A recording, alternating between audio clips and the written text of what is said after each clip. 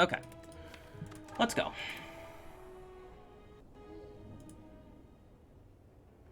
Okay, remove a card is here. Let's take a look at the paths. Looks like we have 3 elites, late shop option, upgrade before the first elite, mid shop option, early shop potential. Wow, okay, really nice paths. Really nice paths.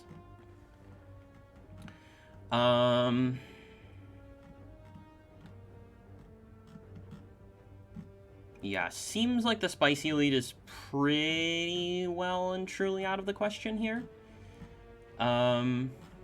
It is technically possible to go to 3 elites here, or to go to 3 shops here, although that's highly unlikely to actually be the best path through the act.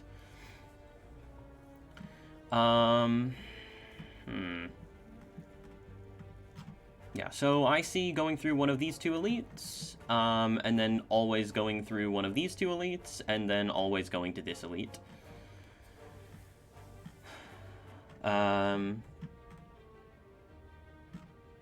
Yeah, we have a late shop in case we somehow don't have a Hexaghost solution, or in case we just want to go there.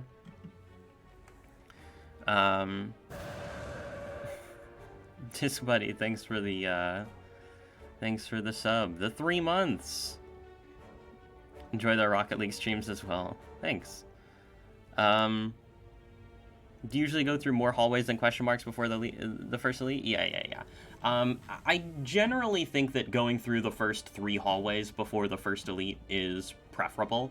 Like, probably my ideal path is, like, 3 hallways, 2 question marks into the first elite, or, like, 3 hallways, a shop into the first elite. But actually, I really don't necessarily mind doing 3 hallways into shop, into 4th hallway, into fire, into elite. That is a very, very valid line. That is a super valid line here. Like, completely valid. I really, obviously, if you guys have watched me for a while, you'll know that I like the eruption upgrade before my first elite. This also gives us extra chance to see a good potion into the elite. And if everything goes completely horribly wrong, we do have technically bailout options here. But yeah, odds that happens are quite low, of course. Clearly the spicy elite is off the table here, unfortunately. As good as it is to get this, it's definitely better to go for more elites earlier.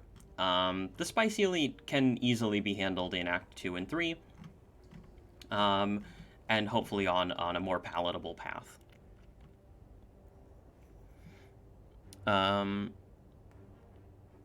Statistically, second best Meow option is here. Can't lose the run now. Ah, yes, true.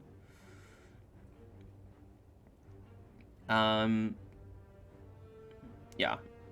So remove a card is completely acceptable. Used to watch Max and Life Coach Watcher streaks. They both do heavy boss swap start. Just started watching you now. What's this absolutely with this absolutely insane streak? How often do you do the boss swap? In the 27 runs, I've boss swapped 3 times, and that's probably even potentially an over-representation of how often I think you should swap. Essentially, like, my current theory and my current belief is that the boss swap is that Watcher wins so often that the boss swap actually decreases your chances of winning, as long as your Niao bonus does literally anything. Because the probability that you roll Busted Crown or similar is very high, right? Yeah, I generally think that remove a card is a little bit better than a random common relic. Random common relics are certainly not bad, but yeah, removal is just super premium. Boss swap is basically playing Russian roulette. Yeah.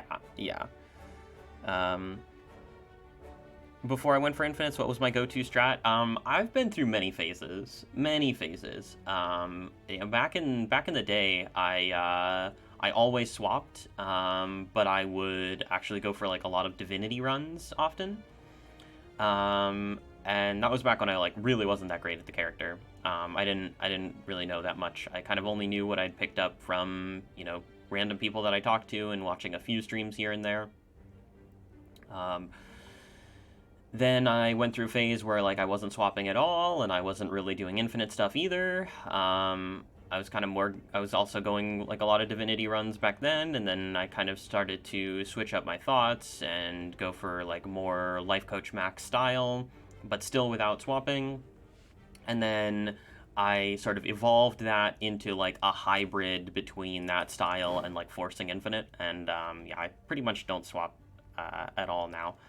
I still think that you can get a very, very high win rate if you only swap. I just think that the chances that swap it kills you or comes close to killing you are too high for how strong the character is, generally speaking. Yeah, and I mean, he was probably right too. I don't think that divinity, like, I don't think going for divinity is actually that good. And, you know, you live and you learn. Like, I mean, it's obviously strong, but, like, every strategy is really strong on Watcher. That's what you learn. Yeah, I mean, it's very clearly remove a card for me. My only thought here is, do we want to go 3 fights into fire into elite, or do we want to go for 3 fights into shop, into fight, into fire, into question mark, into elite? Now, if I'm gonna go to a shop, I probably want to go to the shop later rather than sooner, right? Because the later you go to a shop, the more likely you are to be able to buy either a common relic that's really good or a removal and an uncommon card that's really good. So, for instance, we have 99 gold right now. On average, in these 3 fights, we gain 45 gold. So we're at 144 gold, right? The card removal is 75, and uncommon cards can cost anywhere between like 71, I want to say, and like 89, somewhere in that range. So it is technically possible, and especially if the uncommon card that we wanted to buy was on sale, then we would actually, you know, potentially anyway. Whoa, thanks for the gifty. Appreciate you. And congratulations on your gift sub medal.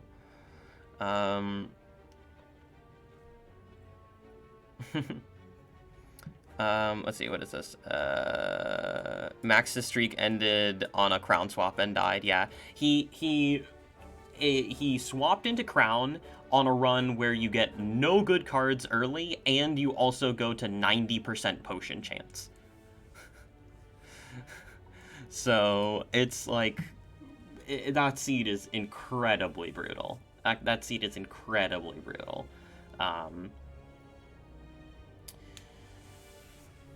Okay. So going to this shop and this fight means that we're probably going to be on average. Well, yeah, I mean, we're definitely on average going to be more prepared for the first elite here, right? Like, that is certainly the case. It's certainly the case that we're more prepared for this first elite. However, and we do pretty much have to go for this fire on this path because we wouldn't be able to get an upgrade otherwise, really.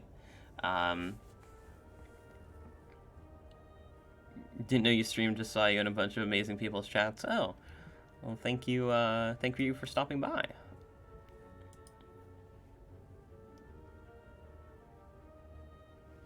And we have a fire here too.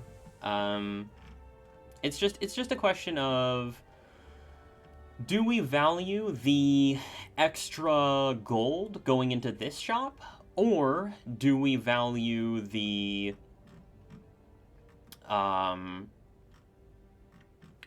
do we value the,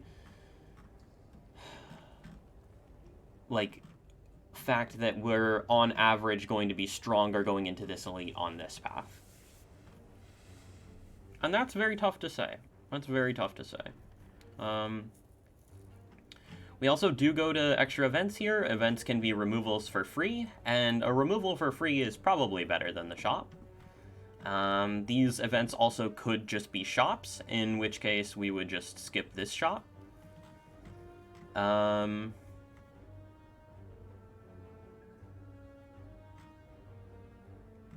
I mean, we do technically have the bailout here. We could bail out and go, like, shop into late spicy elite, but that's probably really bad, right? Yeah, that's really bad.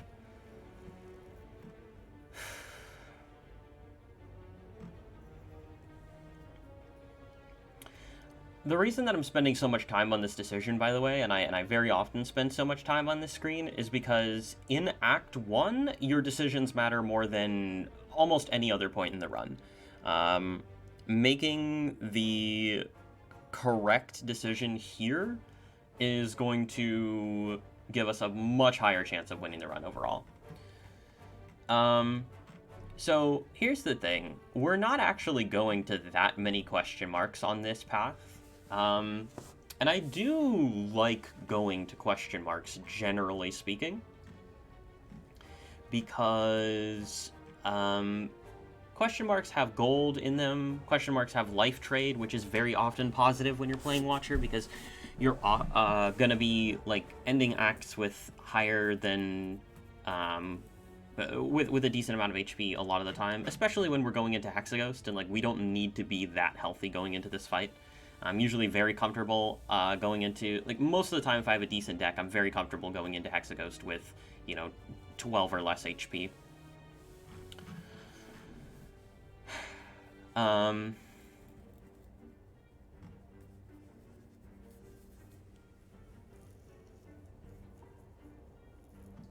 We can technically go left here. If we go here, we can technically go left.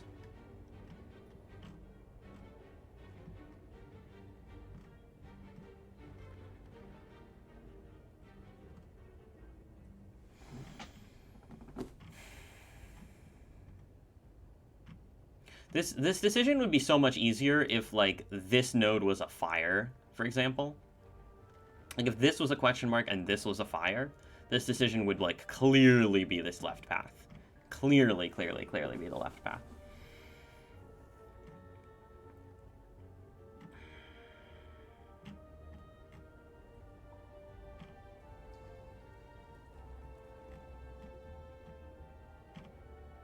Yeah, I think I probably want to go to the shop later.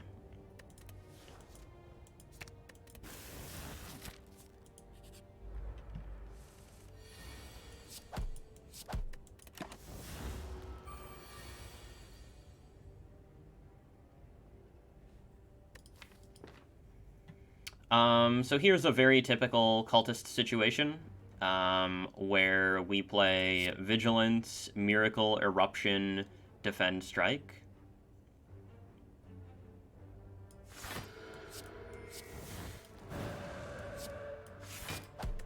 And we literally cannot brick next turn, by the way. It's really cool. Even, yeah, well, actually, no, we can technically brick, right? Because if we draw, like, Vigilance, Eruption, Defend, then we brick. But that's, like, incredibly unlikely.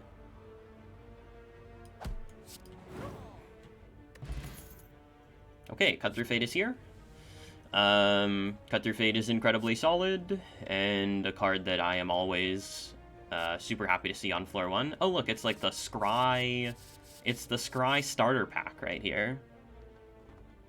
What's up, Falcom?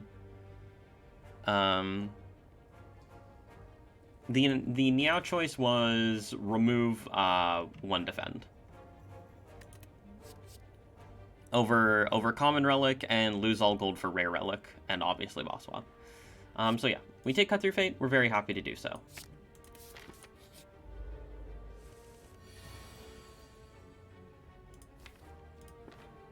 Okay, the Jawworm is here. We obviously don't enter Wrath this turn.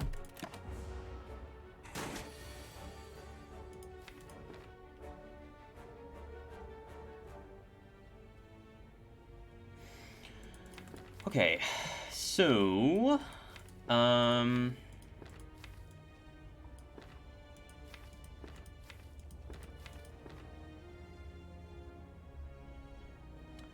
if we cut through fate now, and we... Flower! Oh my god. Flower's just popping off. Thank you so much, Flower. I really, really do appreciate it. By the way, congrats on your raise, and also congrats on, all of your students passing their tests. That's super pog.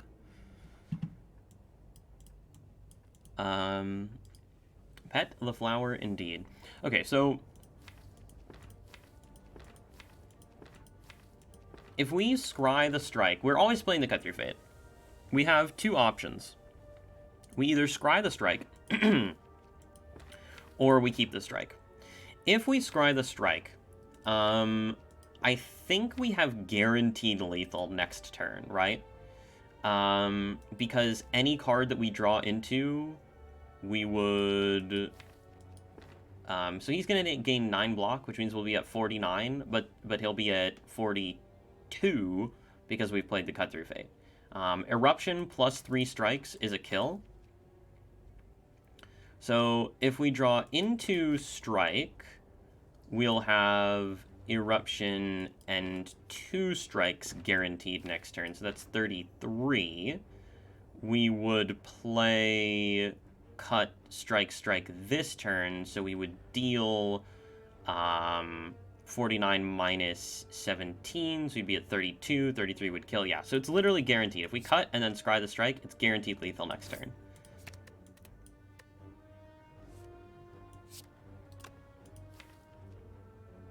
Right, so next turn we have Eruption and 3 strikes, which means what we do here is we just play Vigilance, enter Calm, and then we have the 5 energy next turn required to play the Eruption and the 3 strikes. We can even play the Miracle and play the strike here. Not that it actually matters.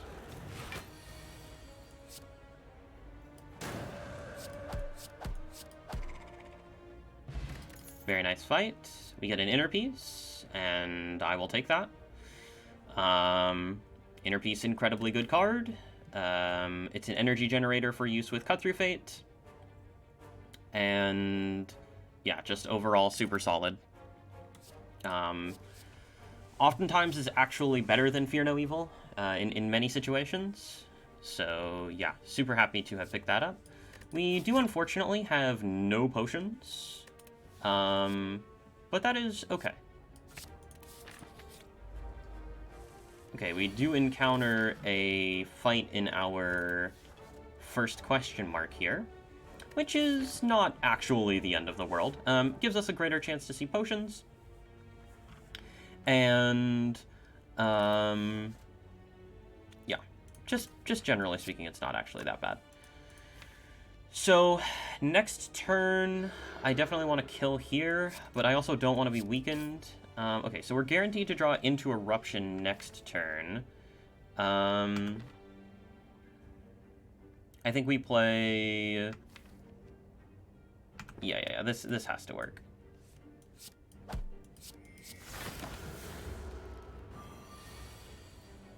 Yep. Very good, very good.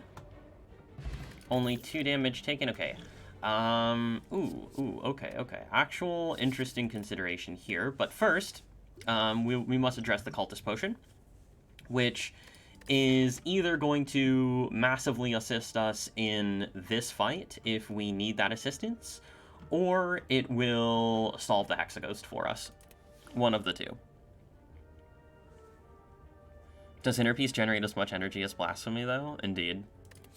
Excellent question. So yeah, Cut Through Fate Inner Peace is like one of the best possible outcomes of the first 2 floors, honestly. Yeah, just an incredible outcome. And we already have 1 defend removal, so we have 4, 5, 6, 7, 8, 9, 10, 11 cards in our deck that are real cards, which means if we find a rushdown and we get 1 removal, we are infinite. Pretty cool.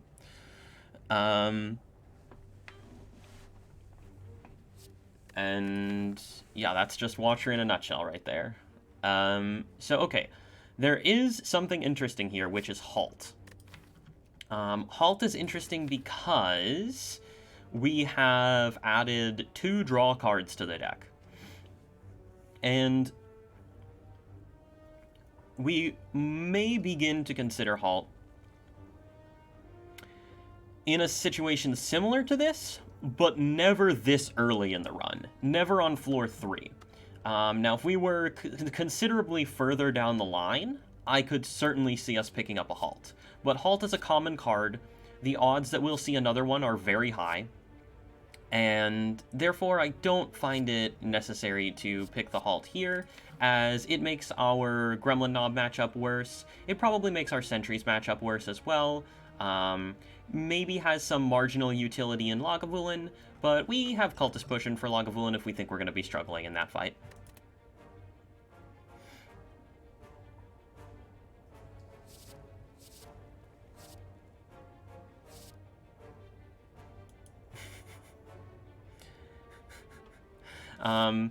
And yeah, with 2 premium cards added, there is no reason to add either Bowling Bash or Flying Sleeves here.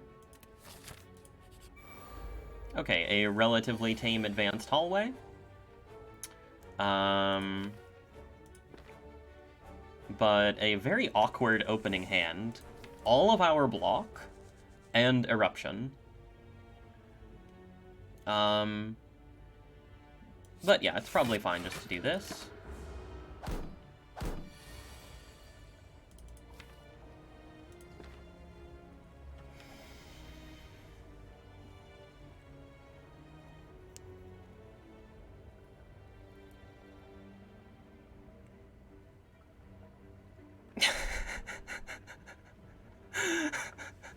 Okay. And then we exact bottom deck the 2 cards that we needed to not exact bottom deck. Also, neither of these guys is at 24, so we can't even block. It's whatever. I mean, we take 12, so what?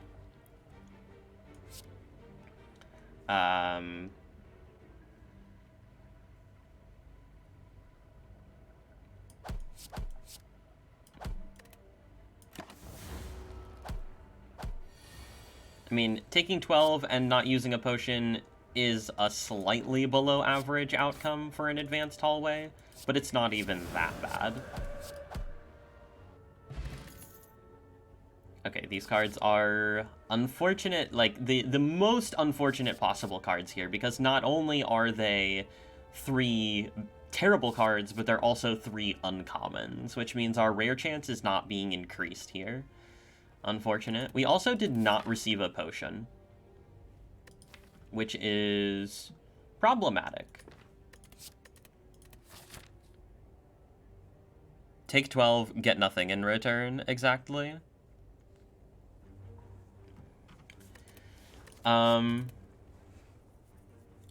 you know, taking 14 from 4 fights is not, like, an awful outcome by any means. Rare chance increases every time. I have always been under the impression that when you see uncommons in card reward screens, your rare chance isn't increasing. I believe that's how it works. Your rare chance only increases when you see commons.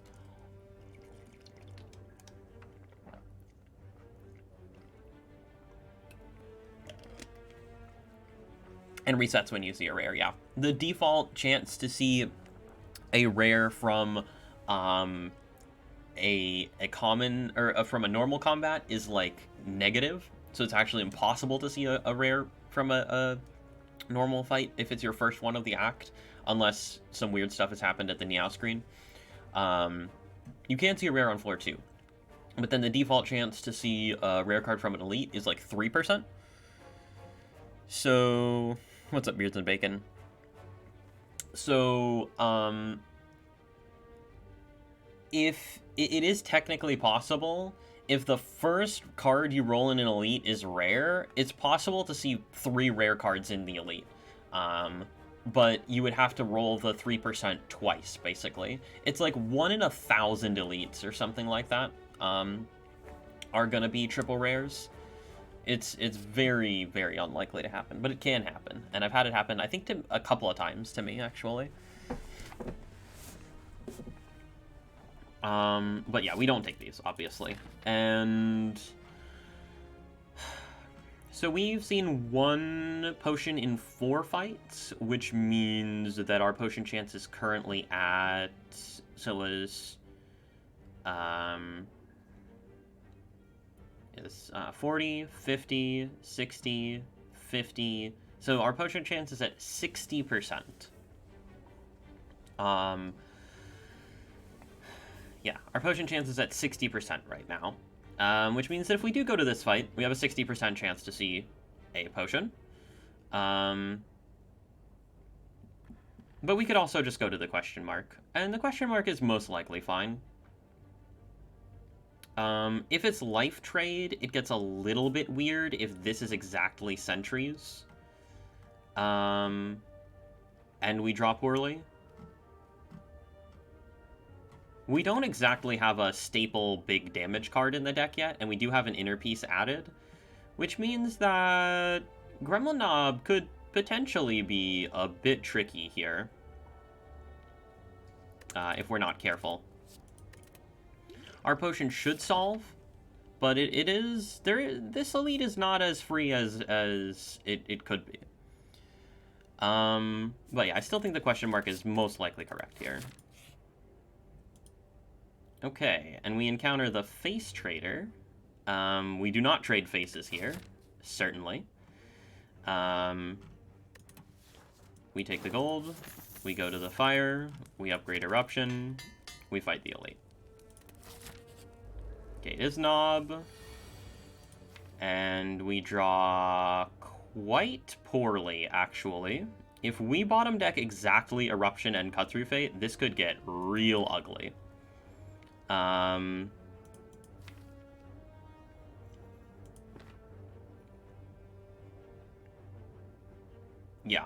Yeah, this could get very ugly if we bottom deck exactly eruption and cut through fate. Good night, Flower. Thanks for the good luck wishes.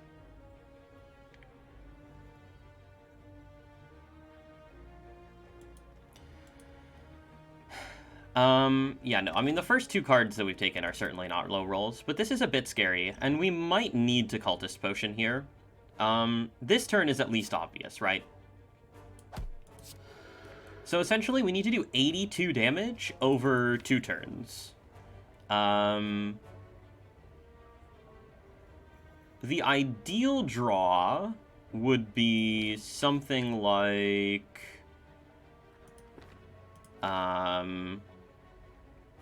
Eruption...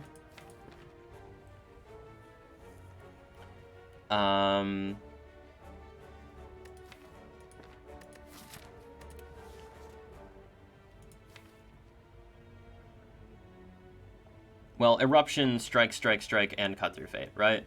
And then... Like, if we can play... If we draw, like, Eruption...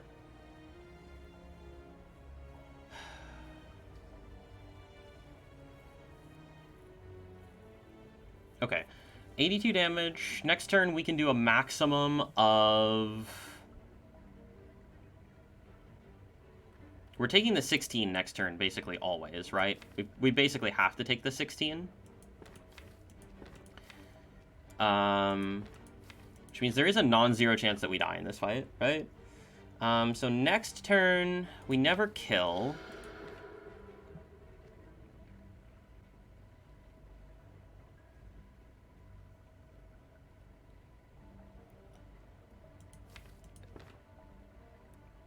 Yeah, shuffle and end calm. Yeah. I'm just wondering if the Cultist Potion ever actually makes the difference here, because if it ever makes the difference, then we need to use it.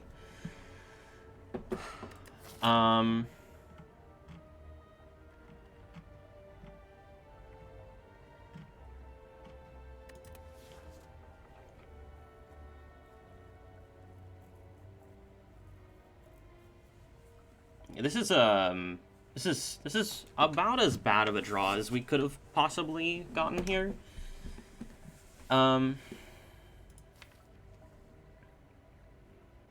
But yeah, we do have the inner piece for the guaranteed draw. We do have the inner piece for the guaranteed draw, and we can get a reshuffle with the inner piece for the guaranteed draw. Next turn, okay, so let's say that if we bottom deck Eruption and Cut Through Fate, what happens?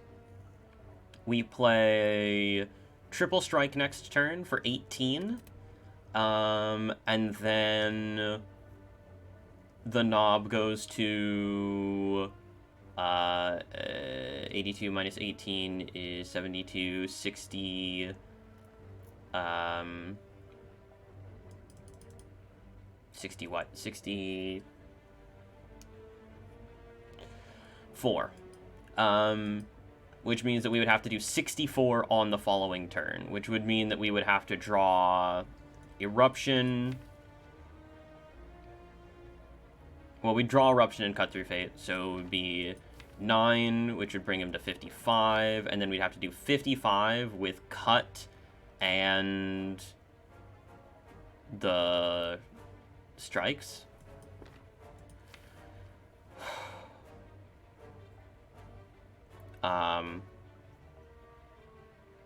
Which doesn't ever happen, right? Like, even if we play all 3 strikes and cut, it's not enough. So I think we need to use this Cultist Potion here.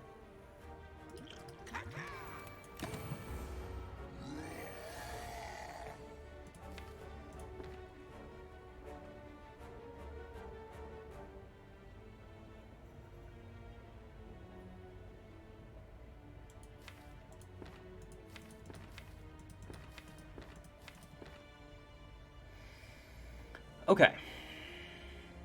So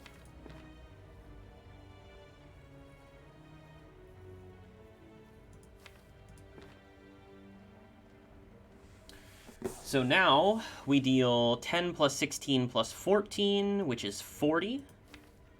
We cut into a strike, which gives us an additional 14, which brings us to 54.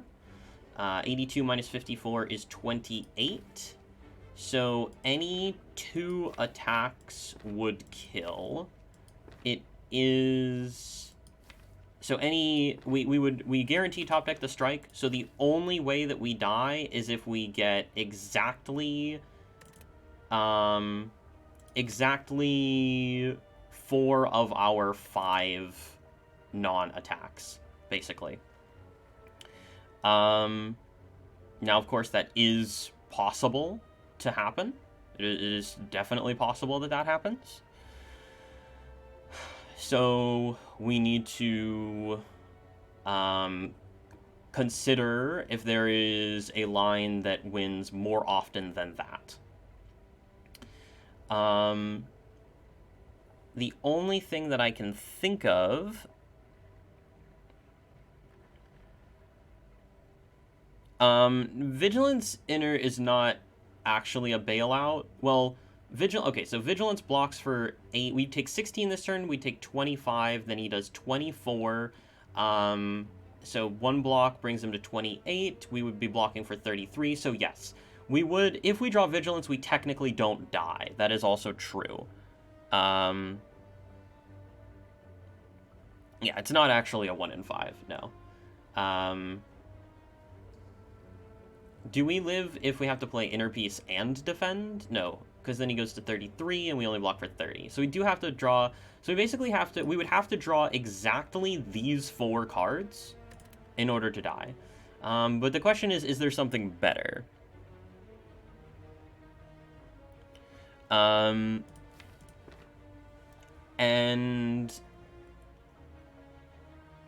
there may be. So if we play Eruption and Cut Through Fate and then... Eruption and then Strike and then Cut Through Fate. Yeah, so it would be Eruption, Strike, Cut Through Fate. Then we would have 7 cards that would be in the draw pile, basically. Cut wouldn't be one of them. Eruption, it would be Eruption, 4 strikes, No, wait, 7 cards? No. Eruption... No, it's not 7 cards. It's 9 cards, right? It's Eruption, 4 strikes, and the Inner Peace and 3 defends, right? So we would deal... Again, we deal the 40 damage on this turn, and then... yeah, we would deal the 40 damage on this turn, and then we would...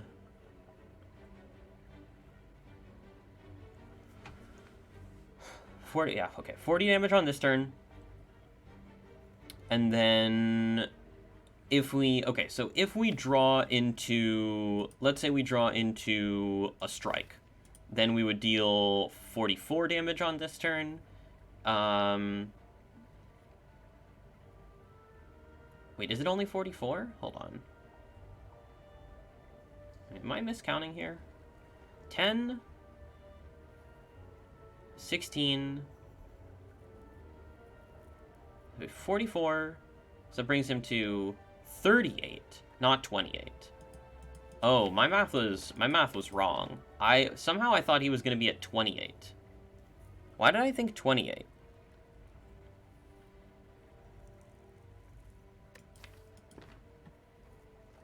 So we have to draw 2 attacks. Yeah, no. So this is just...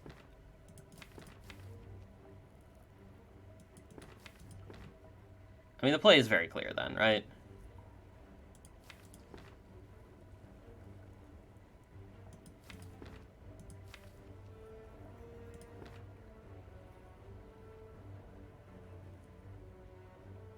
Right. Okay, it is 54. What am I thinking? Okay, so hold on. If we... Right, it's 40... It's 40 in hand, and then we have... Yeah, okay. Okay, so 54, and then... So if we draw a strike, we would deal... If we... Okay, so in the line where we scribe both strikes, if we draw a strike back, we deal 54 damage this turn. If we draw a defend back, we deal 40 damage this turn. So we would need to deal an additional 42, which means 3 attacks, right? Yeah, 3 attacks.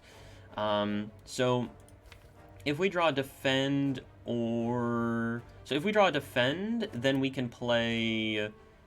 Vigilance? No, we can't play Vigilance. We can never play Vigilance, right? So Inner Peace is always a dead draw, which means that in order to draw 3 attacks, we would need to... we'd basically not need to draw...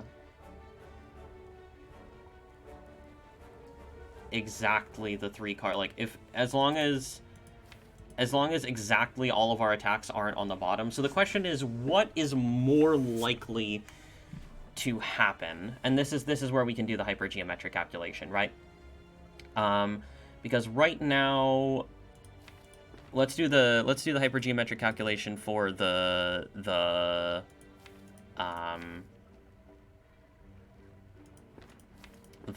drawing, like, 4 of the 5 of our block cards alongside the strike.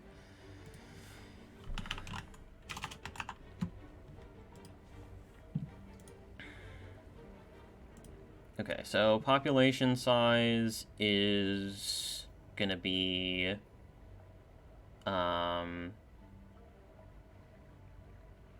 population size is everything in hand currently, which is 4 cards, the 1 strike that we're gonna play, which is 5 cards, and the 5 cards that drop out. So the population size is 10. The number of successes in the population is all of our attacks, which there are 6. We have a sample size of 4, and we need 1.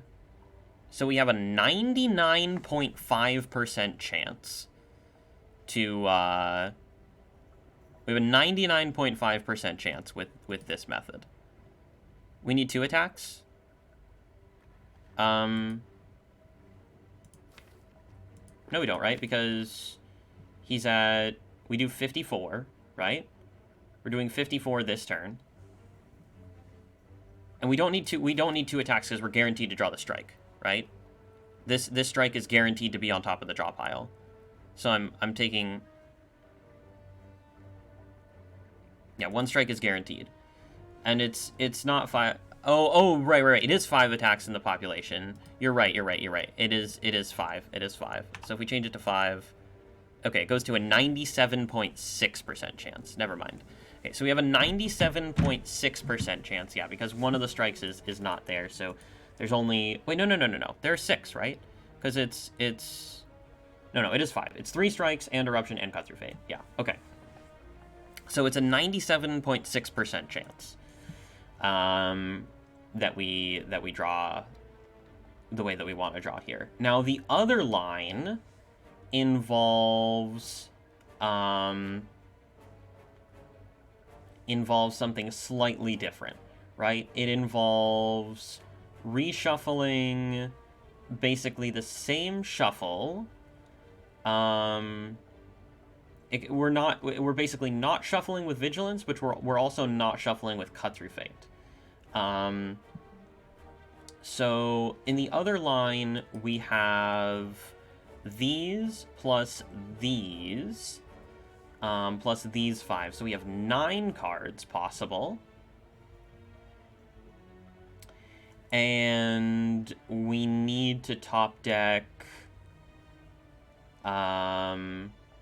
in the first 6 cards, we need to top deck how many attacks? We need to top deck 3 attacks in the first 6 cards of the 9 possible, right? Because there's, yeah, 7, 8, 9. So yeah, we need to top deck 3 attacks in the first 6 cards,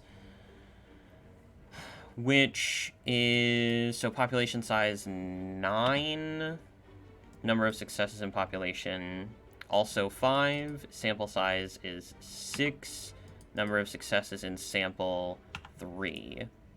So that's only an 88% chance. So,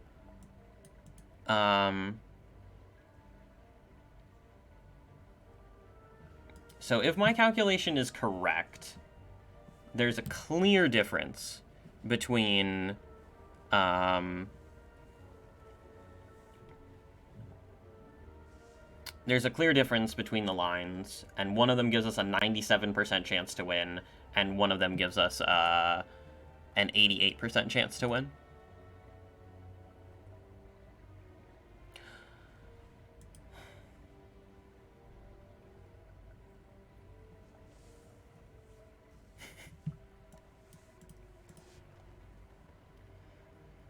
Yep.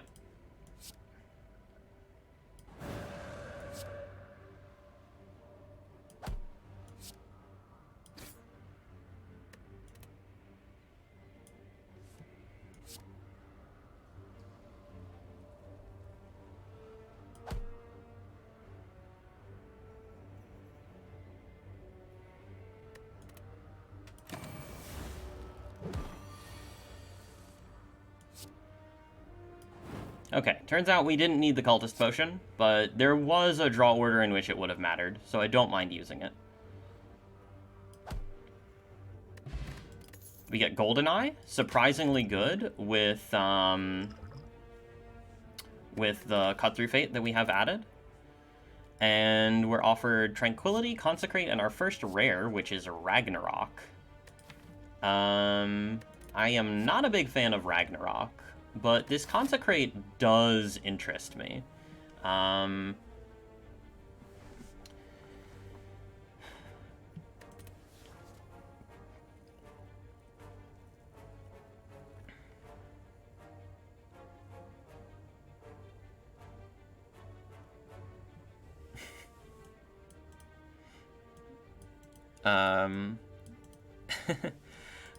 Okay, so we do have a Consecrate here. We also have an Ancient Potion, which is not exactly the potion that you want to have. And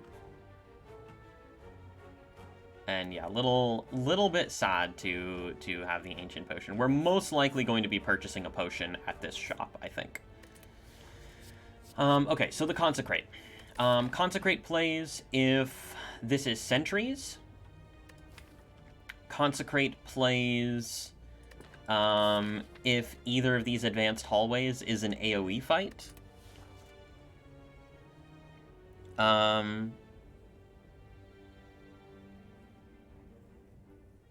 Yeah, combinatorics, hypergeometric calculations. It's you know, different terms, same stuff, right? I just call it hypergeometric because the website that I use to do it is called Hypergeometric Calculator. So, yeah.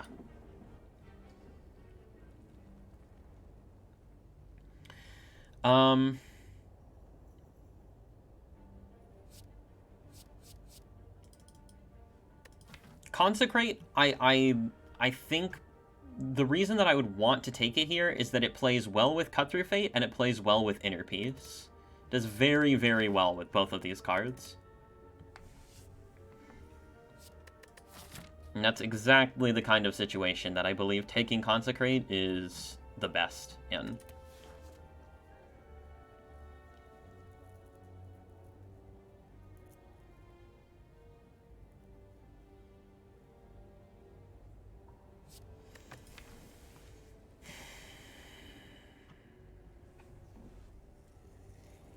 So what we have going for us right now is that we have decent cards, we have a removal, we're about to go to a shop. What we don't have going for us right now is that we're on 25 HP. And we have to go into 2 advanced hallways and 2 elites and fight Hexaghost. The probability that we have to rest is... well, there's definitely room for it. There's definitely room for it, let's say that. Love the beta art for Consecrate. Yeah. It's a good one.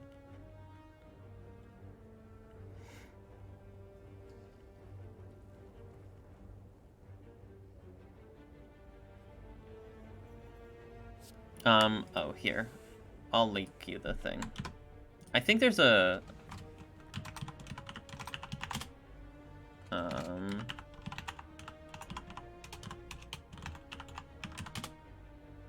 Huh, I thought I had a command for it. Here it goes. There it is. That's what I use. And if you need a quick tutorial on how to utilize that, then ask somebody in chat.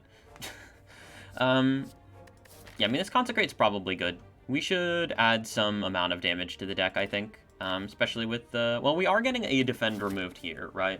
So that certainly changes things somewhat.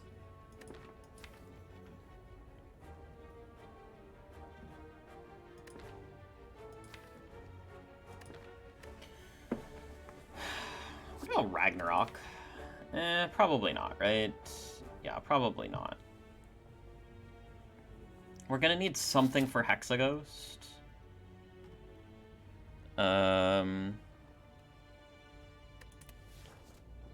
What does the relic do? Excellent question. It says whenever you scry 2 additional cards. A lot of people have maybe never seen GoldenEye because it's a Watcher exclusive rare relic. So not one that you would encounter unless you play a decent amount of the Watcher.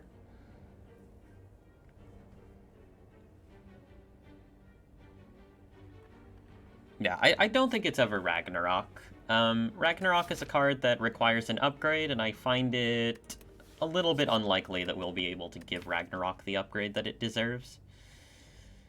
I think Consecrate is positive here. I'm going to take it. Okay, Fear No Evil is here. Swift Potion is here. Not really much else, though. I think we definitely buy a Swift Potion. I don't think that we actually need this Fear No Evil. I don't really take Fear No Evil if I have Inner Peace already in my deck. I don't think it's that great. The only card that I would even consider buying here is actually Wheel Kick. Wheel kick for Hexaghost, maybe. Yeah, Fear No Infinite. Yeah.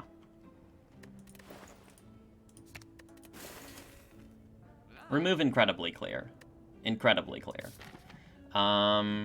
This does potentially open us up to the possibility of going to this shop. I am relatively concerned about the potential of dying straight up in these fights. If we get like hard fight, bad draw, don't get good potions, don't get good I mean, it's possible. It's possible. We definitely do that.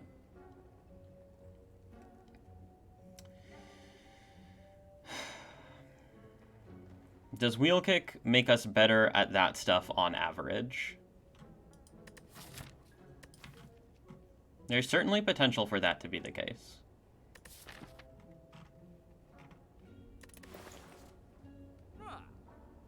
Sentry scares me? Yeah, Sentry scares me too.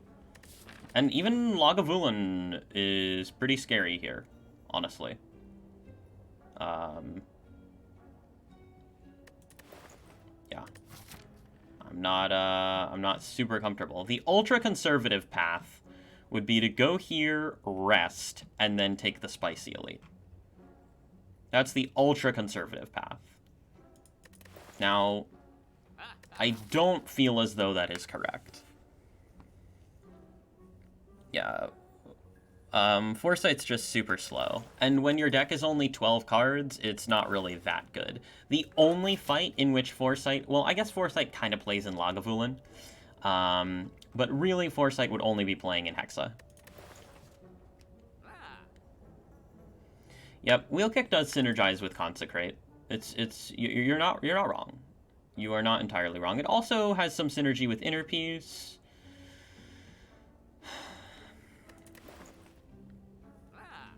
The boss is Hexaghost.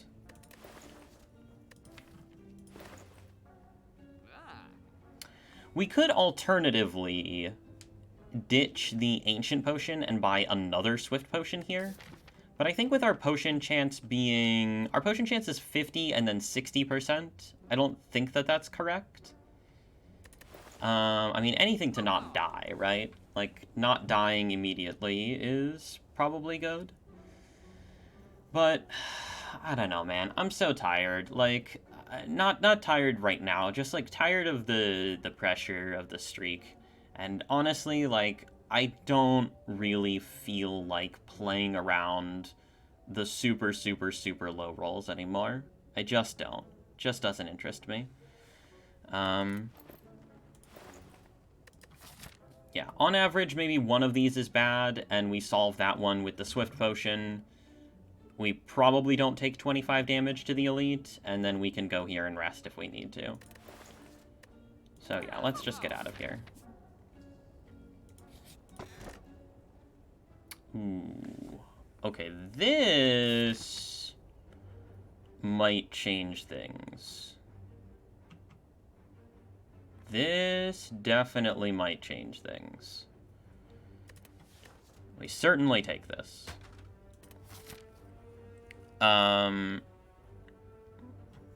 This makes me want to go here and lift. And then go this way.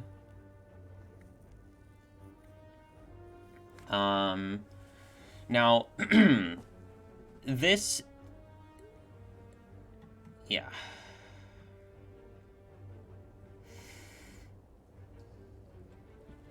How are question marks for us right now? Well, the next question mark is probably a fight, right?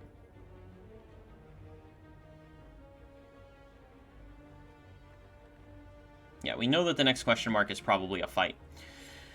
Because this was a shrine. Question mark also could be shop, could be chest, but most likely fight.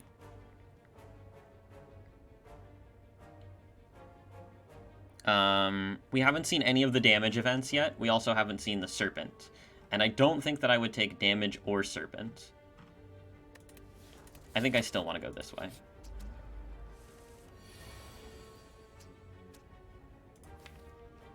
Okay, so our deck is entirely damage cards. We do have a Consecrate in the deck. How much damage can we do this turn if we draw into another strike? We would be doing 9 plus 12 plus 14 plus 12. So 34? No, 38. Right? 12 plus 12 plus 14 is 38. Plus 9 is 45. 69 minus 45 is 24. 24 means that 2 strikes kills. It means that Consecrate is very sad. But yeah, I mean, probably best to just go now. We don't want the slimes in the deck, and we don't want to take damage here. If we need to use Swift Potion to bail us out, we will.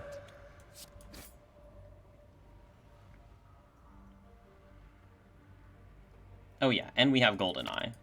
So we draw into the strike, we scry all of these. Actually, we might want to keep Vigilance. So next turn we could go... If we do this, then the draw next turn is guaranteed. And at worst, we take 4 damage. And if one of them doesn't attack, or only does the slimed, then we take... Yeah, this is good. This is good.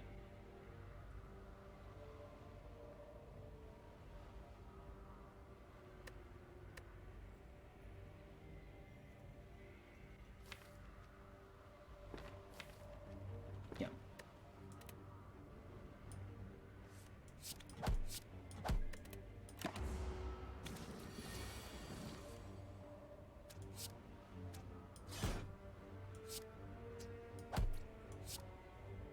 Oh, I mismathed, but it worked out in my favor. Okay, Liquid Memories, certainly better than Ancient Potion, and these cards are not really what I'm looking for. One of the main reasons that I was very willing to purchase a potion was that I was not at all afraid of, how do I say this? I was not at all afraid of the loss of the Ancient Potion, because Ancient Potion isn't really, like, a premium potion early on. It's really only Empty Fist not worth considering in this position? I don't think so. We already have an Inner Piece and a Cut-Through Fate, which means that our access to exits is pretty much guaranteed. We also don't really want to be upgrading, and Empty Fist is a card that really wants to be upgraded. We certainly want to lift, at least, like, ideally we lift here and we lift here, right? And, like, yeah, 2 lifts, both here and here, should easily carry us through the Hexaghost fight, along with maybe a potion. And, yeah, should be just incredibly strong into Act 2. Yeah, so the Ancient Potion is essentially no big loss.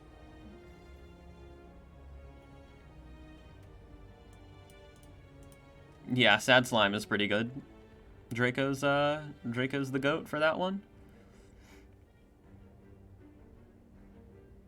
Yeah. Yeah. Cut Through Fate and the draw that Inner Piece is going to provide sometimes, just enough. Just straight up enough.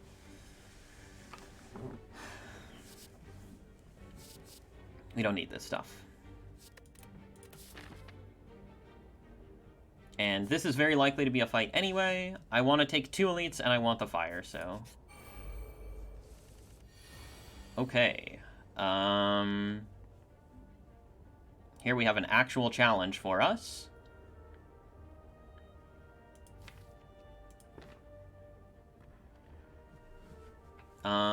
So we're currently being attacked for 20. We can block for 13 and take 7.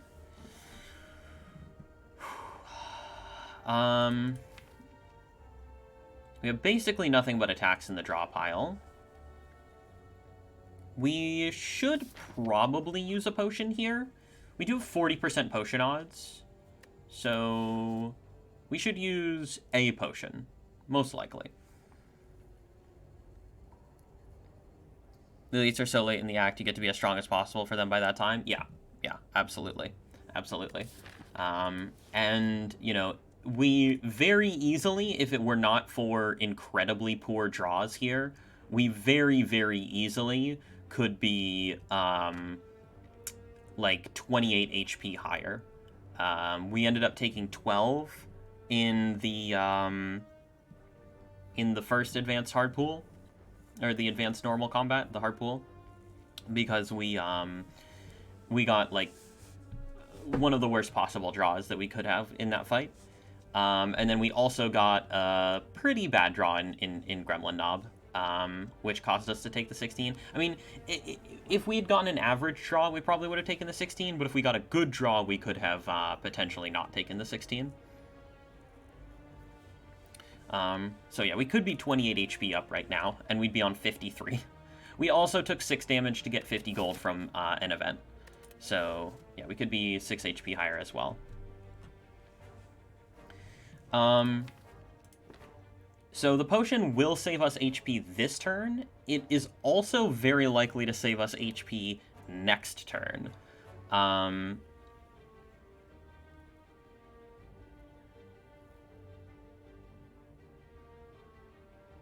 Yeah, because it's pretty difficult for us to do 49 to this guy, right? Like, Consecrate is not killing here cleanly. Oh.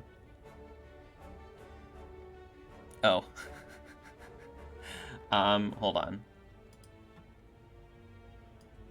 There you go.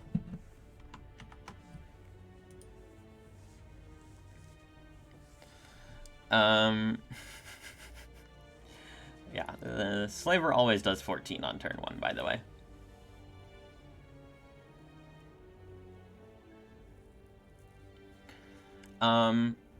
Okay, so if we were to, let's say, Liquid Memories here, I would want to Liquid Memories...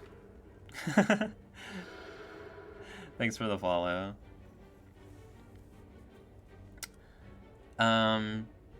Strength down again. If we were to Liquid Memories here, I would either Liquid Memories Vigilance for the full block, or I would Liquid Memories... I would play Inner Peace, Liquid Memories, Inner Peace. Both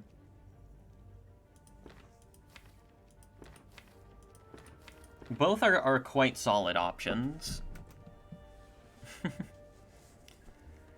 Yeah, Slay the Relics has been down for like a week. Coming up on a week, I think. So if we were to do... Whoa, thanks for the sub, gamer. Appreciate ya.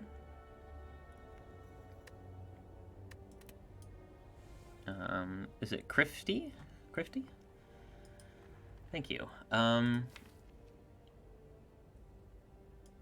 So if we were to... The problem is that the potion doesn't actually do that much for us this turn, right? It just really doesn't.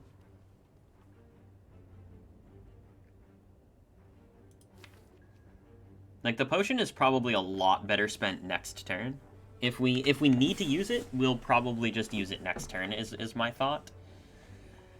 And we can potentially kill next turn, right? If we draw Eruption and Cut Through Fate, and a strike. Like, if we draw Eruption and Cut, and the 2 strikes aren't the bottom cards, I think we have just a kill straight up next turn. Because we do Eruption here, Cut here. So, I mean, the question is, do we accept 8 damage? Or 7 damage, rather, which would bring us to 18. And I think if we're going to conserve our potions, certainly we accept that. And it could be more next turn. Yeah, I think it's pretty clear.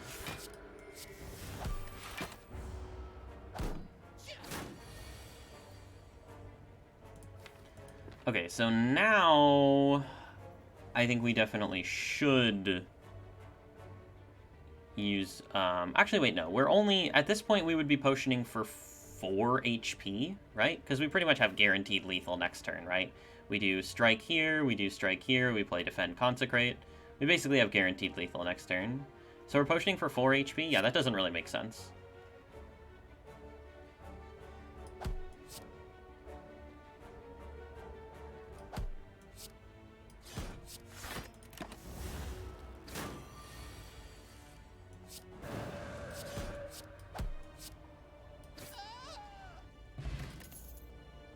Okay, another Cut Through Fate is very interesting.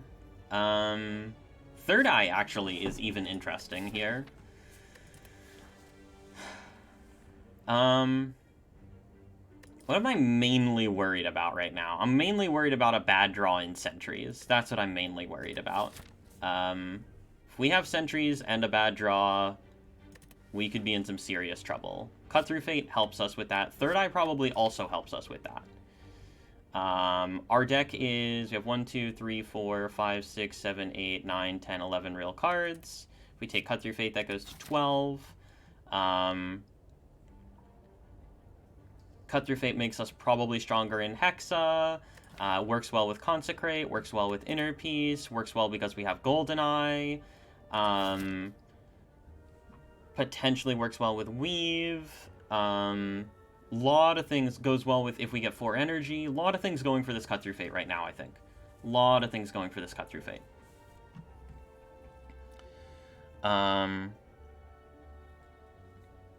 Yeah, I definitely think that we take Cut over Third Eye here. And it is probably Cut over Skip as well. Okay, it is Lagavulin, which is certainly the easier of the two fights, but we do have to block for... well, if we're taking 2 hits from Laga, we have to block for... like... more than 26 here, which is potentially not very easy to do.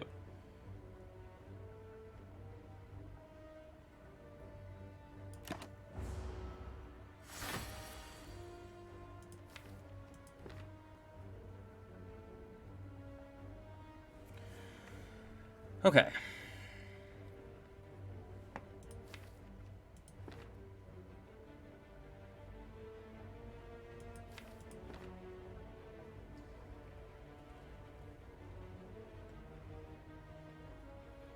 We might have to use both potions in this fight. And if we have to use both potions in this fight, we certainly have to rest here, unfortunately. In fact, we can't take the 16 in Knob, so if we have to use... But yeah, we always have to rest here if we have to use both potions in this fight, unfortunately.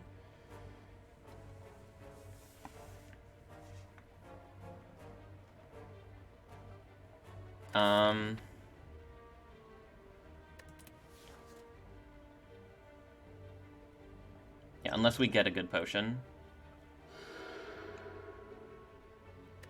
And we don't really have... Yeah, we don't really have any defensive stuff right now. So the HP is concerning. How much damage can we do here?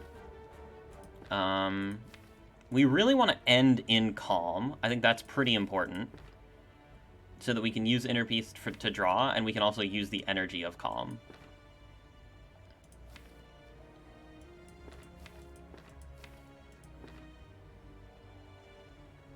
But I also really want to be able to put all my energy into attacks. Which means I think we should actually Inner Peace first here.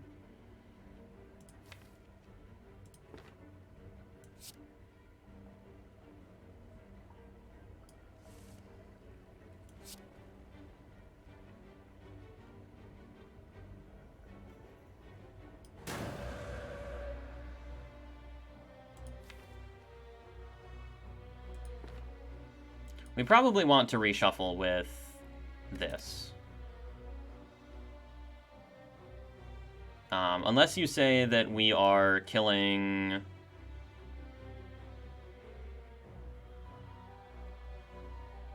in 2 turns, which I just don't see happening.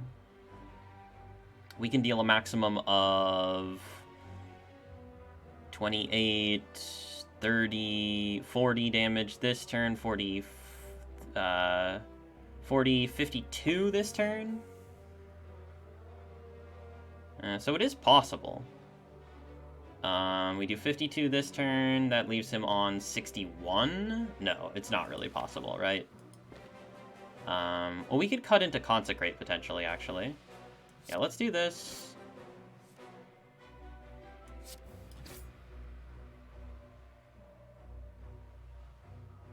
Okay, so we can cut all the way to Consecrate here, and then we have Vigilance and Inner Peace guaranteed, or Eruption and Vigilance guaranteed draw next turn. So there is even potential that we can get lethal next turn, right?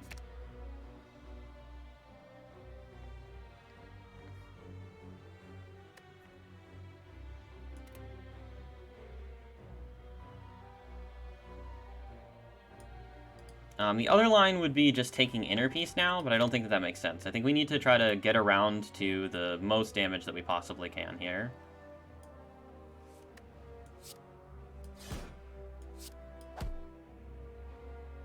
Okay, 63. So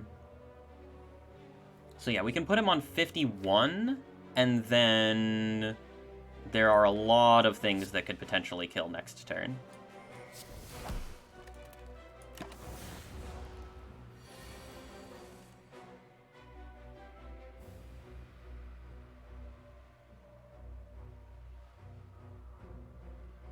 Okay, so 14 plus 18...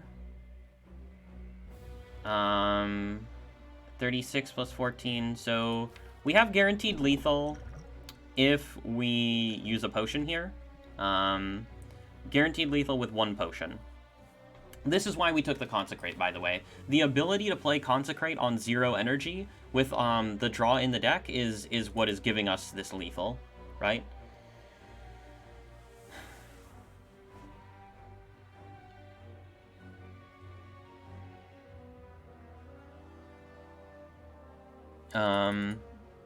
Yeah, GoldenEye is killing it right now. So if we cut into Consecrate here, we just have it, right? Because we can, or no, if we cut into Consecrate, we have it. Because it's 28, 38, yeah. So I think we just always cut first here. Okay, so we can't cut into Consecrate, unfortunately, which means, because Consecrate is in front of cut.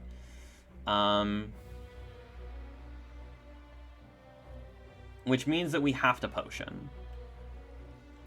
Or we could save the potions and take damage. The question is, which potion is the most valuable here? Liquid Memories has potential to generate more value, if that makes sense, whereas the Swift Potion does not. I mean, Liquid Memories is like basically a Swift Potion or something else, right? Because we can probably Liquid Memories Inner Peace, and it's very similar.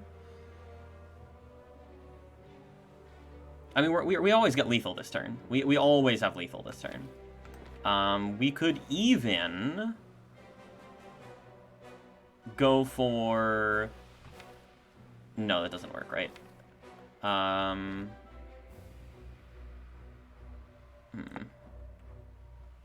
When you have Giria, would you pick Lesson Learned over Vault? No. No, probably not.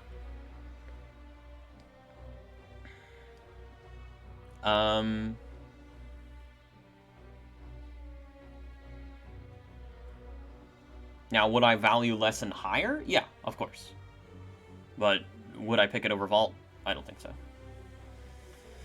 Yeah, so unfortunately we're unable to cut into Consecrate. Yeah, so Potion has to be used. And I guess it's probably just Swift Potion. I think Liquid Memories is a little bit better. Yeah, I think Liquid Memories is a little bit better. So we'll just use the Swift Pot here. And we have guaranteed lethal with... this does 12, this does 18, so that's 30, and this does 10.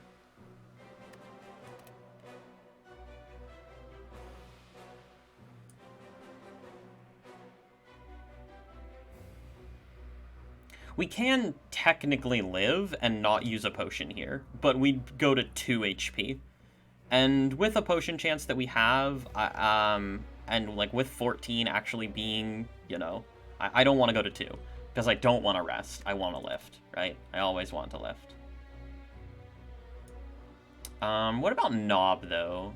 Knob, does Swift Potion always solve Knob, or does Liquid Memories always solve Knob? It should, right?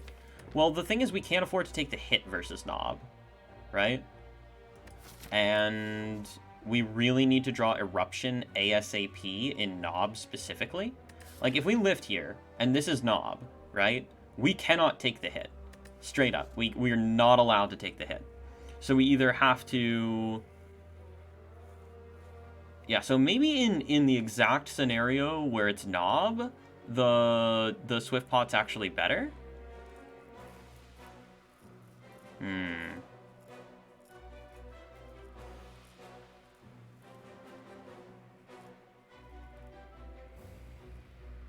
Well, I mean, in any case, we just do this, and we don't have to sit staring at this screen anymore. Because either potion solves when we do this.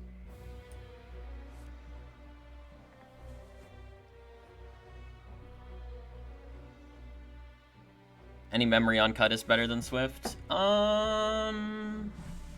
Yes and no, because if you memory cut, then you're playing the memoried cut not in Wrath. Like, if we're assuming that you're cutting for Wrath, right?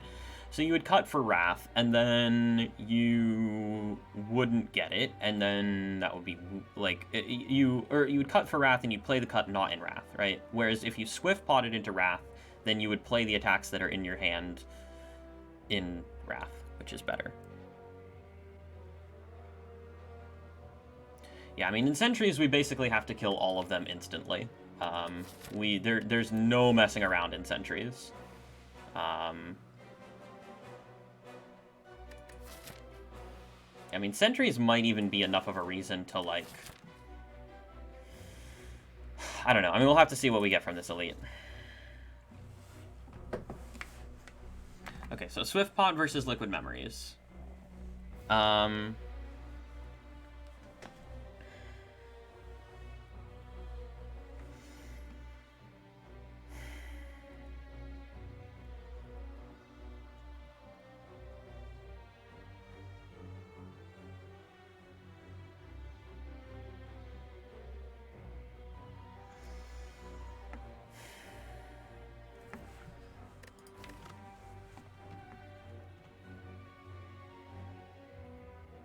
I think Swift Pot is actually slightly better. It's more of a bailout than like, assuming the worst possible draws, I think Swift Pot is actually more of a bailout.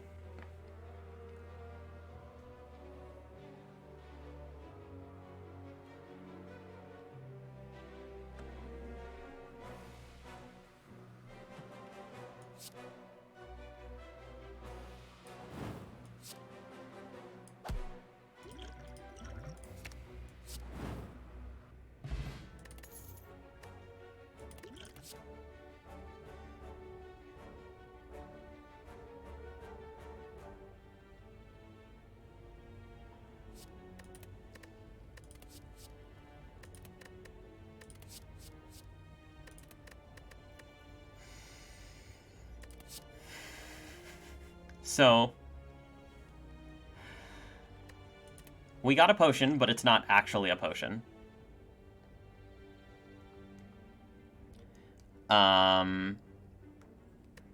We got a stick, and we got a tantrum. With Giria, by the way.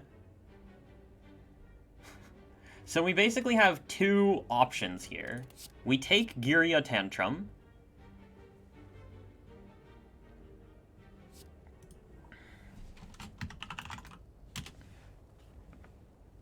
There you go.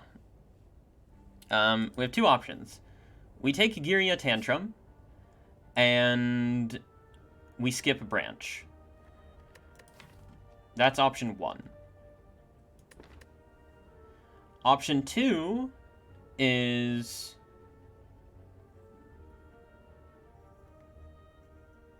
we take Branch and we take Deus Ex.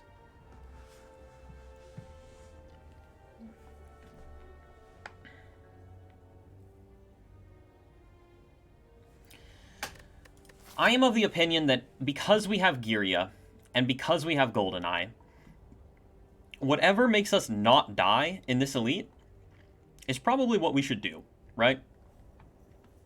I'm probably a fan of not dying in this elite.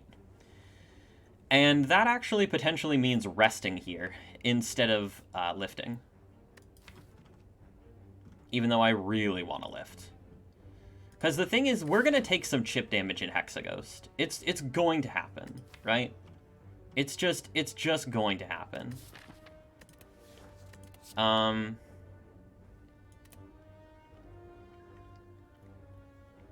We don't actually have the stuff that makes Branch good yet. Usually what I look for when you have Branch is you want Mental Fortress or Talk to the Hand or Meditate already. And we don't have any of that. And if we don't find that, Branch can potentially be detrimental. Now, the Goldeneye certainly definitely speaks for the Branch, right?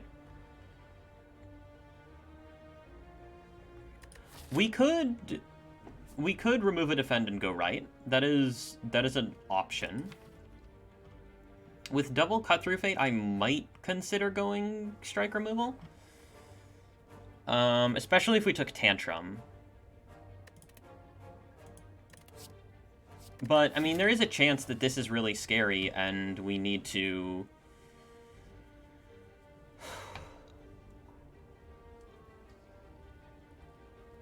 Yeah, just our HP is so cringe right now. Our HP is so cringe.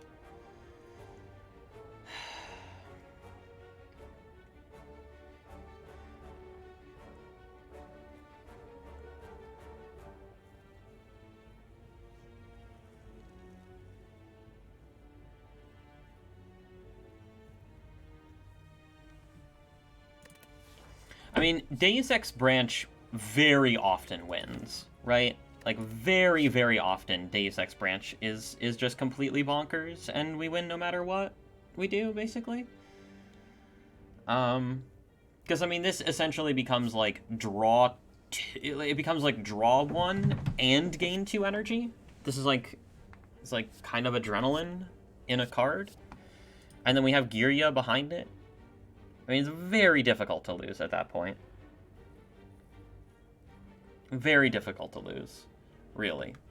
Especially, like, Giria, Goldeneye, Dead Branch. Like, that is an insane start. Very difficult to lose. But also, like, Tantrum, Giria, small deck, strength, insane. Also very difficult to lose, right?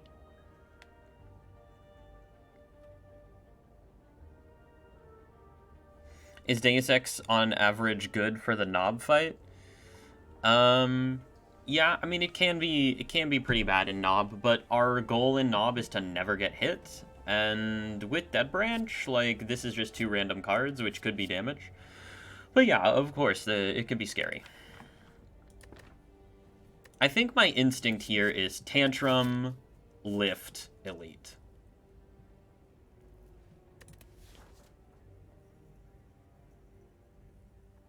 And then we might need to rest into Hexa depending on how much damage we take here.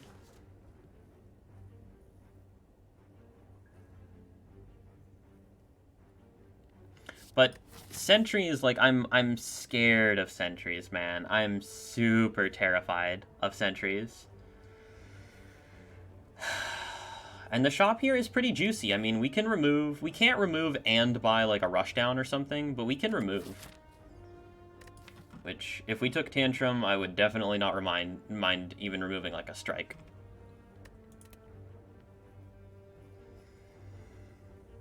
Or buy Waffle. Nah.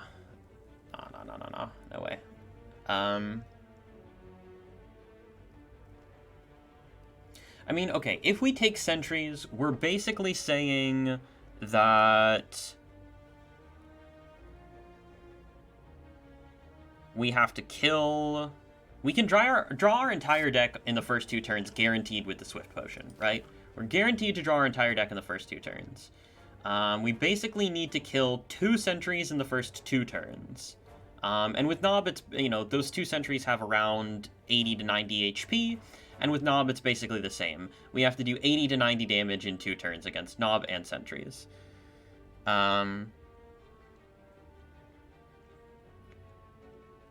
The difference is that against Nob, we don't have to block at all. Against sentries, we do have to block the middle sentry on turn 1. And then there's also, well, if we don't kill the middle sentry on turn 1, which there's certainly a possibility for that to happen. We have Consecrate in sentries, which is pretty good. Consecrate's going to be doing 12 AoE if we lift. Tantrum will be shuffling itself in. And we'll be doing 24, right? 8 times 3 if we lift. Yeah. Gotta be.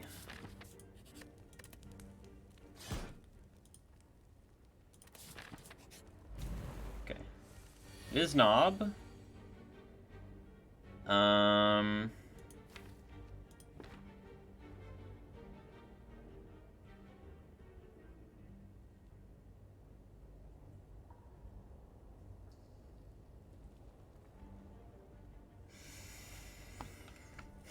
Okay, we can likely do this without taking damage.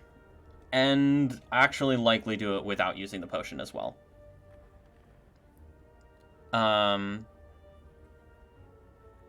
So, on this turn, we deal... what we're going to do is we're going to play Vigilance, Inner Peace, Miracle Tantrum, and then play 1 attack card. Which we're guaranteed to draw, like, even if we draw a Defend Ascender's Bane, we're still guaranteed to draw at least a Strike. The Strike will deal 14 damage. So on this turn, we will end in Wrath, and we will deal 12 plus 12 plus 14 damage. That is 24 plus 14 is 38. 87 minus 38 is 50...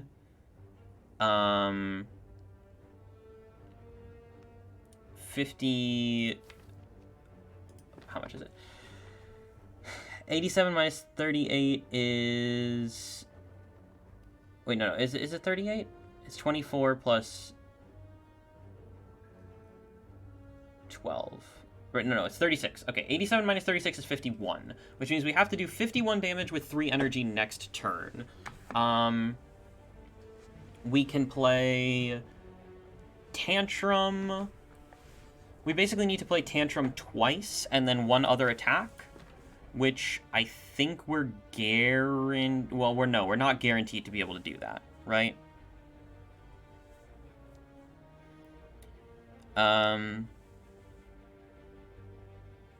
Oh, right. The strikes are 7. Why was I counting the strike as... Yeah. No, you're right. 49.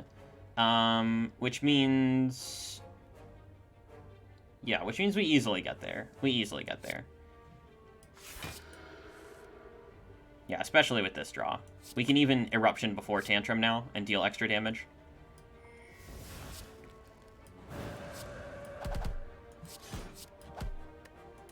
Heck W, bro. You're so bad at the game.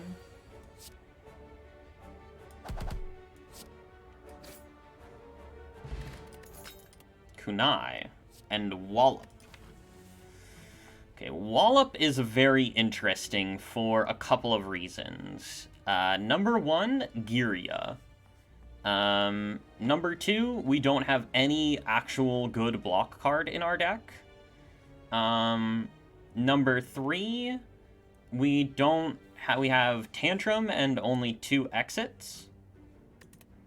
A lot of things speaking for this Wallop right now.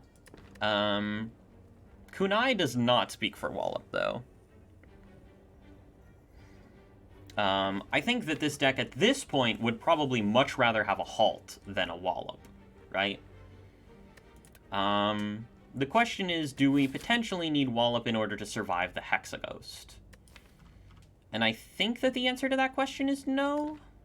We have 14 HP going into the fight, which does mean that we're going to be taking 12 on turn 2, so we need to try to block a little bit on turn 2.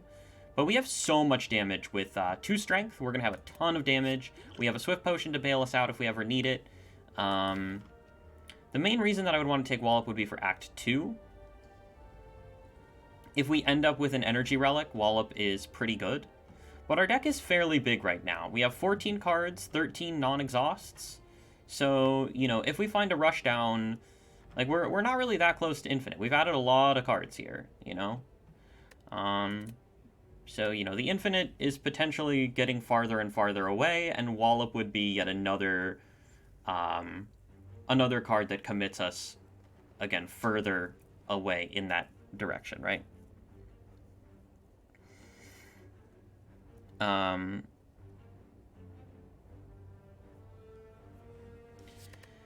Yeah, the deck would be very close to done without rush down. We would need 2 rush downs because double rush down halt is the block positive thing. But yeah, it's close.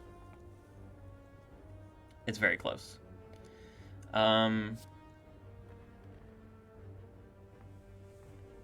Okay, relics here, not spectacular, and we did have to skip one because we skipped the branch, right?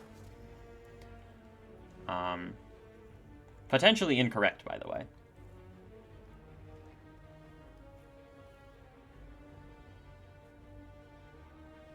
Yeah, Wallop into Hexa does seem to make a lot of sense, and Wallop with the strength. The thing that I really don't like about Wallop, though, is we don't have energy right now. Our deck is very energy hungry with double Cut Through Fate. We only have Inner Peace to help us generate energy at the moment. But I think that we're just a little bit block light into Hexa. I think that's the main issue that we currently have, is that we're just very block light into Hexa. And we're just block light in general. We're block light into Act 2 as well.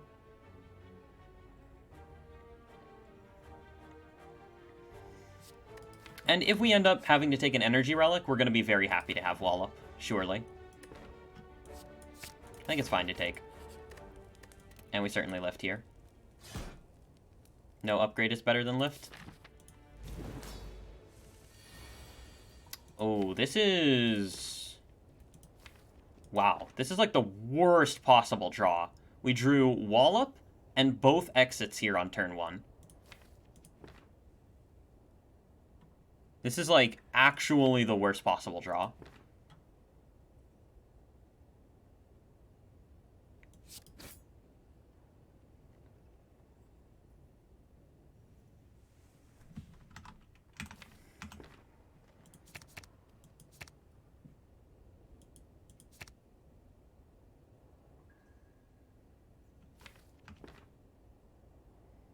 Luckily, we can actually just scry through, like, our whole deck, basically.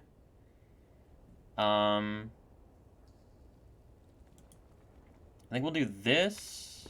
We want to draw 2 defends next turn, right? So actually, I think that this is the best way for us to do that.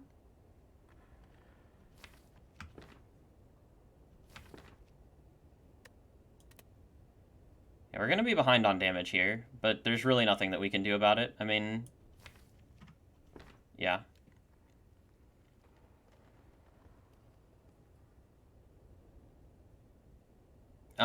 One dex is cool, but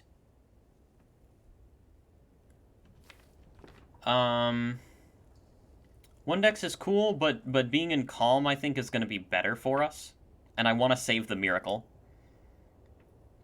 Yeah, I think we certainly use the Thorn spot in this fight.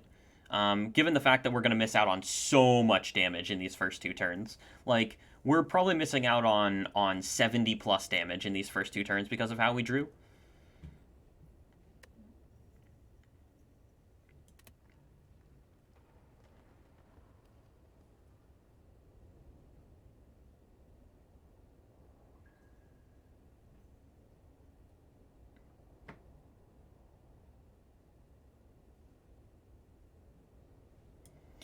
Yeah, one dex does mean full block next turn, but again, we're not in calm. I think we need the energy from Inner Peace. I think the Inner Peace energy matters a lot more here.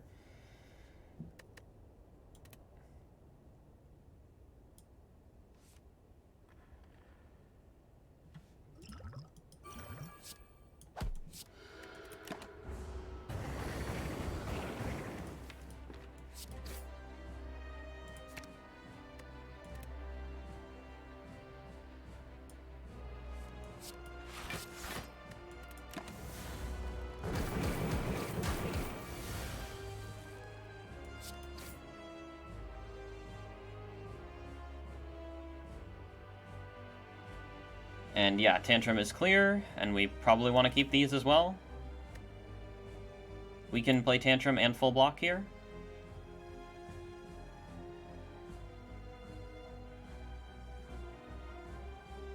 Because of Calm, by the way.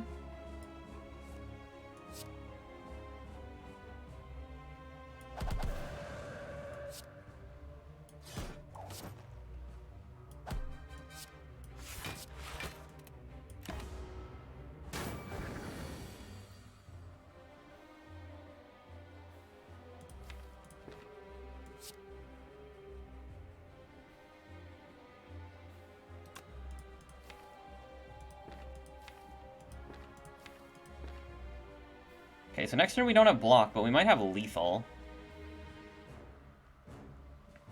Vigilance, Tantrum, Cut Through Fate, Tantrum, Miracle Tantrum next turn.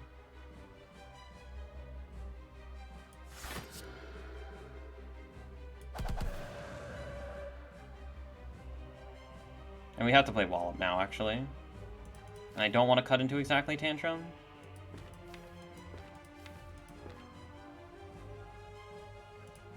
Next turn we're taking 12 if we end in Wrath and we have no block. We could take 6 though if we played the Inner Piece. We could play Tantrum and then Inner Piece here.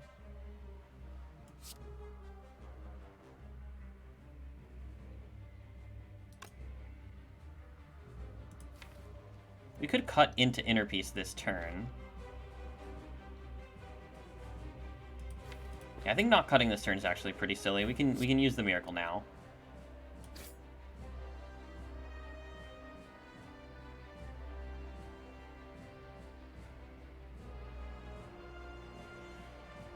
Okay, so if we play Hexaghost is at 130. Thanks for that follow, by the way. Hexaghost is at 130. If we play Inner Piece, Miracle, Eruption, Wallop this turn, Hexaghost takes 11 from Eruption, 22 from Wallop, so 33, and goes to 97, and then would take 6 damage from Thorns, which would bring it to 91. Then, assuming that we draw Tantrum, Strike, it's 30 plus 16 plus 16, so it's nowhere near a kill, which means we don't ever get a kill next turn, which means we should scry basically all of this, and then if we well, no, we draw Inner Piece, right? And we scry the rest of these. And then we can end in Wrath because we have the Swift Potion to back us up here, I think.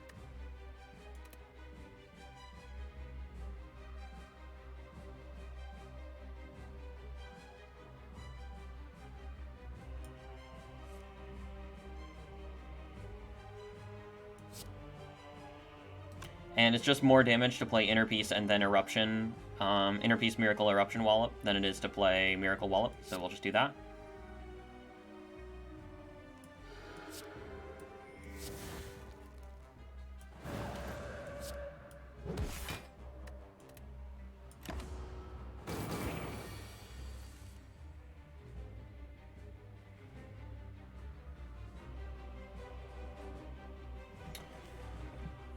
Okay, so we have...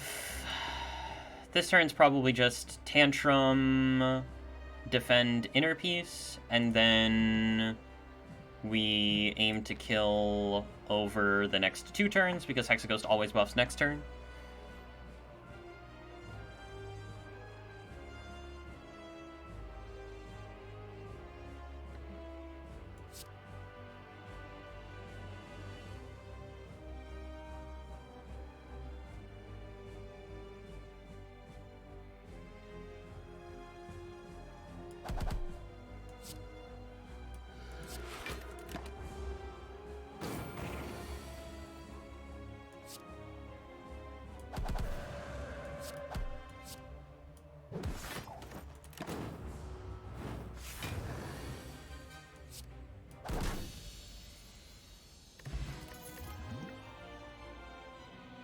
The poster children of mediocrity are here.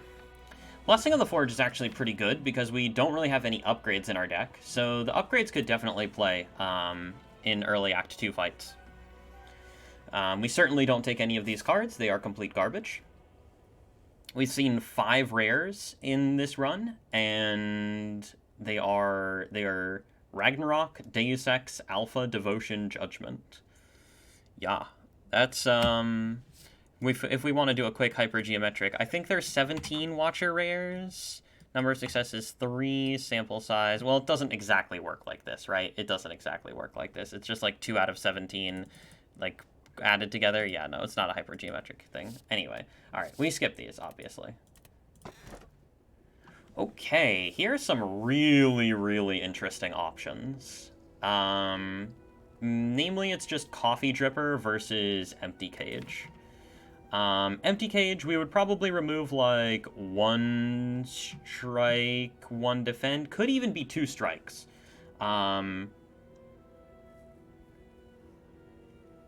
Could even be 2 strikes with the Kunai. And that puts us right back on schedule for removals for the Infinite, if we do end up finding a Rushdown.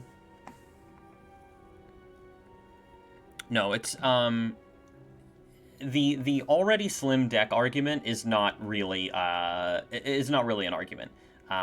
In fact, the slimmer your deck is, the more incentivized you are to remove, not less. Yeah, and this deck isn't even slim. This is a pretty big for coming out of Act 1. Taking 6 cards in Act 1 is pretty uncharacteristic for me.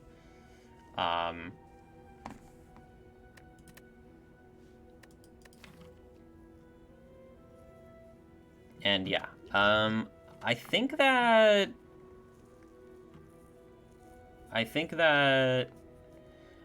energy really plays here, is the thing. And the energy from Coffee Dripper is like quite good. Thanks for those follows, friends.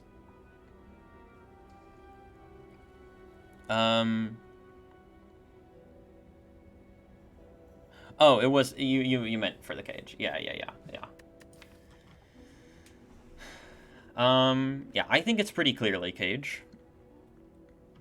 Yeah, we're just gonna let Tantrum carry us, basically. We have Wall Up to block on any turn where we need block, basically. And yeah, Tantrum is just going to sauce everything forever. We don't really ever have a problem drawing into damage, right? Because we have double Cut Through Fate, Wall Up, Tantrum. That's why I kind of want to remove these strikes. And we have Kunai, right? So, double Cut Through Fate, Wall Up, Tantrum, Kunai. And we might even be taking a Flurry of Blows here.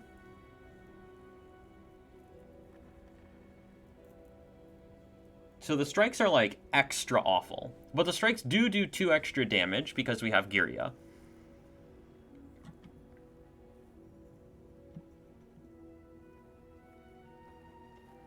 Tough. Very tough. It probably doesn't matter. It probably doesn't matter.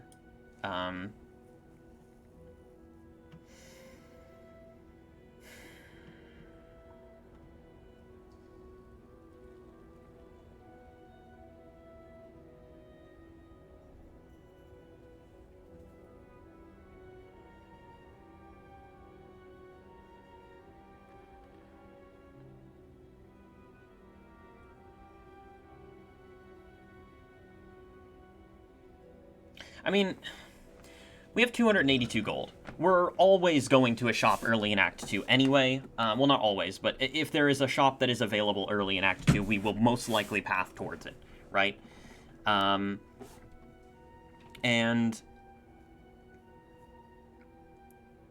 we're probably going to remove, like the next 3 cards that we remove are probably strike, defend, right? So I don't think that it necessarily matters that much in which order we do that. I guess we should think about the early fights of Act 2 and what we would rather have in those fights, right?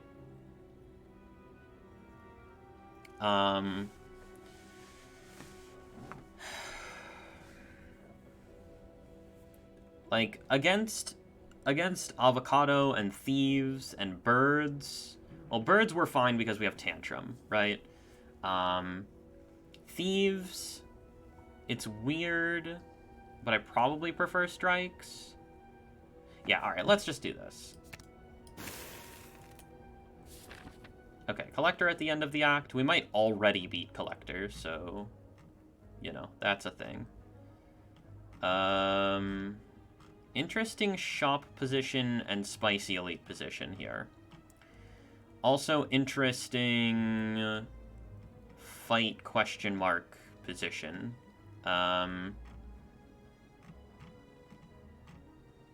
Yeah, all very interesting here. So the highest value path goes along the spicy elite and takes this late shop. I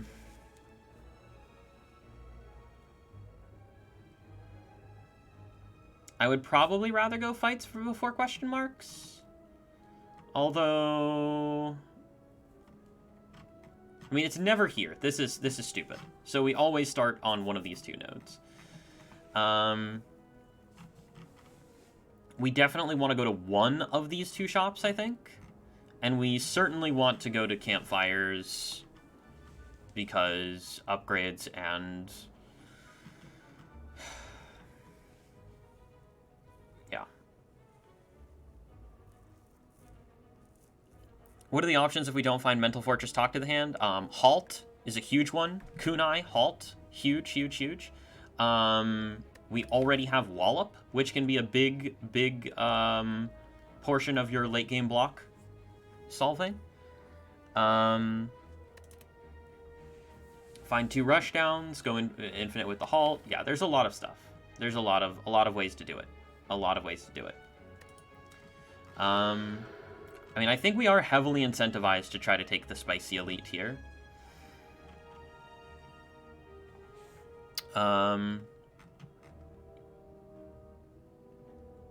Yeah, this is a tough nut to crack here. I'm going to take a little bit of a break, use the restroom, stretch out a little bit, and we will be back in just a minute to... I'll try to give you guys as much like relevant info on the map as possible so that you can think about what you would do here.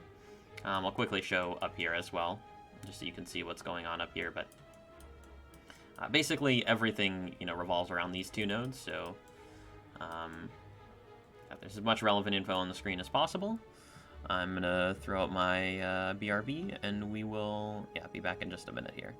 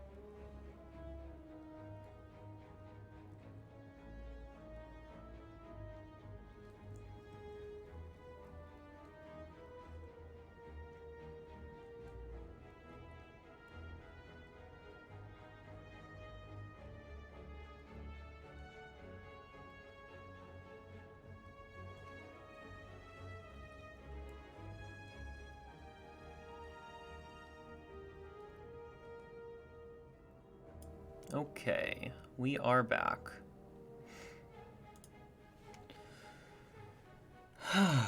Okay.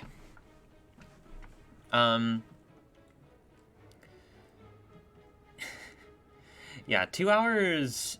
2 hours and just entering Act 2. That was a difficult Act 1. Yeah, it was a difficult Act 1. We had some pretty good stuff happen to us, but we were just a little bit lower on HP than I would have liked to have been. And that's sort of what caused the, we had to do a lot of deliberation. There were a lot of tough choices too. A lot of tough choices to make.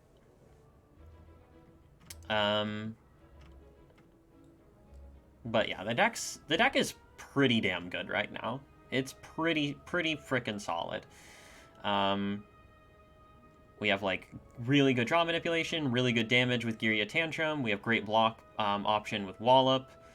Yeah, just a lot to like here.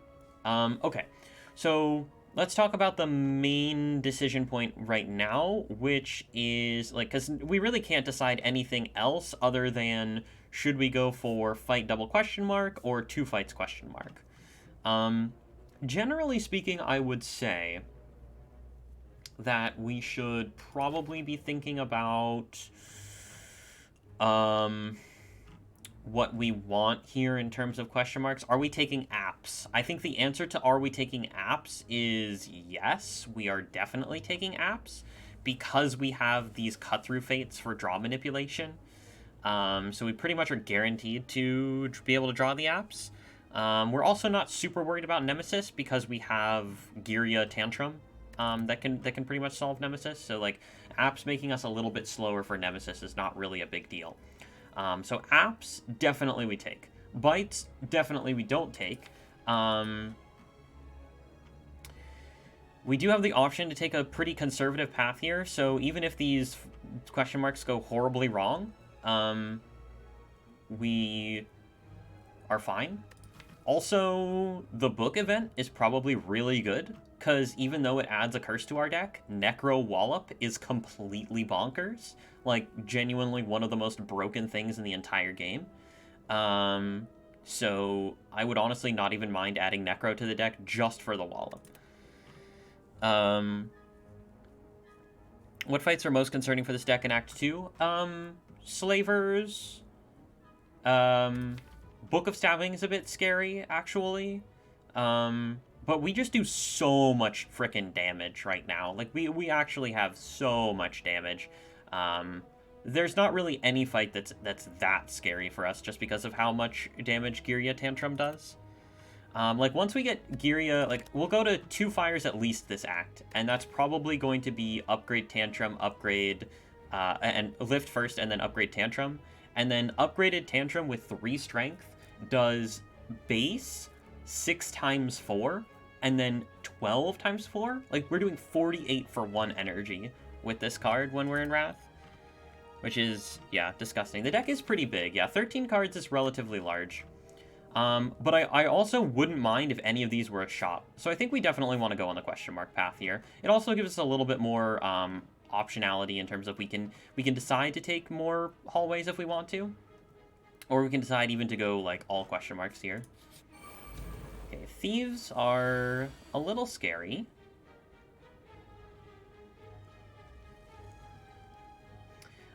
If we can cut into an eruption here, we can go cut, inner piece, eruption.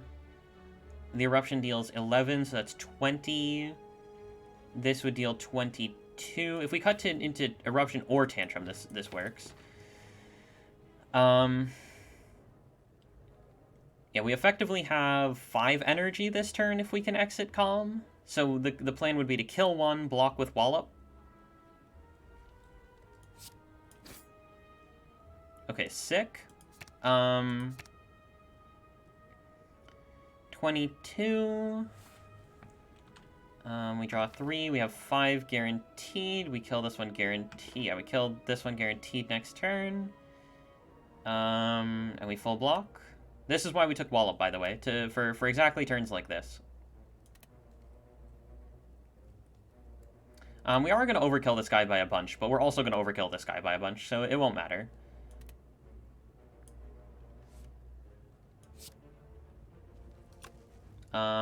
Wait, 22 plus 16 is actually 37 exactly, so we're actually not overkilling at all. We have 4 energy right now. Effective.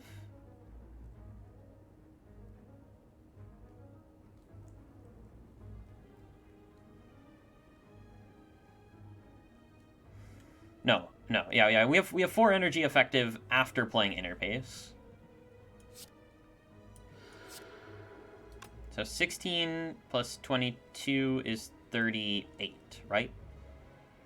Yeah, so we can do Strike here, Wallop, or Eruption here, Wallop Strike here.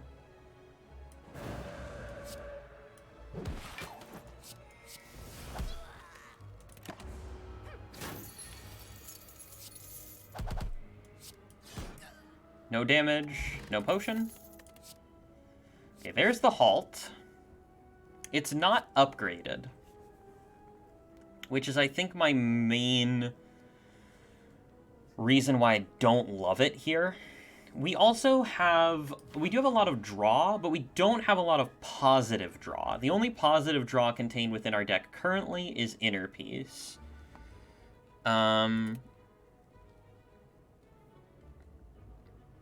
Has there been an Ecto run in the streak? No. I can't even remember the last time that I saw Ecto, actually. It's been a really long time since I've even seen Ecto, but I probably have seen it, like, at some point, and I just completely ignored it because there was something else that was, like, much better on the screen. Yeah, no, I have not taken Ecto one time. And really, I would, in many cases, almost consider Skip over Ecto.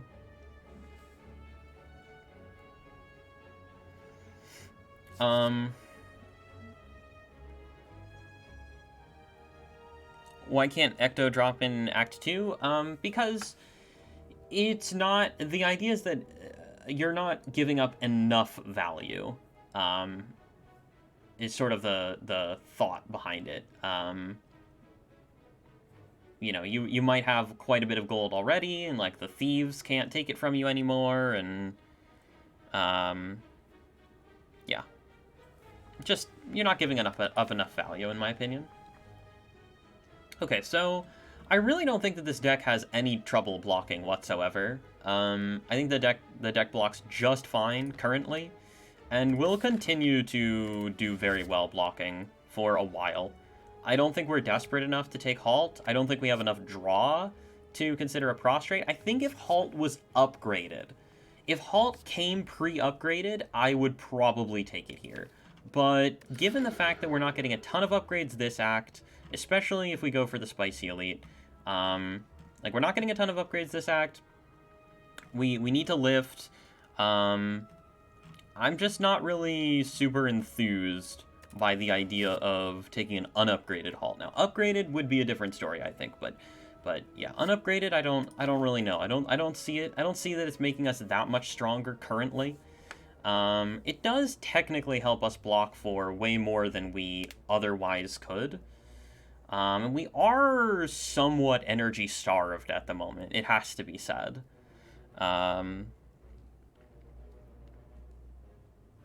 Like, again, we have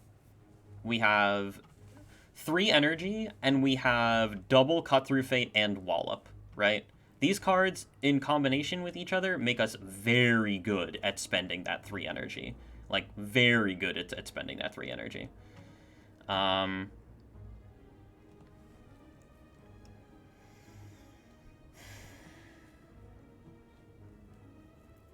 So yeah, you know, maybe I just don't necessarily see it here.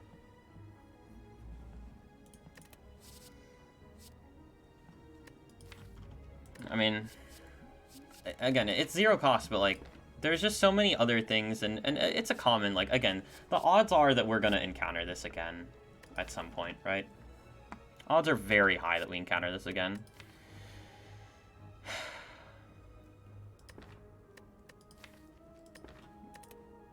And we certainly don't take Liquid Bronze over these potions. These potions are actually... I mean, Swift Potion is amazing. And Blessing of the Forge is actually pretty good here, too.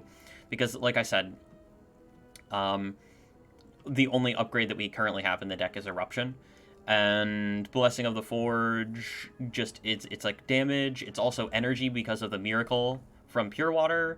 And it can potentially even be, like, block and draw. Like, this just does it all. Just does it all. Okay, here's the tome. I said we would take this. Now, am I going to stand behind that? It is 21 damage, which would put us onto 33 HP. Ideally, in this act, we take this elite, and this advanced combat, and this elite, and this elite, and the collector, and we don't rest. So, we would have... Well... Yeah, not much margin for error here, if we were to do this. No, not Sag, not Sag. I appreciate everybody being here. I mean, listen, this is the thing, when you stream, you realize that, like, there are times where your content is going to be very popular or more popular than it normally is for some reason, and there are times when, you know, people who like only tune in for that certain type of content, if you're not producing that content, they're not going to be there, and like, that's fine. There's nothing wrong with that. I mean, people like what they like, and I'm just sitting here doing what I want to do, you know, and if people like that, then cool.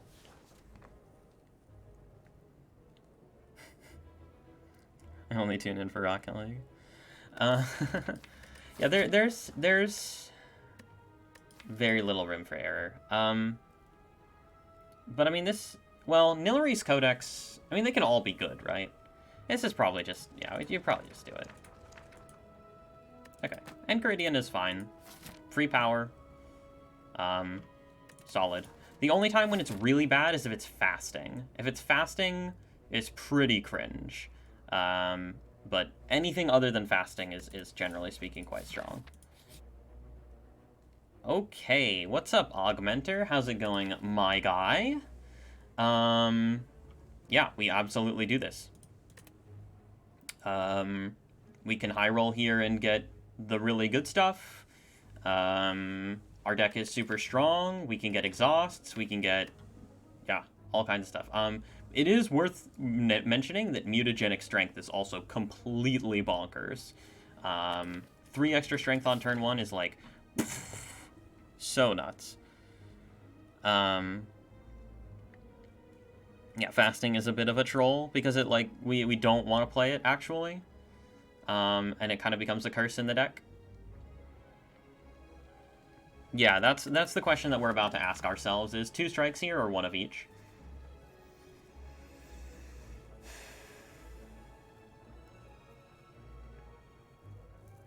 Depends on what we transform into, right? I mean, if we transform into 2 blocks, then we definitely don't want to transform into 2 strikes. If we transform into 2 damage cards, then we probably did want to transform 2 strikes. If we transform into utility, then we're probably pretty happy, unless it's cringy.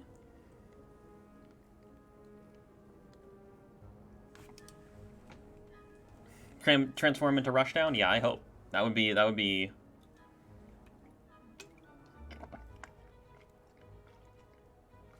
very nice. That'd be a very nice thing to have happen to us. Certainly.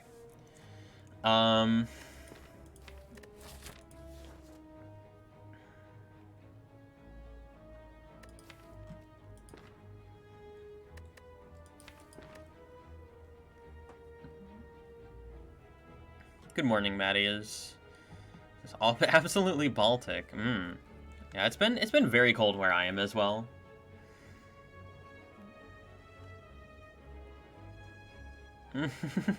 Double Deva? Yeah, Double Deva actually, like, wouldn't be the worst thing ever. I mean, it would definitely hurt us in early turns, obviously, but not even that much.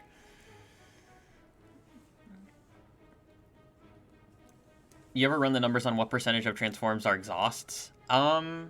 No. I'm more concerned about like what percentage of transforms. I mean, I've run the numbers on transforms a lot.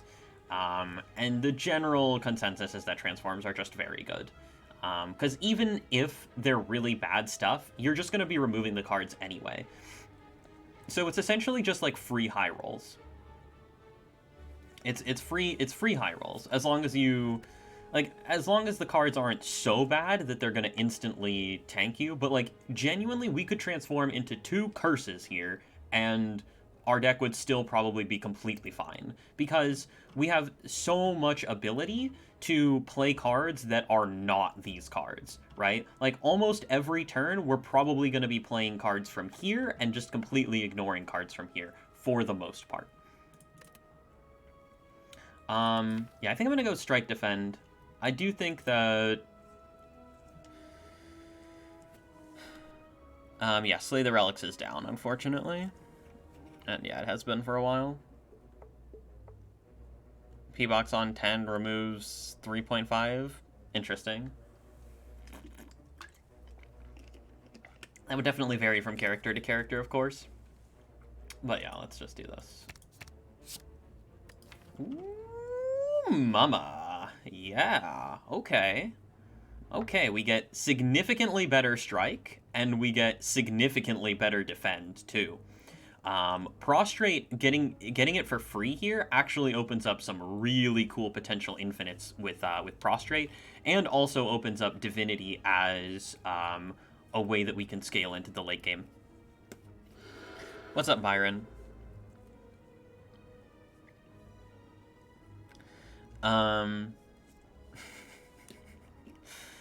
Yeah, so crazy good transforms. This is obviously insane with Kunai. It's basically, it blocks 1 less than defend, but costs 0. Like, that's crazy strong. That's crazy strong. And yeah, with the Kunai, yeah, super good floor. Super good floor. Okay, so with 2 good events out of the way, events probably get worse, but at the same time, I would love to see a shop, and we have 9 and then potentially 12% chance to see a shop here. What I really would not like to see is the Forgotten Altar, though, right? Because that puts us into big danger territory. We really do not want to take the Forgotten Altar damage, right? We really do not want to take the Forgotten Altar damage.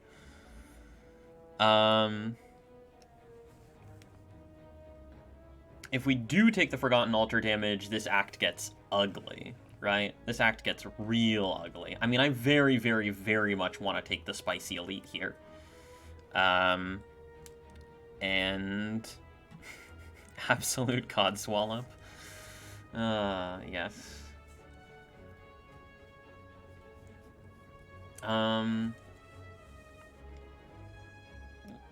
There's, I think we have LYB here. Oh, I don't have LYB? Oh, it's because I'm not around to make LYB in my chat. Somebody make LYB real quick. I mean, exclamation Byron has to be what it is. It just has to be. But LYB can be good here. I think we probably want to take this one more event, and then we'll see about going here versus here. Ooh, okay.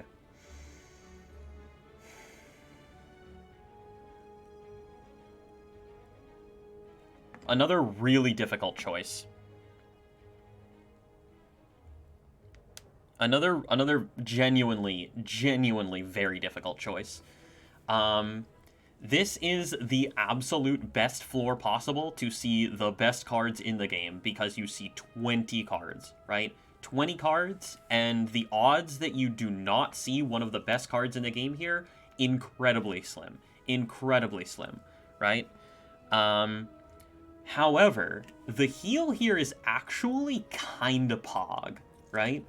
Because the heal, like, basically it gives us a lot of insurance in terms of going left here. A lot of insurance going left.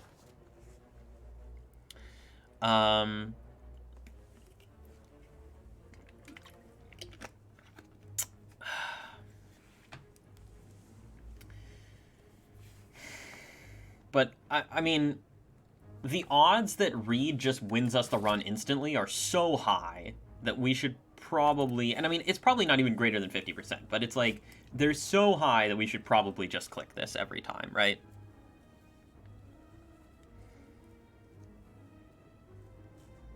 Collect him, fasting study, bias conjure, Arcana is not exhausting. Okay, cool. 5119.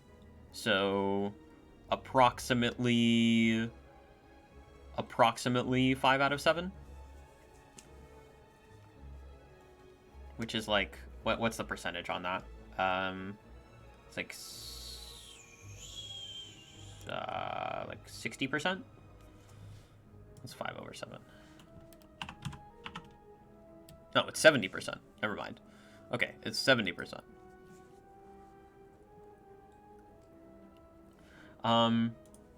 Yeah, I think Reed is just the way to go here, in my opinion.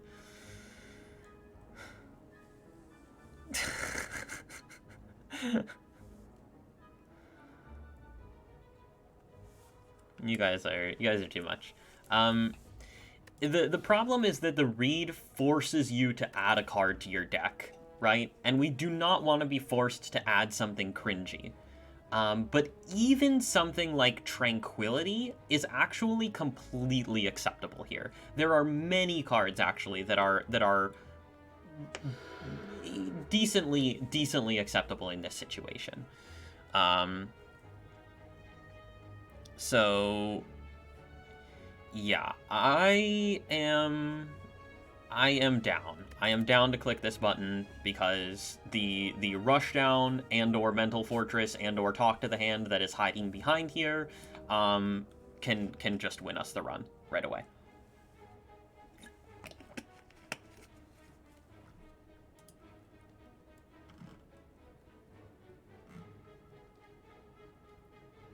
Okay, there's no rushdown, mental fortress, or talk to the hand in here. I've been scammed.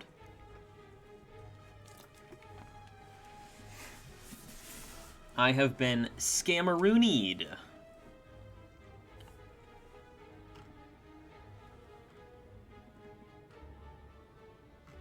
Okay, couple of interesting options here. Alright, let's start by talking about what it never is. Mental Fortress? How about a like water?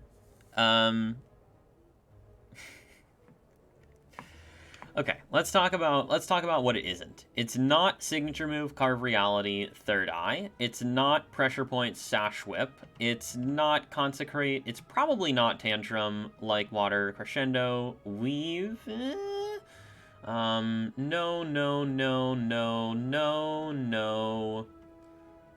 No. Yeah, okay. So Sanctity. Sanctity is a potential idea because there is the pseudo infinite with like Sanctity, Inner Peace, Prostrate shenanigans, right?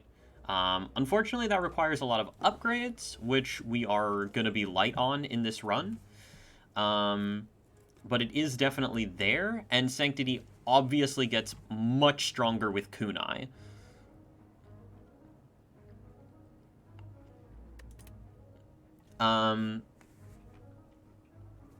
Okay, what else do we have? We have Tranquility. Tranquility is nice because it exhausts and gives us energy, which we are fairly energy starved in this deck, especially when you consider the fact that we have added Carve Reality over we've exchanged a Carve Reality for a Strike. We're even more energy hungry than normal. And we have, we've already talked about how energy hungry we are, and we are obviously having an abundance of exits with Eruption and Tantrum in a 13-card deck. So Tranquility certainly plays, and I might even have picked Tranquility straight up here. And obviously, if we get like a Scrawl, then Tranquility just becomes almost entirely free. Yeah, this is seated differently. This is seated differently. It's not like it accelerates your card rewards. I actually don't know how rare chance works with library. I think rare chance, it goes by your current rare chance. So like we've only fought one fight so far this act, so our current rare chance is really low, and I think that's why we don't see that's why we're not seeing rares here. Because I have had libraries where you go in and you see like 3 rares, and it seems to me like every library either has like 3 rares or 0 rares in it. And so I think, and this is not, I'm not 100% on this, but I am fairly certain that it is because it goes by your current rare chance.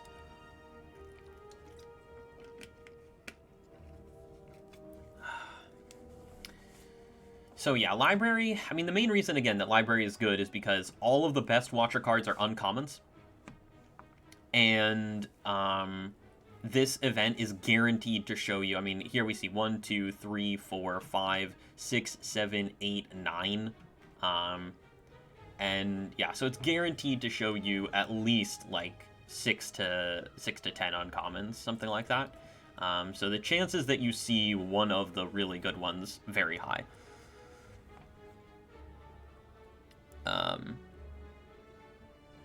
Yeah, late libraries definitely have more rares based on observation. Yeah. Does that mean that your rare chance is now really high? No, because these don't count as cards from card reward screens. So no, it doesn't instantly mean that we're gonna get a rare card. Okay. So yeah, Tranquility certainly on the table. And certainly is decent. So we basically have to decide if something here is actually better than Tranquility, right? Because it would have to be better than Tranquility in order for it to want to be ending up in our deck. Now, the issue that I have with Sanctity is that we do not actually have that many removals. Despite the fact that we only have 2 base cards remaining, the number of removals is fairly low, right? So, it takes your current rare chance but doesn't change it? Okay. Oh, I don't actually have a command for that. I should, though. Has cards and not books. Indeed. So yeah, we have 13 cards and 12 real cards. So if we take Sanctity, I mean, we're just not getting there, you know? If we take, like, you know, and we're not even able to really... We're not able to sort of, you know, get a ton of removals in this act. So it's like, it just gets a lot worse.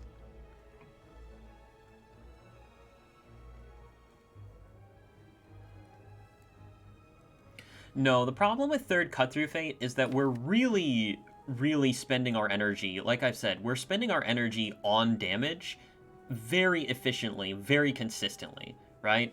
So, like, every turn we can basically play a Cut-Through Fate, and we really don't want to play more than 1 Cut-Through Fate per turn. If we can play 1 Cut-Through Fate in a turn, we can probably find the other one, and there's just basically no reason for us to be doing that. Yeah, it's also adding another real card to the deck, exactly. Let's talk about another real card to the deck that we might consider, Prey. Prey is a card that is technically draw neutral and would be able to get us into Divinity with Prostrate. Now, is there a Prostrate Inner Piece Prey Infinite? I think there might be. Let's see. If both Prostrate and Prey are upgraded, you'd probably have to upgrade Inner Piece as well, which again is going to be difficult for us to do given our dearth of upgrades.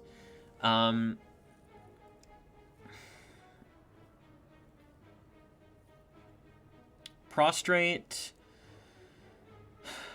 gains 3 mantra, so you could play like Prostrate, Pray, assuming you're in Calm, right? You play Prostrate, you play Pray, you play Inner Peace, you draw Insight, Prostrate, and Pray. You play Prostrate again. You enter Divinity. Yeah, so I think that actually is an infinite, right? That's just straight up an infinite. Can still take 4 fires this act. We can technically take 4 fires this act. Yes, that is true. However, we would only do that in the exact case that we could take 4 fires and 2 shops. And I suppose if this makes us infinite, we should really heavily consider doing that. The issue is that making this block positive is quite difficult, right? Because it's a lot of card plays. So it's not excellent versus Time Eater. Although our deck probably does so much damage that we're not going to really have to worry about Time Eater. But it's a lot of card plays. And additionally, it's just very difficult to make it actually go block positive, right? Yeah, so Time Eater's a problem, and Heart block positivity is a problem, because Prostrate is, like, the only block card. Well, no, you're actually also playing Vigilance, right? So, okay, what's the full loop here? We need to map out the full loop. We assume that all of our cards are in hand, which is a big assumption, and we also assume that we're in Calm, which is another big assumption. Yeah, we do have Kunai. Can you somehow squeeze a Wallop into the combo since you entered Divinity? Well, that's what we're going to find out. We're going to find out if we generate energy, and if so, how much. Okay. So... Heuristics is so good. Okay, so our hand is full. We have Vigilance, Inner Peace, Pray, Prostrate. They're all upgraded. We play, you know what? I should just get out a notepad for this. I should really just get out a notepad.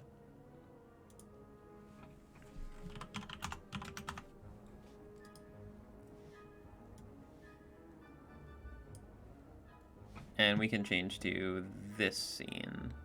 Okay. Okay. So, step 1, we play Prostrate.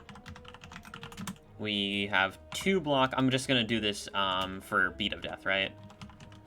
We have 2 block and 3 mantra. And let's say we just have 3 energy here. 3 energy. So 2 block, 3 mantra, 3 energy. 2. Play Pray. We have 0 block, 3 mantra, or no, 7 mantra, and 2 energy. Step 3, play Inner Peace. We have, -2 block.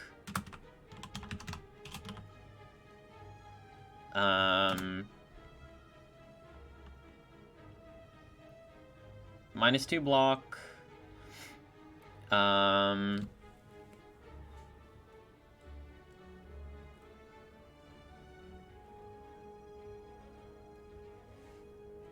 And that's it, right? No. We have 7 mantra, and we have 1 energy. Okay. But then we're drawing back the 3 cards, right? Because Prey puts 2 cards into the draw, and... Oh, but in order... Okay, so because we're generating the Insight, we actually need more hand space in order to execute this, right? Yes, we do, but we also don't, right? Because the... Yeah, no, we're fine, okay. So then we play Prostrate.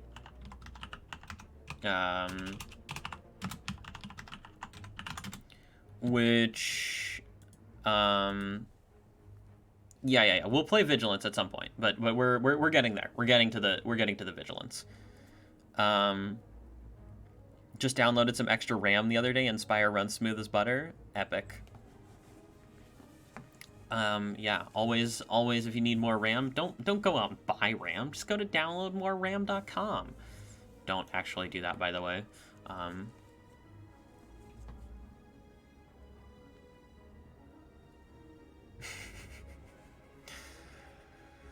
Afford to play. I can't afford Notepad on my computer. Nice.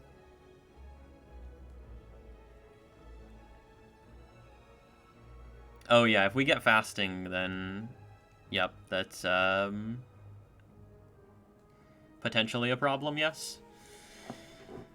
Okay, so prostrate. You wouldn't download a car, would you? Oh god. Be careful, I'm gonna screenshot your NFTs, everyone.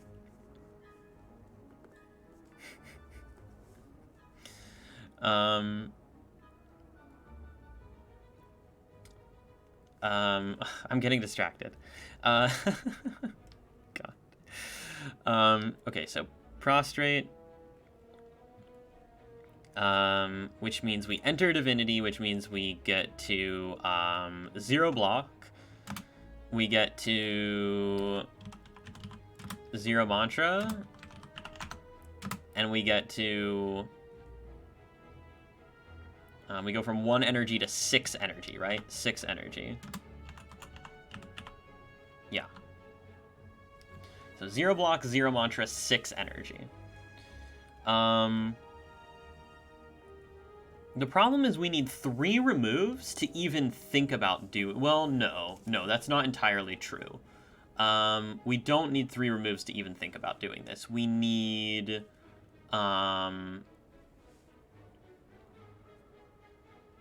we need...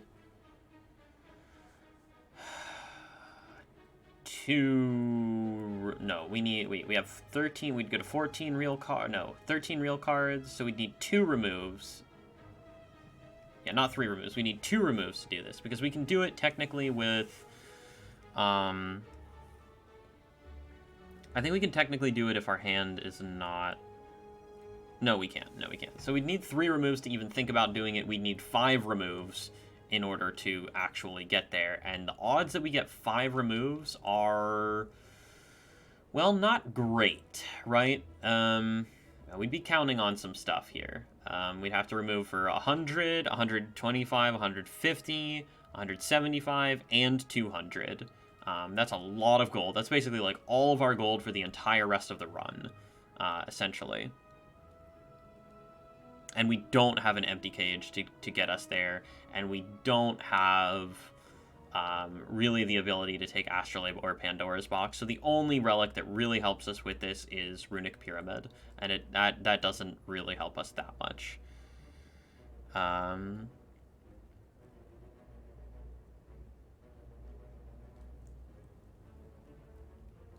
Sold some stuff he made, so my headcanon is now that he's established monkey artist.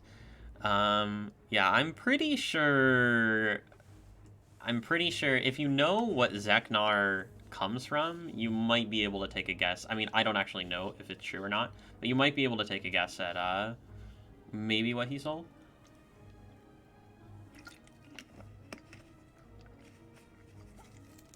I don't know if it's true or not. I'm not speculating. You're speculating. Okay, so we go to,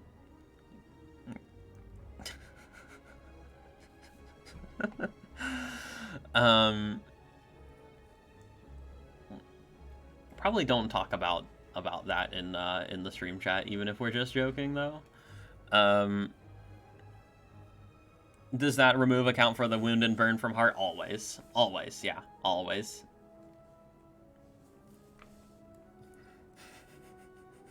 Just some software.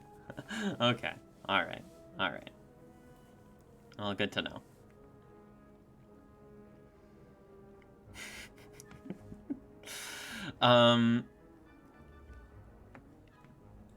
Okay, 6 energy.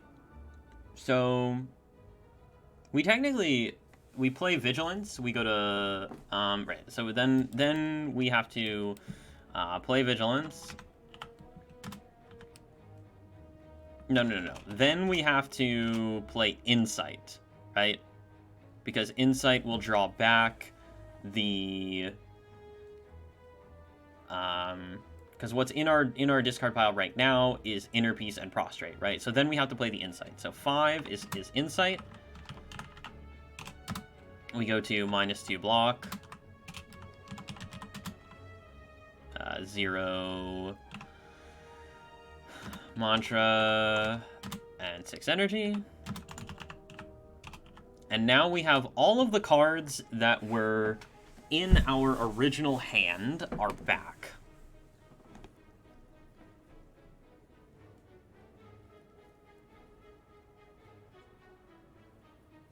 I'd be rich if Merle would play a mobile game for me. I wouldn't be caught dead playing a mobile game that's not Slay the Spire. No, that's not true. I kid the mobile gamers. There are some genuinely good mobile games out there. This loop is so weird, but it's energy positive? Yeah, it is. It is energy positive, technically. Aren't infinite loops better when they also deal damage? Yeah, it's not over yet. We're gonna deal damage. Don't worry. The damage is coming. So 6.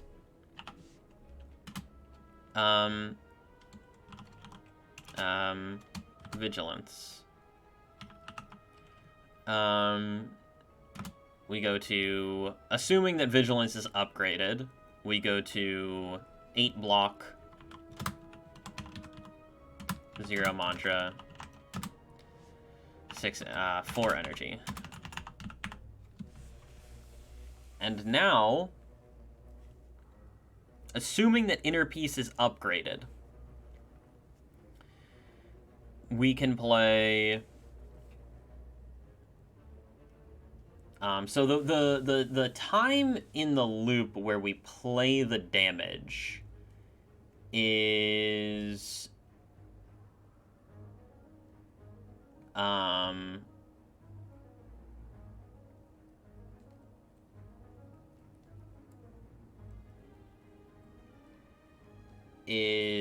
here, I think, right?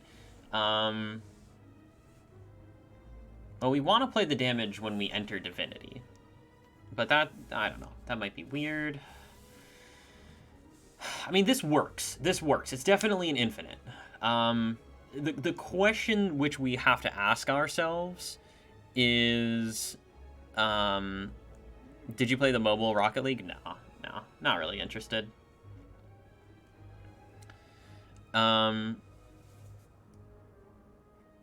Max heart damage / speed of death. Beat of death goes to 3, but the point is that we'll by the time that, like, if we haven't killed the heart by the time that beat of death is 3, and we're infinite, then something horribly wrong has happened. And also we have kunai to scale.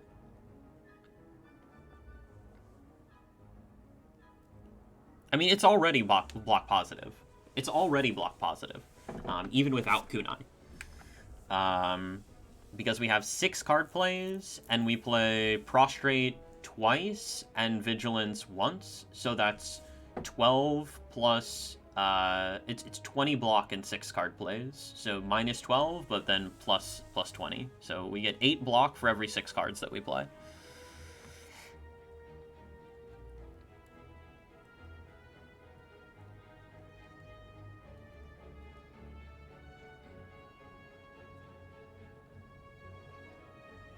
Yeah, this is assuming that we upgrade all 4 of these cards. So we need to upgrade all 4 cards. We would need to get, we'd go to 14 real cards, so we need to get 5 removals. So yeah, it's definitely not easy to actually make this infinite work. No, we wouldn't go to 4. We'd go to 13 real cards, which, yeah, still means that we need 5 removals. Or like 3 removals and medkit.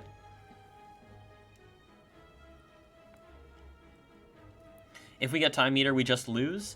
Not necessarily. And the reason that we don't necessarily lose if we get Time Eater is because, first of all, the Enchiridion can bail us out, right? That's number one. Assuming nothing else, the Enchiridion can bail us out. But we also have Kunai scaling versus Time Eater. We also have Divinity Wallop versus Time Eater. We also have 3 Strength Tantrum versus Time Eater.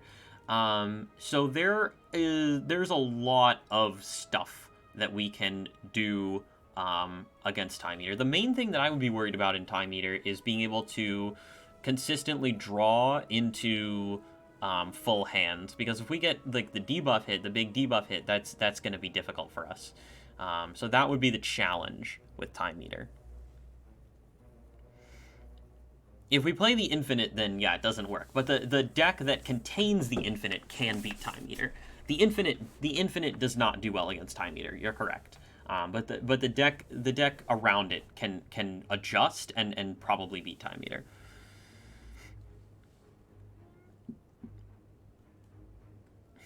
-1 draw, nice design, indeed.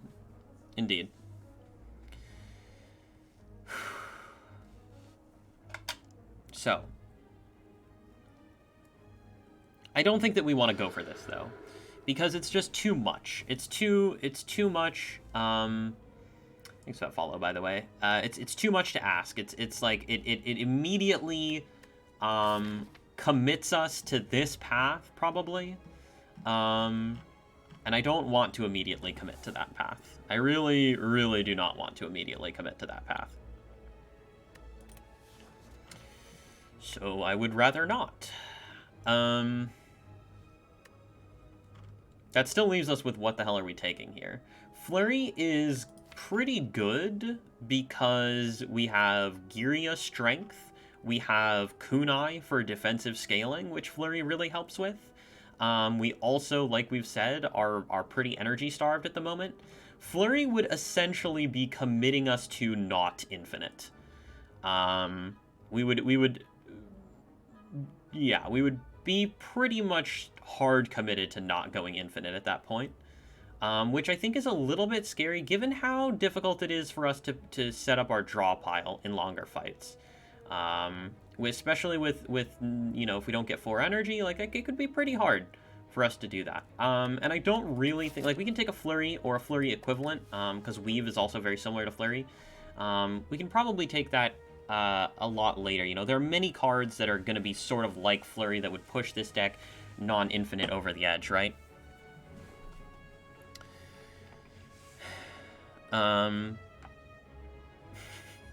Already played the entire run in my head, yeah. So I don't think we need to take Flurry right now. I honestly think that Tranquility is just fine here. It's not spectacular, but it's okay. It's energy. It helps Inner Peace draw sometimes. Yeah. I don't love it. I do not love it.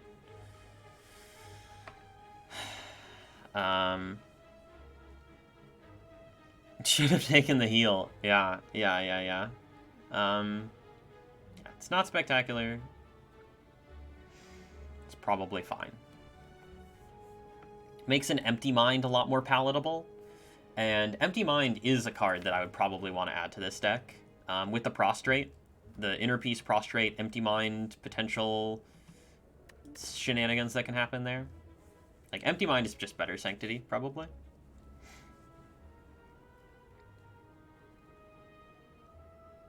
Coming from the future to tell you the library is relatively cringe. Indeed. Indeed it was. And is. But what are you going to do?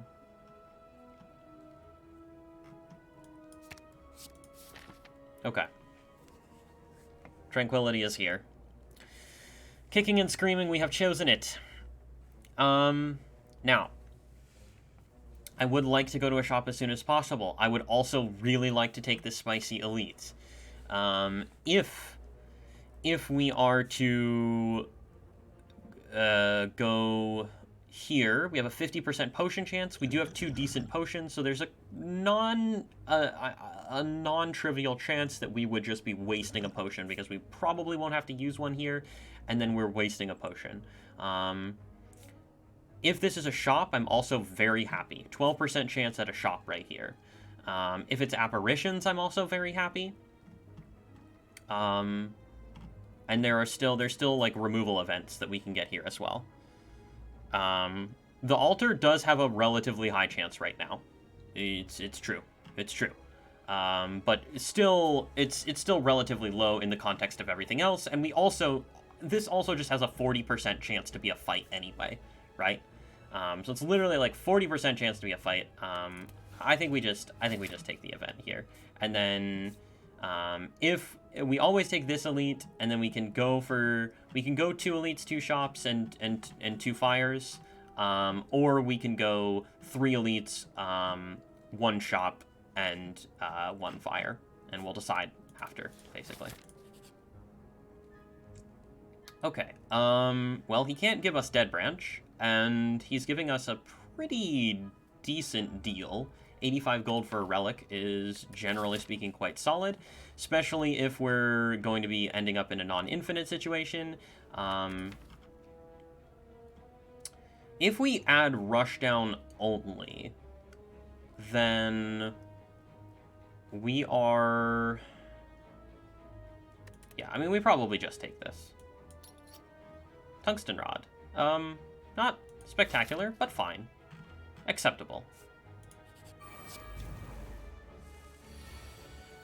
Okay, Gremlin Leader. Play the Foresight. I probably want to kill both Gremlins here.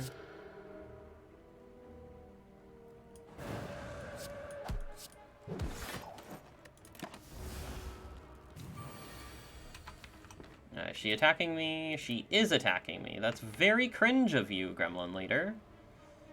Okay, so the crazy question that we have to ask ourselves right now is, do we have lethal? I'm fairly certain that the answer is no. But there is technically a chance, like maybe Forge Pot gives us lethal here. Like let's say we ditch Vigilance.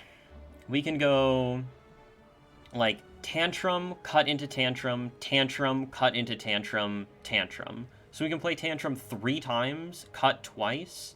We have 5 energy to do that with the Miracle. And then we play Consecrate. So if we upgrade Tantrum, it deals 10 damage 4 times, so 40.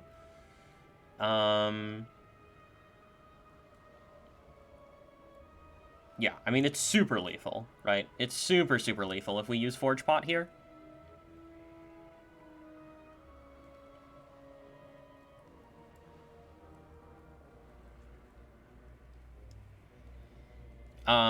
The question is, do we want to use Forge Pot for lethal? And the answer is probably yes, right? Because the odds of us taking damage this turn, if we don't use the potion, we're basically guaranteed. Yeah. The Miracle gets upgraded, so we have 5 energy. Yeah, so it's basically guaranteed.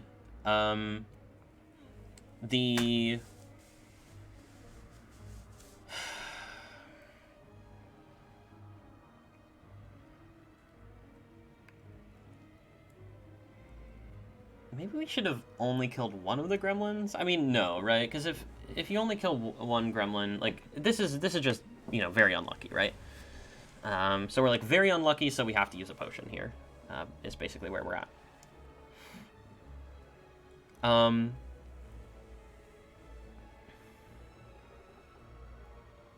Are we guaranteed to be able to play the Tantrum? So Tantrum is 40 damage, 40 damage, 40 damage, and then the cuts are 22 and 22, so 120 plus, yeah,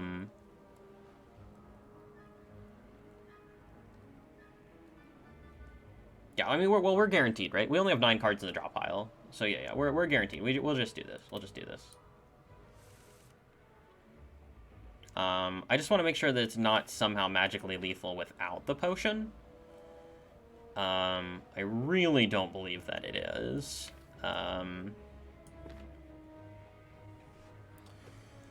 30 plus 30 plus 30, so that's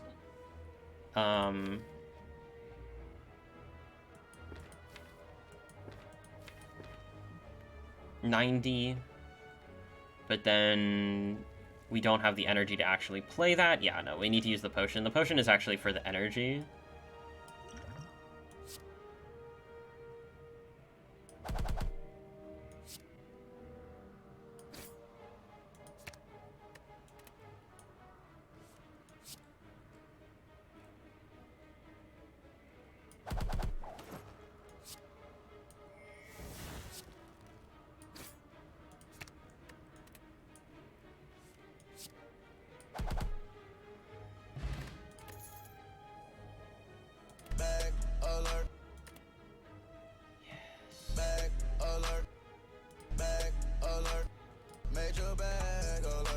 It's here. Major bag alert. Not exactly the major bag alert that we would have wanted. Obviously, bag of preparation is much better here.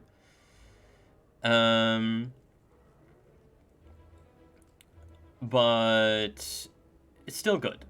It's still good. Medium bag alert. What's up, Cluck? I'm a chicken. How's it going?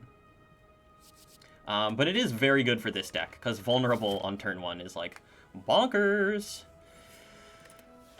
Okay, so we did not receive a potion. We do have a potion to try to contend with this elite. The main thing that I'm probably scared of here is, like, Strength Book of Stabbing. Is, like, really scary. Or, like, Max HP Book of Stabbing is actually probably the scariest one.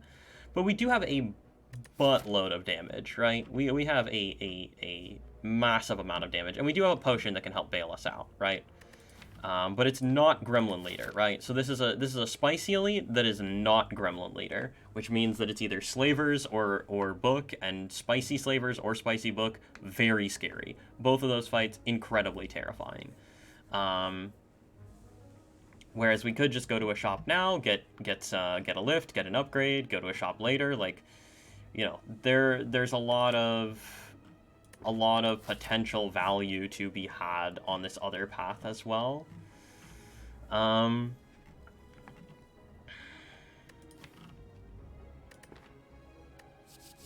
this is crap.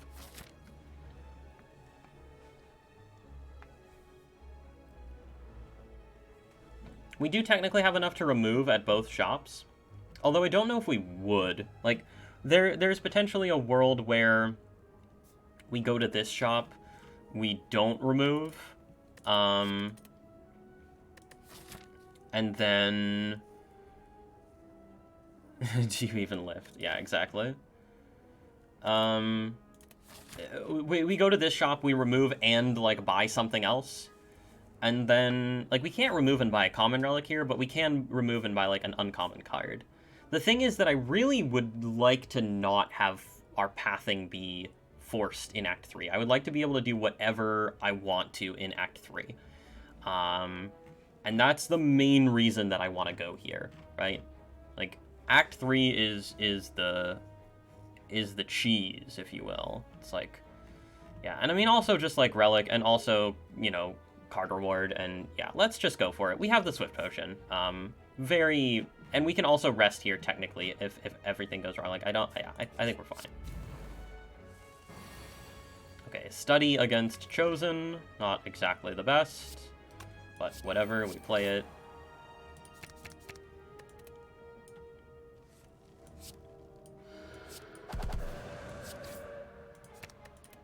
Oh, it's just dead on turn 1? Okay, cool. Ah, the Talk to the Hand card. Some have said that the Talk to the Hand card is pretty good. I would count myself among them. Especially when you have a Tantrum in your deck. Talk to the Hand becomes muy, muy. You know what I'm saying? GoldenEye is insane. Yeah, GoldenEye has really, really pay dividends in this run, for sure. For sure. Pog to the hand, indeed. Indeed. We are pogging major big time. Huge pogs here for Pog to the hand.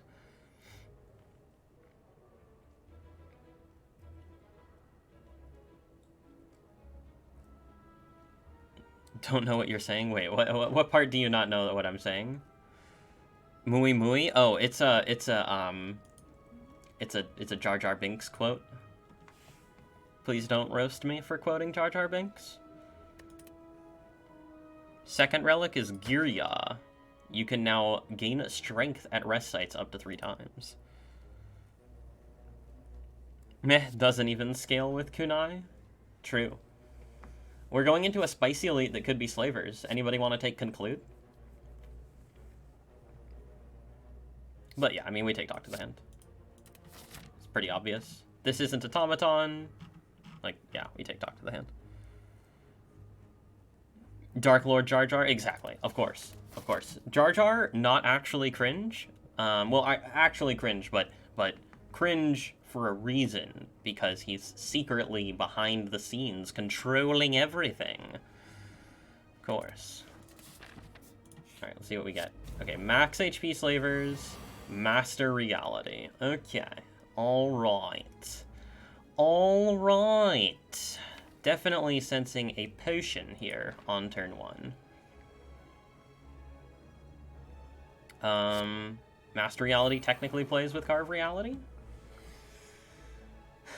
We certainly want to get as much mileage out of this turn 1 as possible.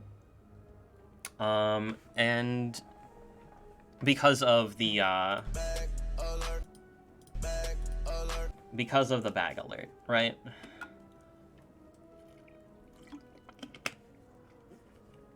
It's important for us to take advantage of the vulnerable here. With how good the transforms turned out, would mutagens have been better in hindsight? Maybe. I mean, especially considering we have Bag of Prep now, there is a legitimate argument to be made. Certainly a legitimate argument to be made. But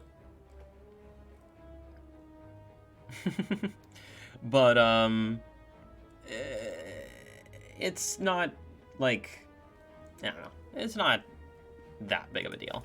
Okay, so, I'm thinking Tantrum here, because we really don't want the wounds, right? Or maybe we can kill 2 of them? I mean, I don't really know how we want to distribute damage. I'm thinking Tantrum here into Distilled Chaos, and then we see what Chaos plays, and then we go from there. Thoughts?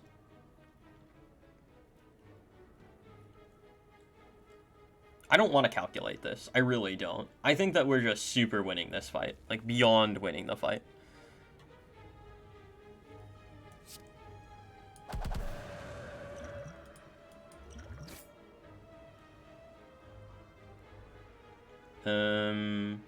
Okay, we'll cut into Tantrum. We'll scry these, I guess. I couldn't see what the other cards that it played were.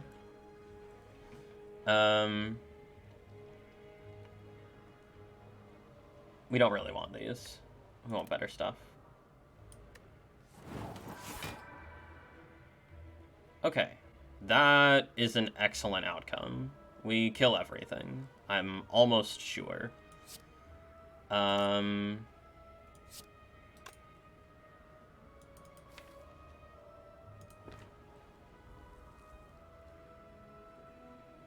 Hold on. 721...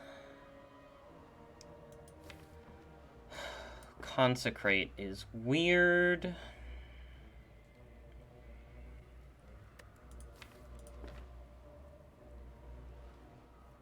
Gotta go eat lunch. Good luck with the run. Thank you. Thank you. We can do 27 here, then cut into Wallop, almost guaranteed, right? And then Wallop this guy.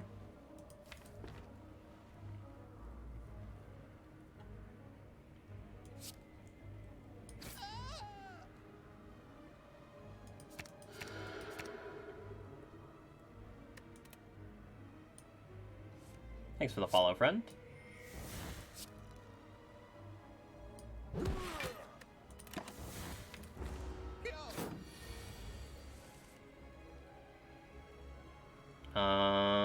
We do this, we do this and this.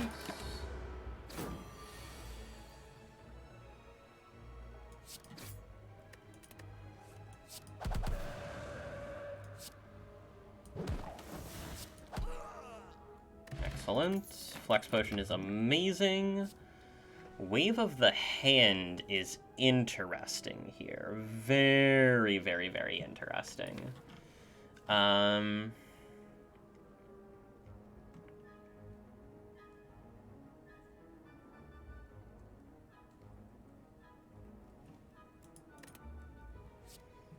Singing Bowl also... Yeah.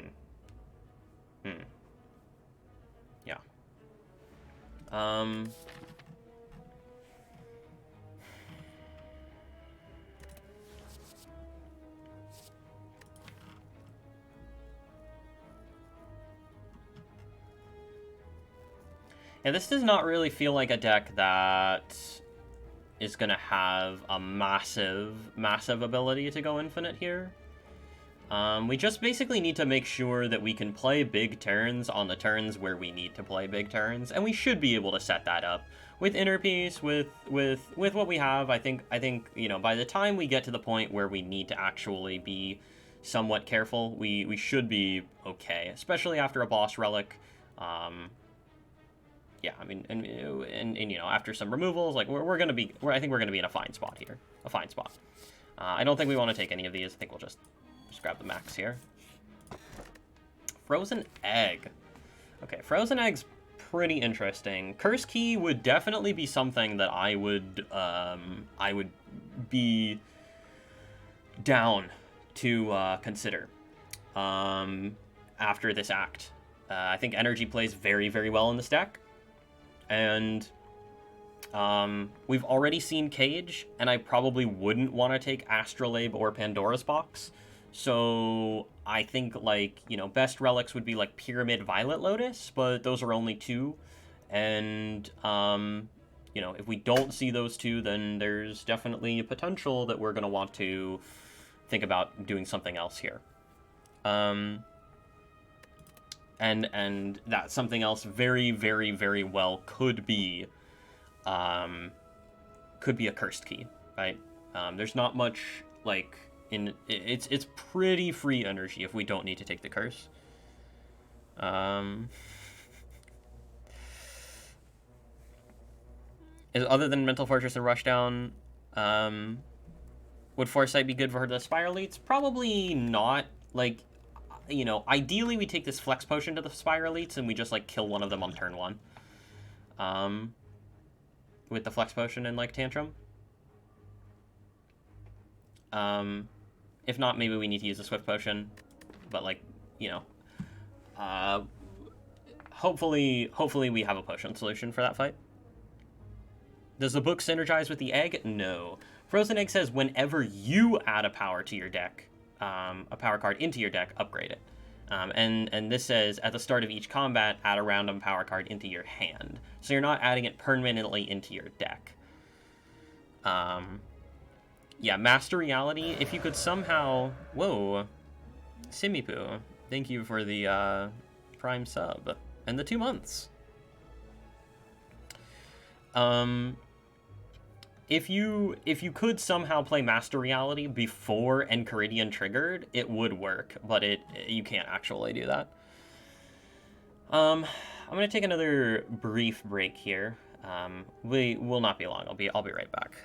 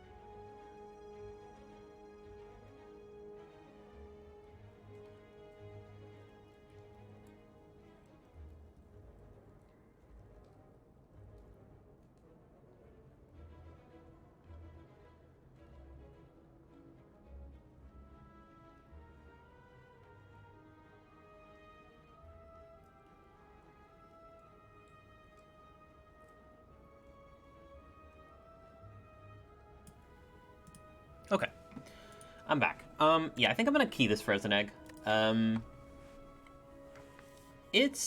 We have free pathing in Act 3, so it's fairly likely that we'll be able to get upgrades on necessary things if we need them. We currently have 2 things to do in this act. I think those 2 things are going to be... I think we're going to take the Talk to the Hand upgrade over the Tantrum upgrade here. In case of Fusion Hammer, I'd probably rather have Talk to the Hand upgraded. And there might be a case to take Fusion Hammer here. So it's probably going to be Lift and then upgrade Talk to the Hand. Fusion Hammer would be an argument in favor of the Frozen Egg. Certainly. Certainly would be an argument in favor of the Frozen Egg. But...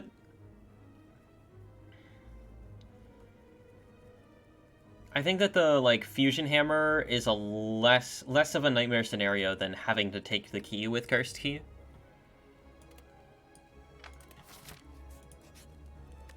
And we lift here for sure.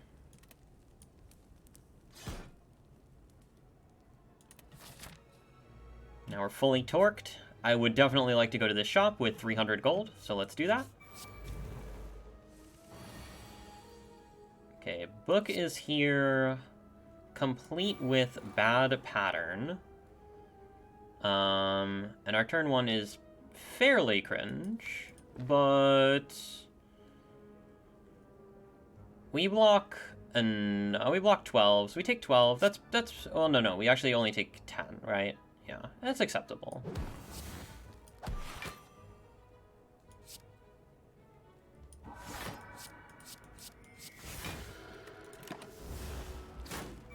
Oh, we actually only take 9. Cool. Okay, so these cards are fine to draw, right? We can play, like, Tantrum, Wallop, Inner Piece or something like that. And then next turn we draw a whole bunch of damage and kill. We want to kill over 2, so we probably play, like, Tantrum, Cut, into Tantrum, Wall... Yeah, this is fine, though. This is fine. This is a great turn.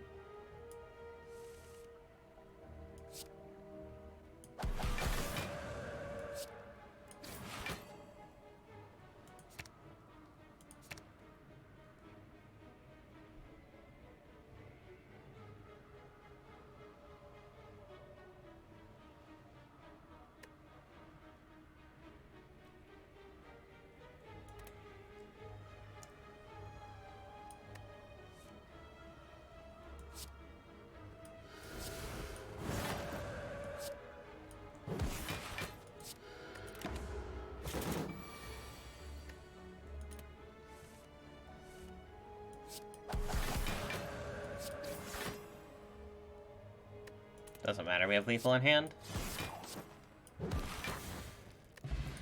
Okay, Ancient Tease, that could be nice. Here's another Flurry. I was thinking about Flurry. Yeah, Crush Joints and Indignation. And yeah, they're not really that great. They're too expensive. Trip is really good though. Yeah, Trip is excellent. So yeah, Flurry. I mean, Flurry's obviously good here, right? But we don't have the front-loaded draw to, like, you know, it takes us further away from infinite. We can still go infinite here. We still have, I mean, we have 15 cards, but we have 3 exhausts now. We only have 13. Wait, no. We have 1, 2, 3, 4, 5, 6, 7, 8, 9, 10, 11, 12. Okay, no, we only have 12, right. So we need 4 removals, technically, which means that it's very possible. You know, it's very, very possible for us to still go infinite here. And we have, like, Talk to the Hand Inner Piece to, you know, make it work. We also have a ton of... We're going to have a ton of max HP. I just don't really see the urgency.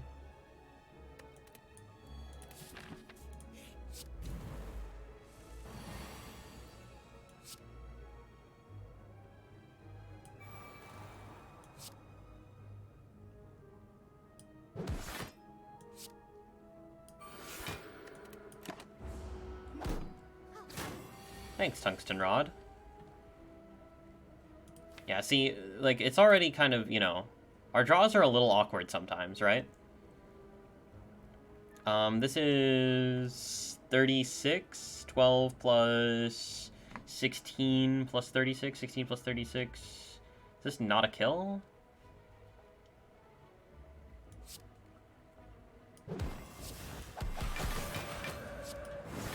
This is why Tranquility is a bad card, by the way. In case anybody was wondering. That turn right there is why Tranquility is a bad card.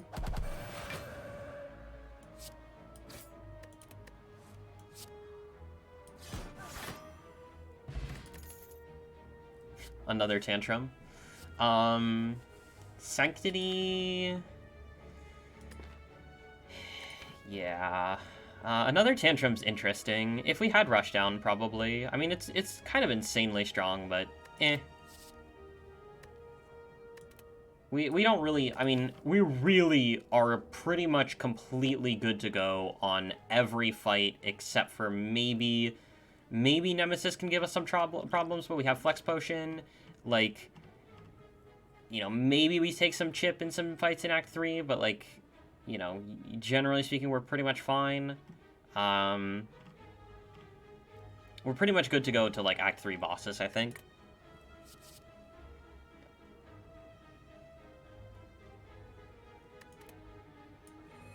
And it's all against max HP, of course. Okay. Complete garbage in the shop. Complete garbage. Unless we were to convince ourselves that Sling of Courage is good. We could also go with Pen Nib. Master of Strategy, also notably not awful. But yeah, not Rushdown. So, probably not. Probably just a remove. Probably Still Strike. Yeah, definitely Still Strike. I want to go to shops in Act 3, really. So, I want to save my money for Act 3.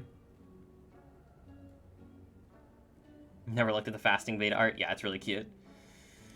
It's really cute. Now, if fasting was here alongside, like a Clockwork souvenir or a, you know, I might consider it actually, but it's not. Not a Clockwork souvenir, but like the pellets, maybe we think about it. But yeah, Watcher does have the best beta art because her beta art is like not actual beta art. It was like made by the community.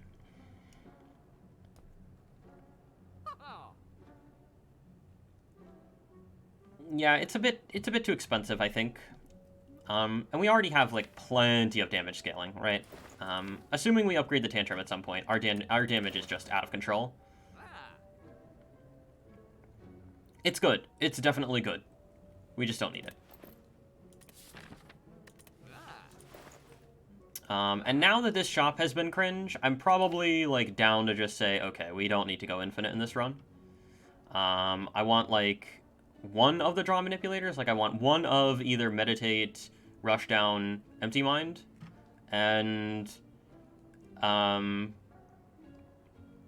or Pyramid, and we're just completely fine here. Also, apps probably have us covered if we end up going in that direction.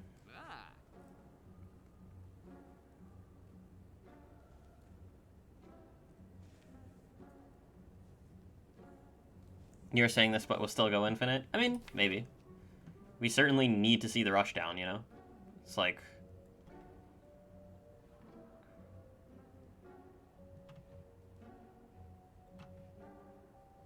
Yeah, I mean, we need to see the Rushdown.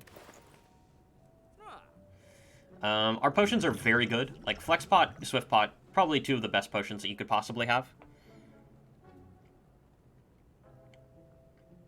Always say I'm not, but then I do. I mean, yeah. It can happen. But I think that, you know, there's no P-Box to bail us out here. I mean, it can always happen. It can always happen. I'm not saying that it's not going to happen. I'm just, yeah, I think we save our money here. Okay, here are the apps. Here are the apps. And yeah, I mean, we probably take this.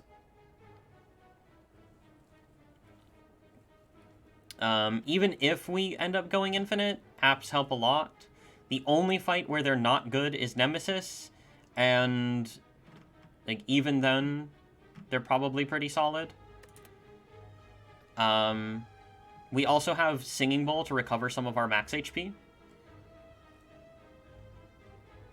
And yeah, we have double cuts to scry, so we're pretty likely to be able to draw into them on the turns that we need them. And yeah, I upgrade Talk to the Hand here. Could be Tantrum. But yeah, let's go Talk to the Hand. Oh god, there you are. You bastard.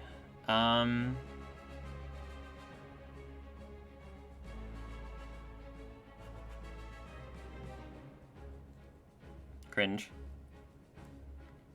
Are Scrawls good in multiple? Yeah, usually. Usually quite good. Yay, free curse. I mean, we're still gonna do completely fine in the fight. We can just focus Collector with the apps.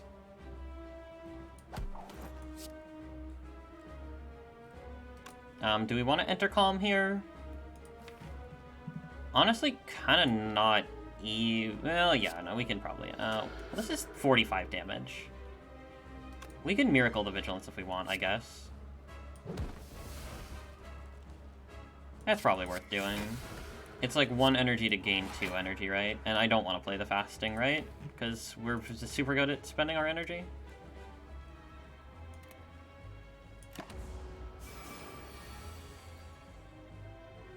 Oh yeah, and we have Tungsten Rod apps, by the way.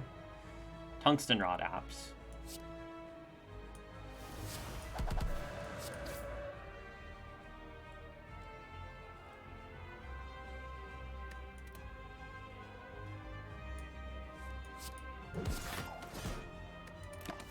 I mean, yeah, essentially we spend the entirety of every fight in Wrath, and everything dies before we run out of apparitions.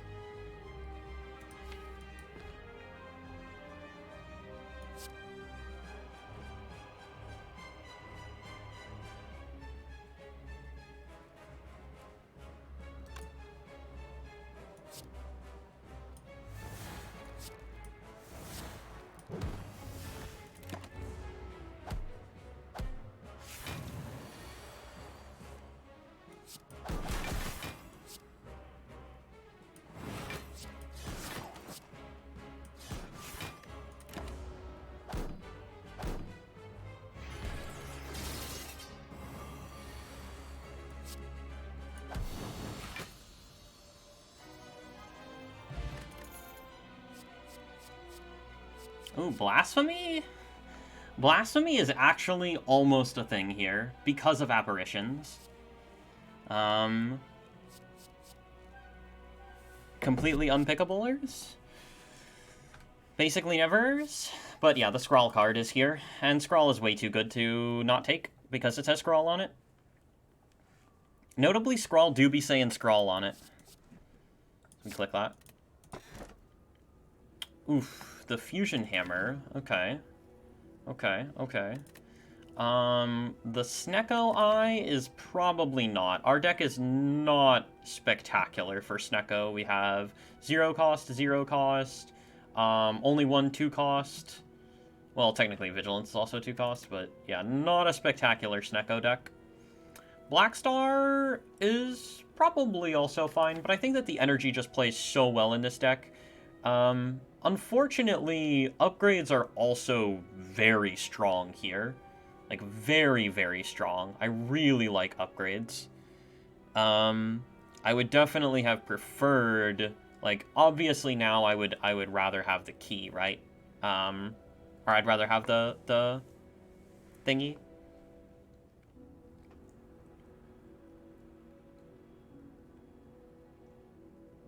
Yeah, hammer is fine though. It's just energy, and energy is good.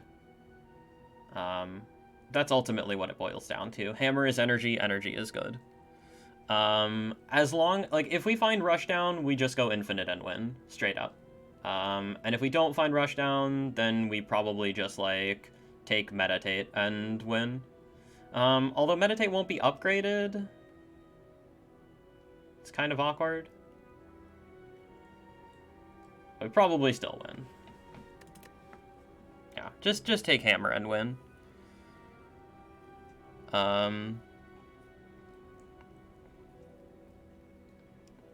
Lesson learned is on the way. Yeah.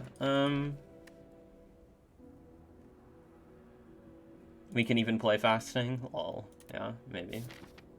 Okay, Pognu and Pogka. They're at the end of the act. We can take 3 shops.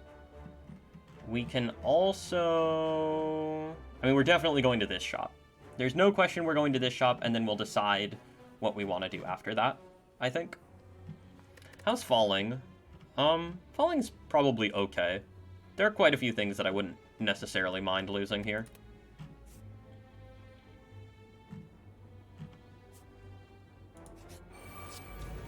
Oh, Deva Farm's pretty nice.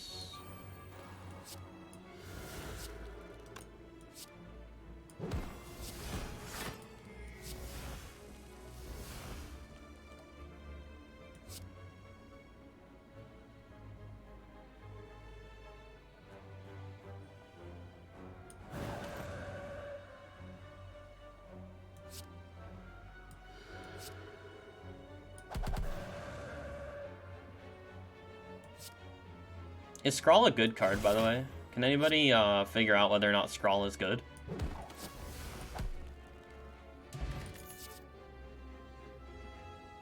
Have we cracked the code on that one yet? It's okay, I suppose. It is okay, I suppose. Seems above average. You're just showing us a case where Scrawl is good. It deals no damage or block, clearly terrible. Indeed.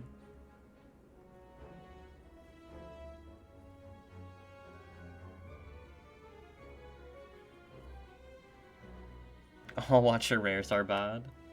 Yeah, these are all cringe. And max HP is even better now. Orange pellets here. Madness here. Potentially. It's kind of weird though. Dupe pot. Ooh, dupe pot. Okay, dupe pot talk to the hand means that we don't die to the heart, like, ever. But we would have to give up on flex potion. Which is... yeah, flex potion pellets? Hello? Any flex potion pelletsers? I mean, we don't... okay, pellets we don't actually have, like, any powers in the deck. The only powers that we actually have are from Enchiridion. So...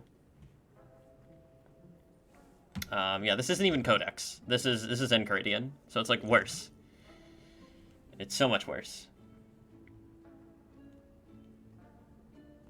I probably just remove here and move on, right? We probably just go to this shop. We remove here, we just go to this shop.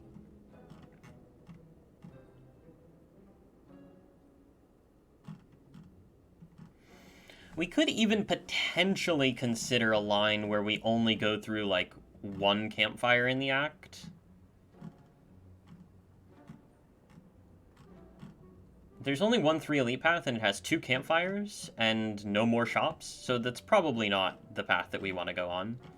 We probably want to grab 2 elites and go to 1 shop, right?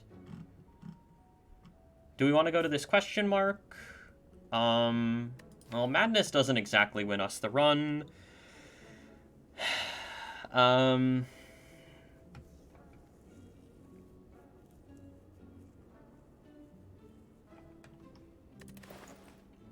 We certainly take card remove on strike here, right? I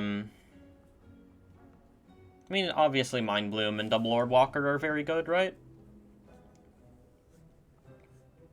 Okay, so if we remove strike, 1, 2, 3, 4, 5, 6, 7, 8, 9, 10. We need to be able to remove... if we remove strike, we need to be able to remove at both other shops, which means 150 and 175. So we probably need to go for gold here. Like, we probably can't afford to go to this shop. We probably need to go here. In order to afford triple remove. And that's assuming that we don't even see the rushdown. I mean, if we see rushdown, we're winning anyway, right? Like, we don't need to worry about whether or not we're going to win if we find a rushdown, because we, like, super win if we find a rushdown.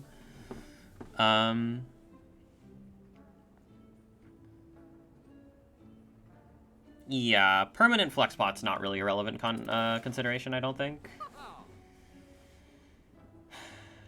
Yeah, Dupe Pot Talk to the Hand does kinda solve the heart, but, like, Wallop plus Dexterity plus Apps, like... Yeah, I mean... The heart shouldn't be, like, that hard here. Like, we're gonna kill it so damn fast. We're really gonna kill it. We only need to really block on, like, one turn. There's actually only one turn that we're gonna actually need to block here, and that is the, that's the 60 damage turn of the second cycle. So, like, we have to block 60 one time. And, like, we're probably gonna be relatively healthy when we're doing that, because we're virtually guaranteed to draw apps in the first cycle, so we're not really gonna take any damage in the first cycle at all. We're guaranteed to be able to get our setup down, so, like, we'll be able to control that. We'll be able to get, like, a good turn going there, and then that should just win us the fight, pretty much. Talk to the hand before turn 4 artifact. Yeah, I mean, our deck is 18 cards and we have a Scrawl in it. It's pretty much impossible for us to not, yeah, I mean, I'm not going to say pretty much impossible. I'm going to say completely impossible. Even with worst possible draw, I think we still get there, especially if we can keep the Swift Potion around. And yeah, I don't want to spend 84 gold on a Dupe Pot here. This Swift Pot is the same Swift Pot that we bought in Act 1, by the way.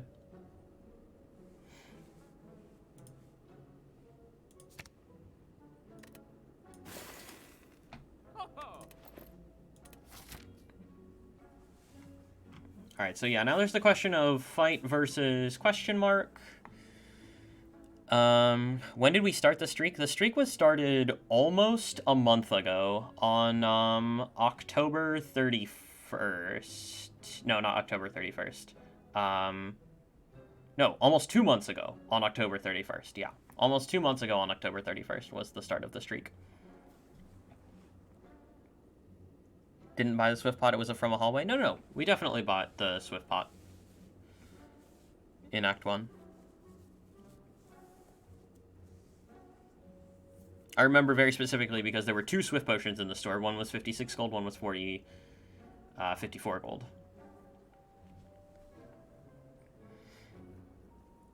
And then we had the Ancient Potion, and we immediately received... which did I buy? Oh, I obviously wanted to support my local businesses, so I bought the more expensive one. Oh, what's up, Antitime? How's it going? What a good man, of course. Deceive Reality, kind of interesting with Kunai, but probably still not good.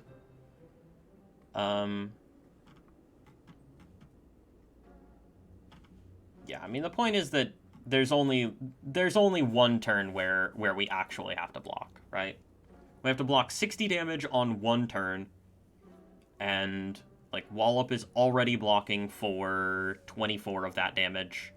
And then we'll have some Kunai, we'll have some Tantrum Talk to the Hand, like, we'll have some Vigilance, like, and we'll have some health to tank it. And then... yeah, every other turn of every other fight is basically solved. Donu Deka are a little bit weird, but we also have, like, Wallop to help out in that fight as well. Also, Awakened One's second phase? What are we doing about Awakened One's second phase? Maybe we're using Talk to the Hand in Awakened One's second phase? And then the apps for the first phase, maybe?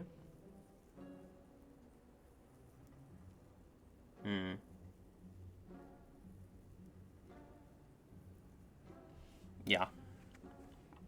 Kunai as well. Is this a non-infinite run? So far. I mean, we haven't seen Rushdown, and we really haven't seen... Inner Peace is the only, like, positive draw card. Actually, no, we've seen Sanctities, but I skipped them.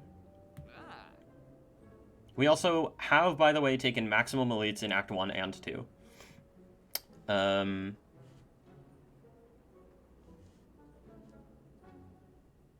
madness doesn't, like, magically make us infinite. Well, actually, no, it doesn't. It doesn't. A single madness doesn't. Technically speaking, if we madness Inner Peace and Cut Through Fate, we could go infinite, but... yeah, who's gonna do that?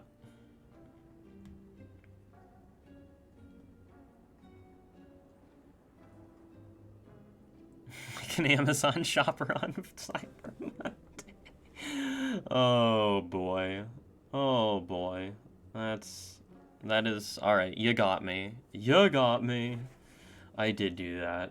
I did. Alright, yeah, we skipped this. This is all garbage. Trash-o-la. I'm just... I'm putting off this question mark versus fight decision. Okay, so what events are actually good here? Obviously, Mind Bloom, Double Orb Walker, good. Madness, Giga Cringe, Dawn of the Red Mask, super dumb. Or like dumb of the Red Mask, you know what I'm saying?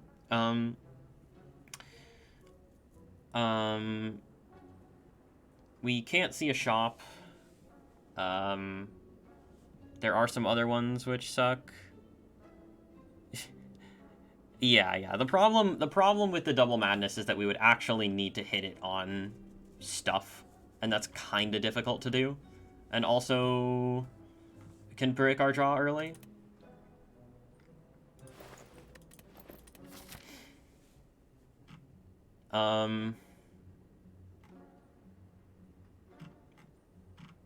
So yeah, I mean, I don't even know, like, obviously the good events are good, right? Like, Double Orb Walker, good. Mind Bloom, good. But the bad ones just suck completely. Wait, what about Upgrade All?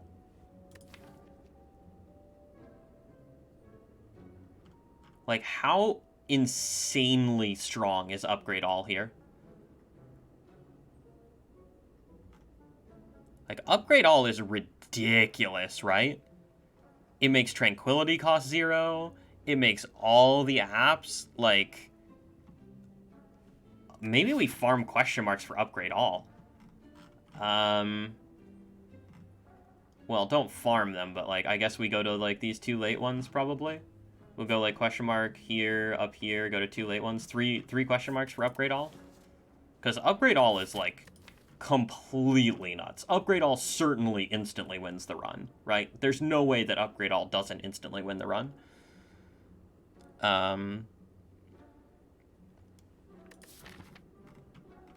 Oh yeah, there's also this path, but I want to go to this shop, probably, is the idea. So yeah, let's farm for Upgrade All. Oh yeah, Tesseract is also great, of course. Because we could get even, like, Apotheosis would be pretty good. Master of Strategy. And it's max HP as well.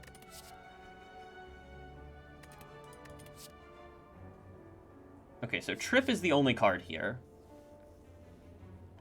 Unupgraded Trip gets a lot more cringe.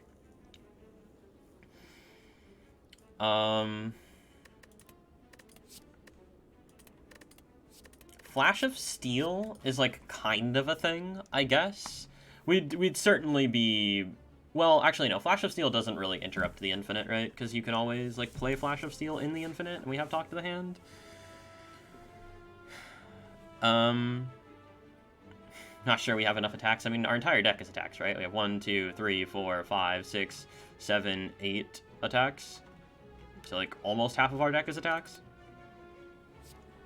But Violence is, like, not apps and not Scrawl. That's why I don't like it here.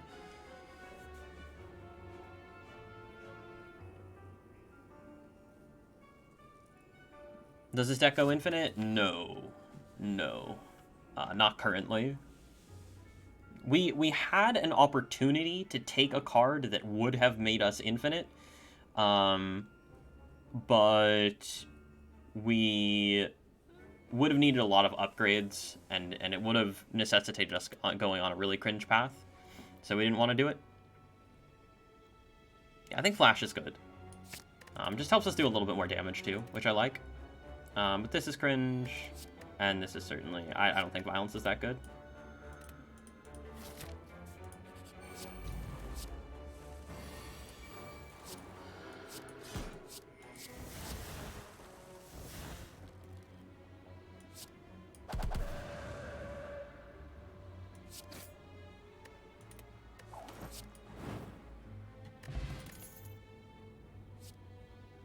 Simmering Fury. It's not upgraded. If this was upgraded, I would consider it probably, but unupgraded, it's too mediocre. We don't need another Cut Through Fate, even one that's upgraded, and yeah, you can catch me dead taking Just Lucky.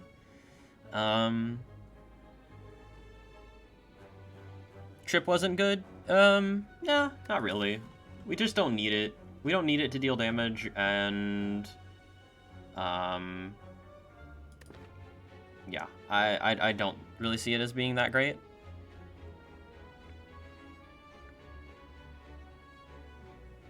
Marl hates Just Lucky? Yeah, pretty much. Pretty much.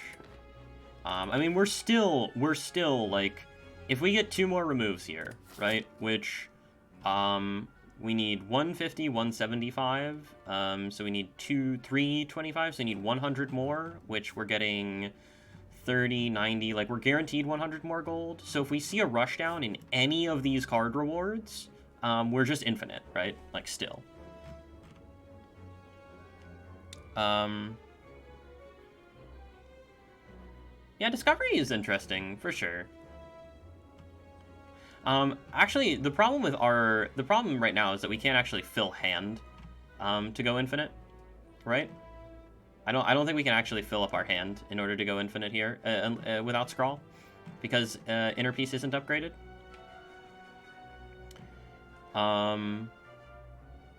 But that doesn't really matter, because a Rushdown still just instantly wins us the run.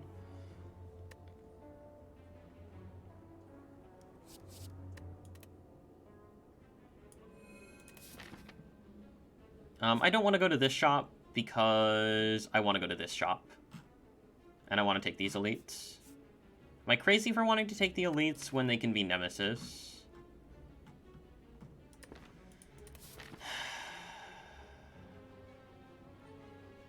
Maybe.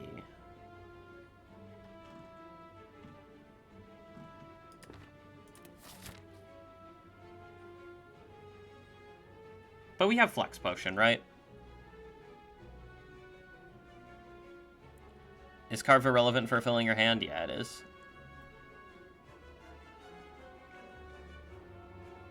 Yeah, we just nuke Nemesis as well. I think we're completely fine. I shouldn't think that we're ever gonna struggle here.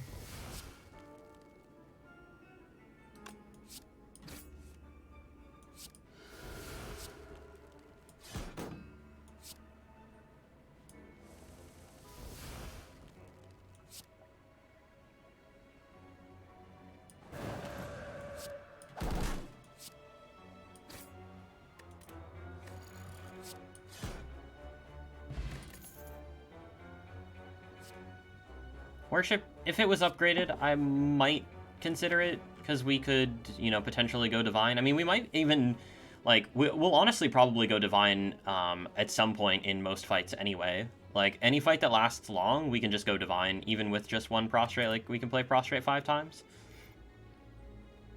Yeah, our turn 1 damage is completely bonkers, if we draw Scrawl, which we have been. I think we've drawn Scrawl on every... Like, we've fought 3 fights so far, and I'm pretty sure we've drawn Scrawl turn 1 every time. And yeah, obviously, if you draw Scrawl on turn 1, it's very good.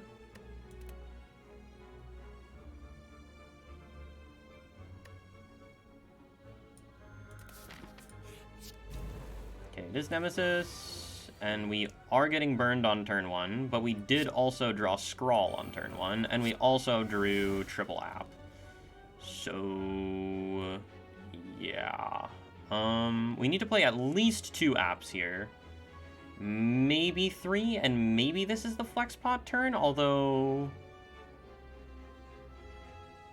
Okay, 2 apps happen, then we Scrawl, then we see what happens.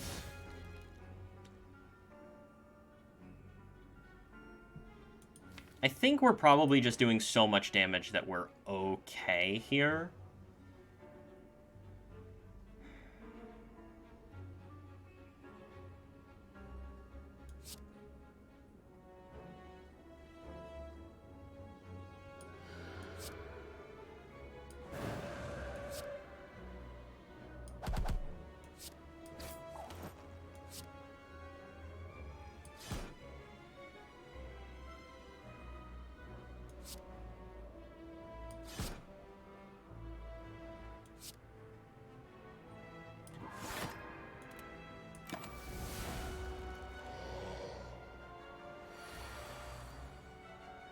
Alright, 45, more like 0.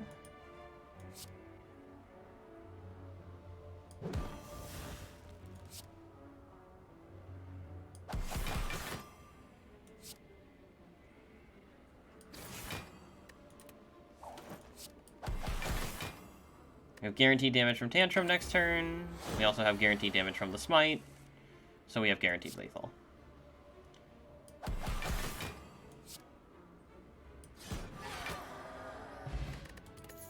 Ooh, Smiling Mask. Too late. Well, actually, no, not too late to be relevant at all.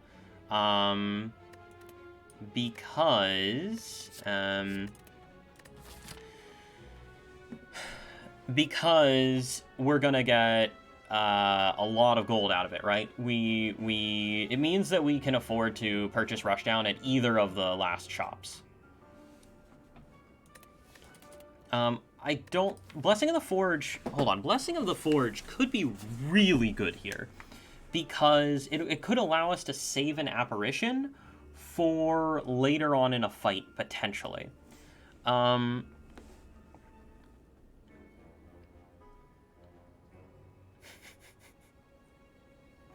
The problem with Blessing of the Forge, it also allows us to upgrade Tantrum, which could be really good.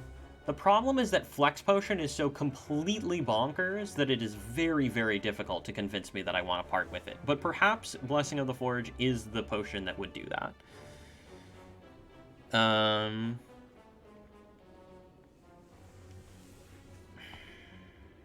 Any colon deers?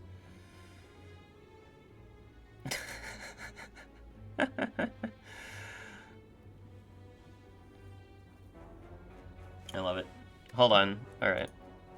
We're gonna lock you guys in prison for a second.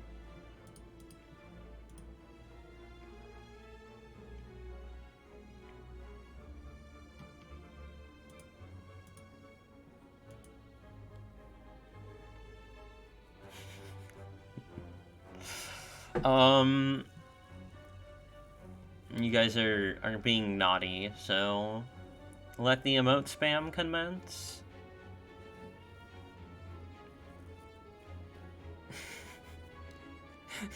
Kappa debated, of course. Of course you would do that. But yeah, I mean, the ability to save an apparition could be really, really, really huge. I don't think that Shield and Spear are really going to be a problem, because we just deal so much damage that it doesn't really matter that Talk to the Hand doesn't work, and it doesn't really matter that our Vulnerable doesn't work, right? I think. We might need to kill the shield first because of the, like, because of the block on the... No, I mean, we should be completely fine, right? Yeah. I mean, we can deal, you know, 300 damage in 4 turns or whatever against Shield and Spear. No problem. Thank you, Byron.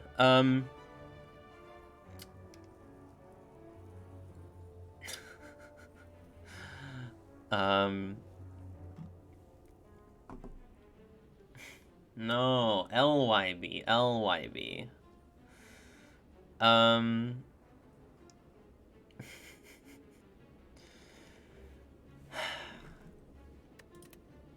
I think, so, there's also the time eater problem.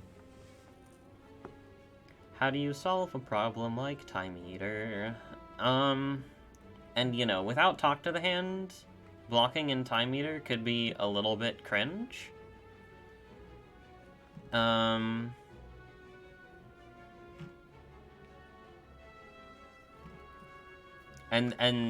Flex Potion is, like, currently our best time eater solution. I like keeping Swift Potion around because in the instance that we completely whiff on everything, Swift Potion bails us out, right? We have, you know, we can whiff, right? We can draw, like, Ascender's Bane, Eruption, Vigilance, Consecrate, Tantrum.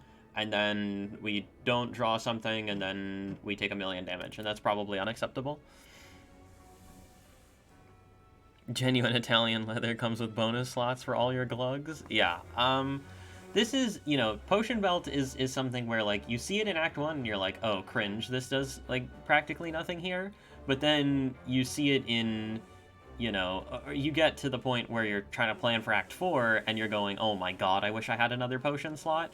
I think that, like, potion slots, genuinely, one of the biggest, like, it's very debilitating. One of the hardest Ascension modifiers, I think, Ascension 11.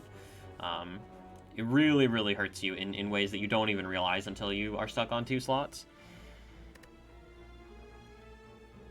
Do you even need to save an app you kill in 4 anyway? I don't know about kill in 4. Maybe kill in 5. There's potential. But I'm thinking more likely is going to be, like, kill in 6 or 7. And if it ends up being kill in 6 or 7, then the app save could be pretty nice. It's some insurance, But I think that we can get away without it. I mean, it would definitely be really nice, right? Getting the Tantrum upgraded would be amazing. Saving an app would be amazing. Like, there's a lot to like with the Blessing of the Forge. There should be a potion that gives you a slot. That would be unfortunately very easy to abuse. The reason that you can't do that is because of UI, right? Like, what if you were to get like 10 slots and then the UI would become an issue? Can buy mirror from the shop now? Yes. Mirror. I would either mirror talk to the hand or apparition. I think the potential for Flex Potion to be a solution to the time meter is probably too much. It's probably too important. Oh, right, we're not taking these. 49 max HP after taking apps, by the way. Singing Bowl really putting in work. It should be a potion that blocks all damage for a turn.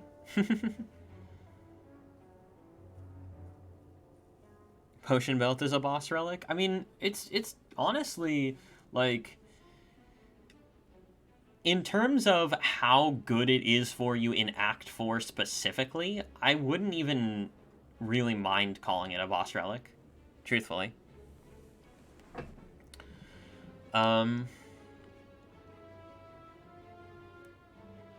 In Act 4, that's a huge caveat, huge caveat, right? Because everything up until Act 4, it's not really doing anything, and then in Act 4, all of a sudden, like, 2 extra potions, that's enormous, right? What isn't better than Tiny House? A lot. I actually think Tiny House is mad underrated, especially for my style of play, because, 50 gold, pretty pog. Upgrading a card in your small deck, pretty pog. Getting a potion if you have an open slot, really nice going into Act 2. Tiny House is so cute. Exactly. It's adorable. I mean, maybe I'm a fool to keep this Swift Potion around, but I just like the idea of it. Let's move on. Ooh, Mental Fortress.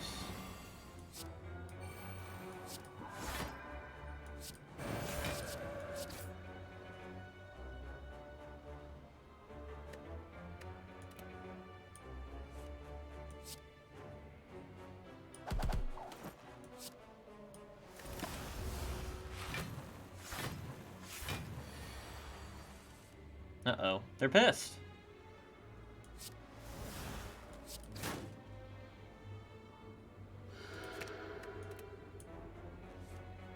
Thanks for that follow, friend.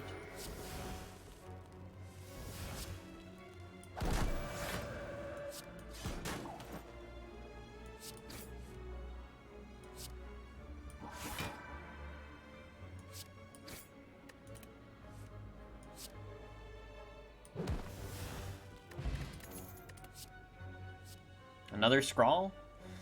Yeah, can't be bad, right? I mean, it costs us energy, but, like, it's freaking scrawl.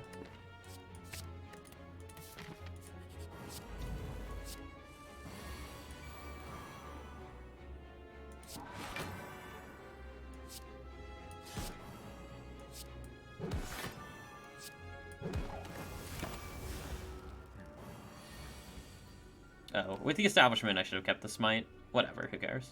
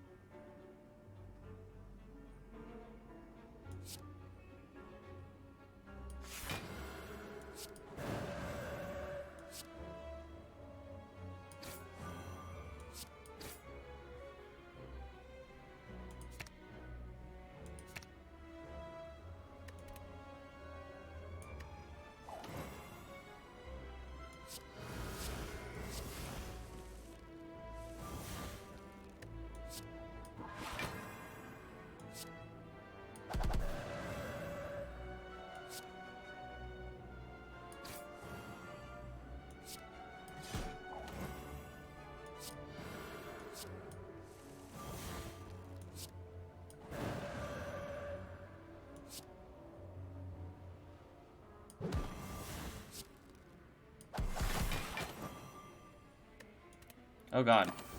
I'm taking damage. Whatever, who cares?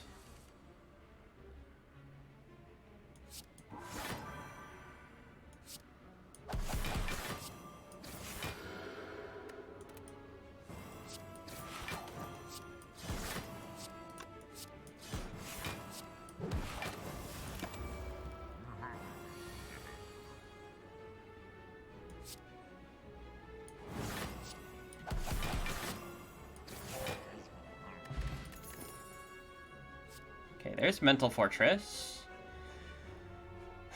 It's unupgraded, but... and also Wave of the Hand. It's unupgraded, but... probably still very worth.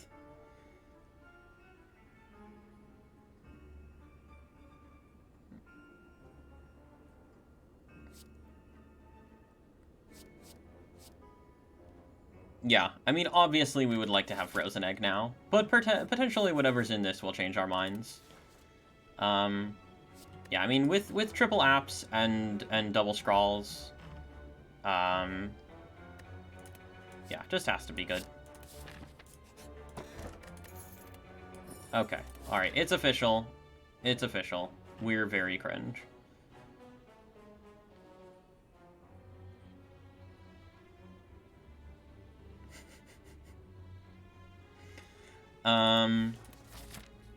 I mean, just kidding. Fusion Hammer, Regal Pillow, Giga Synergy.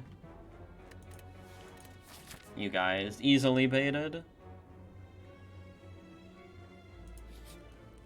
Let's recall now. And yeah, I probably want to go to the shop. Oh god.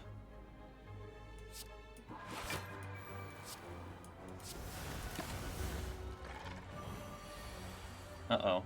We don't know. We don't know. We have Dome!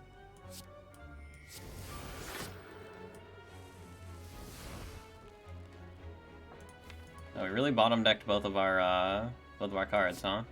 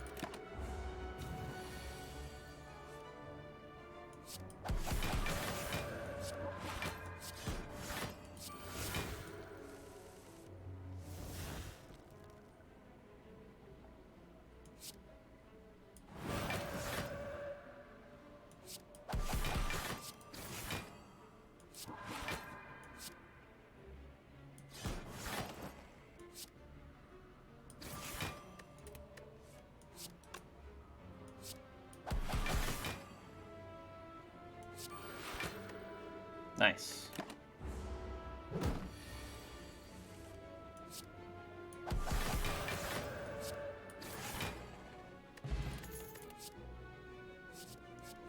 Okay, this Flurry of Blows is upgraded. This Flurry of Blows is upgraded. I mean, this does a buttload of damage, and gains block now with Talk to the Hand.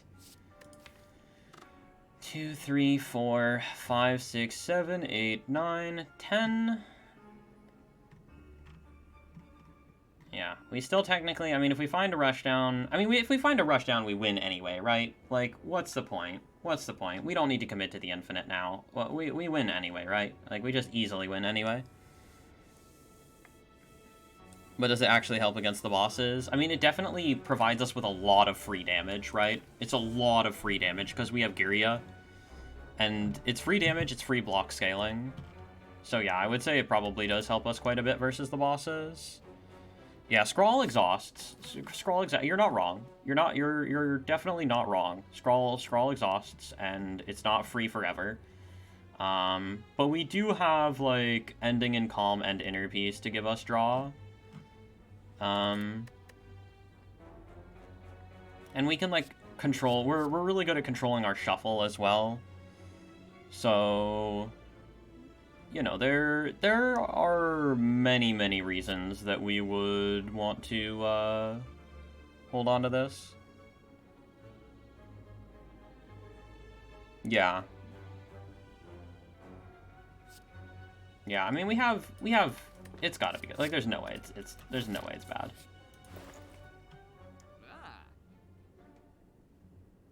Of bleeping course. As soon as I take one thing,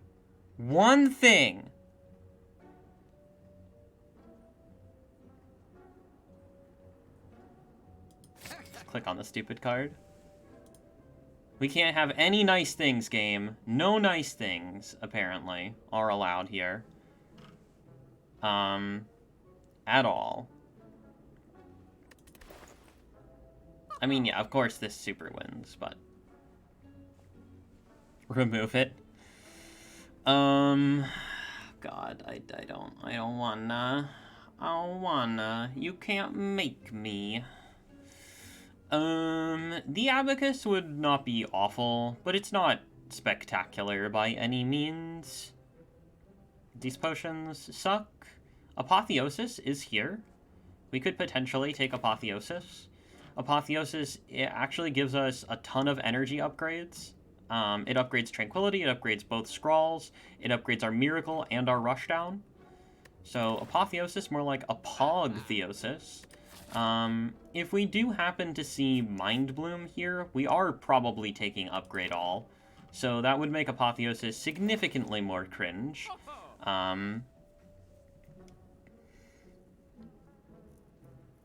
Yeah, Mummy Hand is pretty neat. We only have, like, 2, well, technically 3 powers. So, yeah, I mean, it's okay. I would like to have enough money to buy a power, or up to buy a potion in Act 4 shop.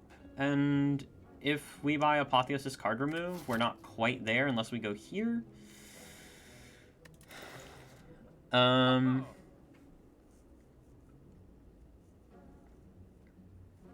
Pray for Mind Bloom. Yeah, I don't really like the Abacus here, honestly. I don't really feel like it's doing that much. We have Mental Fortress and Wallop to block against, like, Awaken 1 second phase and like, Donu Deka and Time Meter and,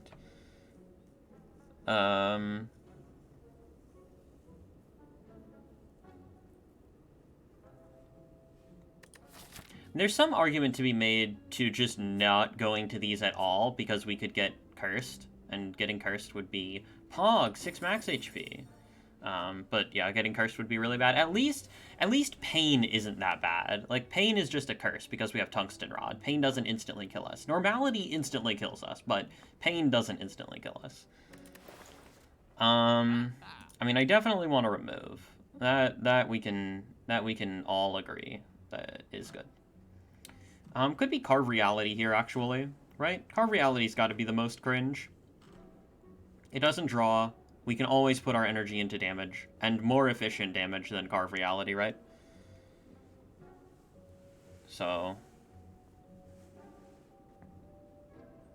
very interesting to see the difference between me and Max. Yeah, I have a green screen, and he didn't. It's the only difference, objectively. Um...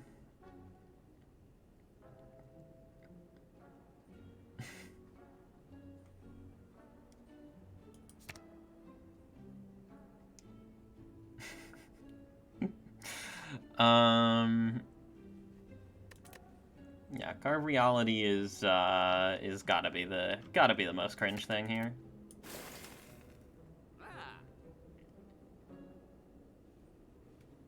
I mean, Apo is very good, right? We know Apo is very good. Even when we can't upgrade it, it's still pretty ridiculous. Isn't infinite impossible in this run? No. No. Not even remotely. If either of these are falling, we're infinite.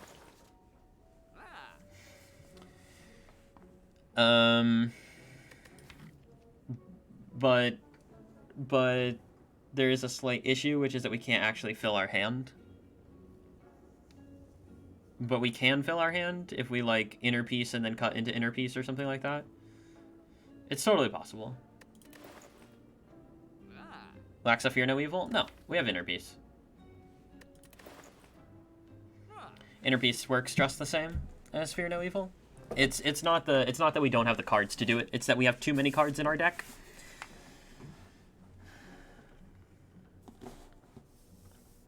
Here, I'll show you. Deck. Quite a few cards because we have apps and double scroll. Yeah, I mean, we can just count the cards that don't exhaust, right? 1, 2, 3, 4, 5, 6, 7, 8, 9, 10, 11. Usually you need 8. We're getting one more remove, so we'll be at 10. We technically only need to be at 11 because we have Flash of Steel. So, yeah. 11.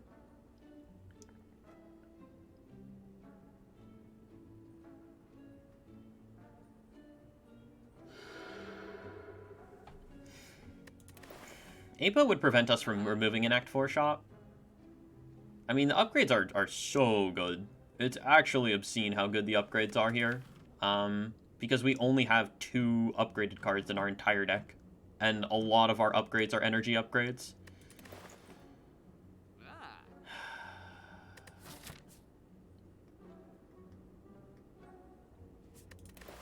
And even if we get Mind Bloom, this is just like... I mean, we could probably even just take the...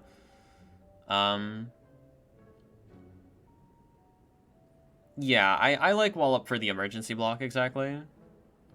Bottom deck Apo still good. It upgrades... Bottom deck Apo still upgrades Tantrum and Wallop and Prostrate and the Cuts and Inner Piece. So yeah, probably. Let's just take it. Keck W. I'm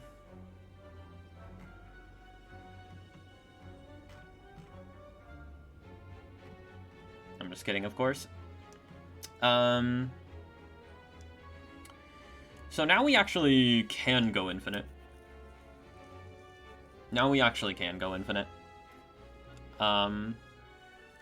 We probably remove Prostrate at this point. I think the Cuts are too good because they get us to Scrawls, they get us to Apparitions.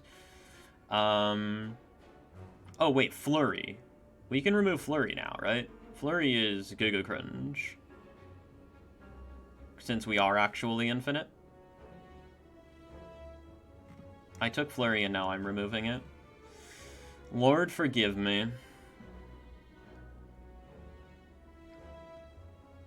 Need 3 gold? Yeah, we're going left now. We're going to this fight instead of here.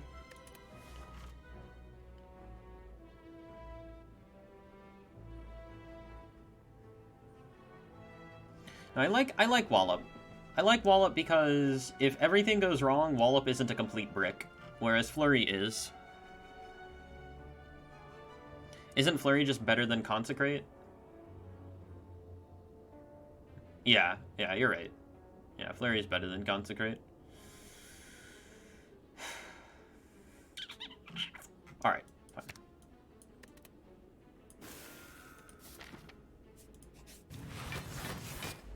Oh god.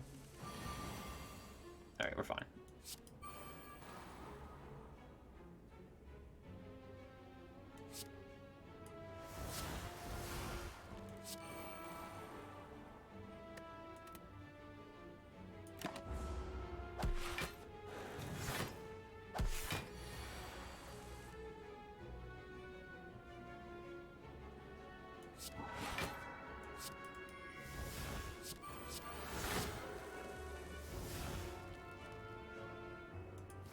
See, in this situation, Apotheosis is pretty cringe. I agree.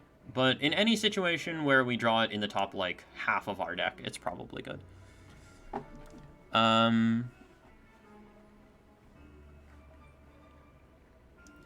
New. The infinite... Please somebody explain that the infinite is just the rush down inner piece. We have rush down inner piece. We just do that?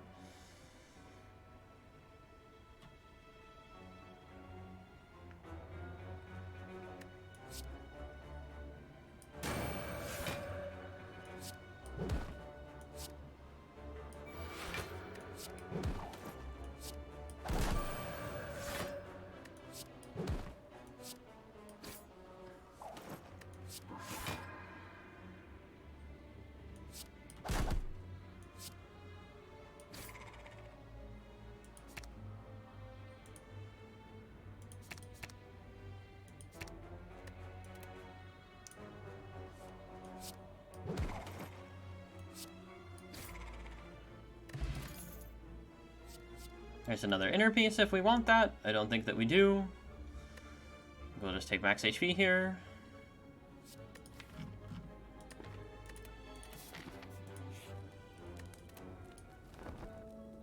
Epic Regal Pillow value.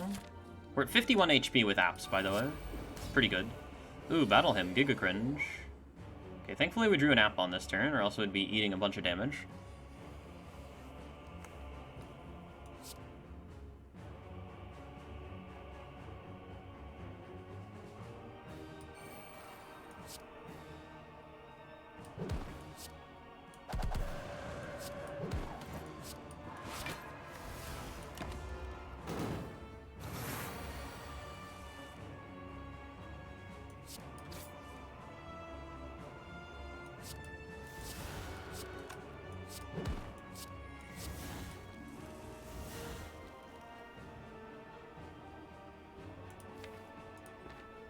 Okay, this Apotheosis is significantly more cringe than I had thought that it would be, but I think that that's just because of, like, how things happen to be working out, and not because it's actually that bad.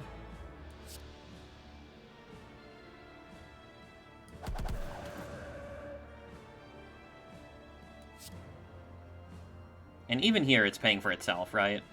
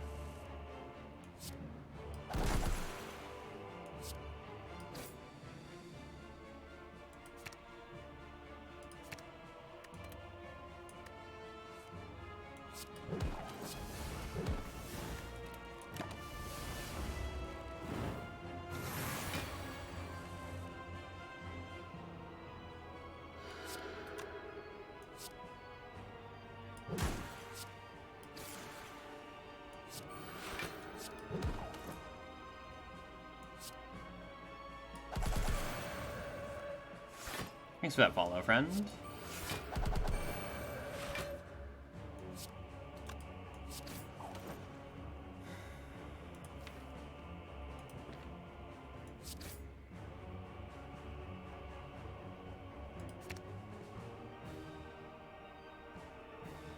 We do have to block next turn, right?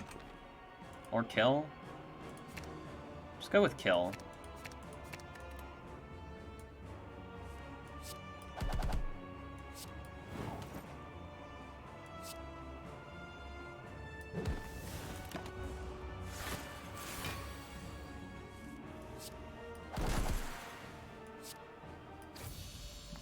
Okay, excellent. Okay, it is Awake Blake. This is a fight in which we can execute the infinite, though. I don't know as though we're going to be able to game ethically here, though.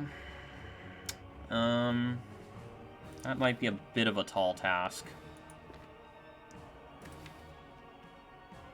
We have 1, 2, 3, 4, 5, 6, 7, 8, 9, 10. Yeah, 10 real cards.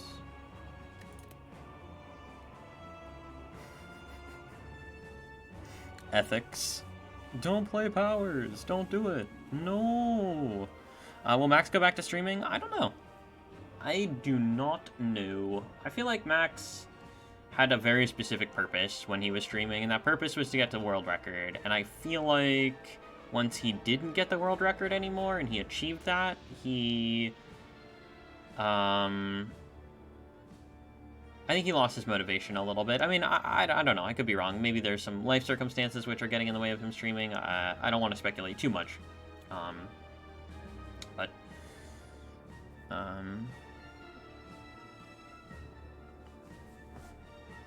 yeah. Alright, let's, So the goal here is to just exhaust everything and go infinite, right? It's just going to take us a little bit of time to do that. Oh my. That's a draw.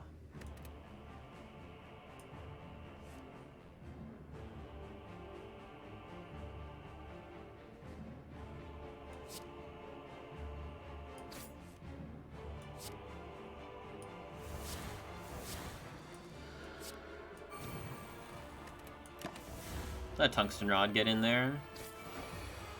Good job, Tungsten Rod.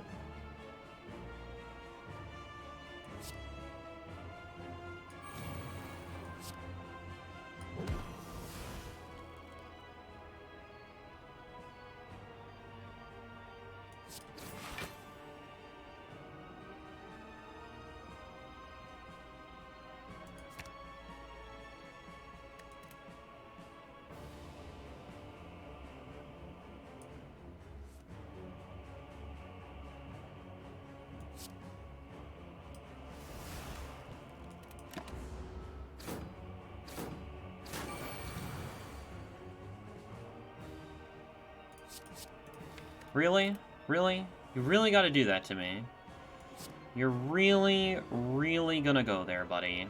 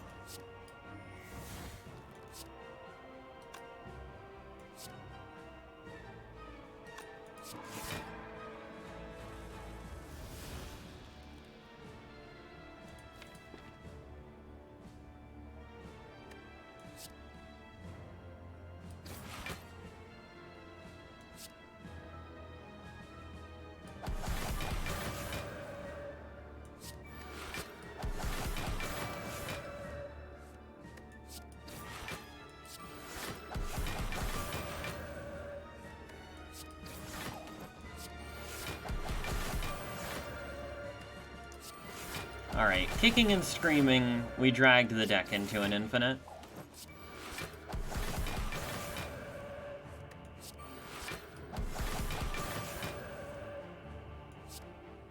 Okay, we need to worry about setting up the draw pile here.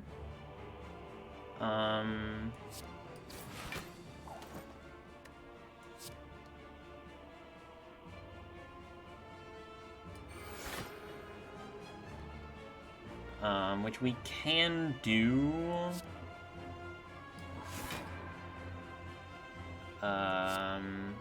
We just need to tickle these guys a little bit.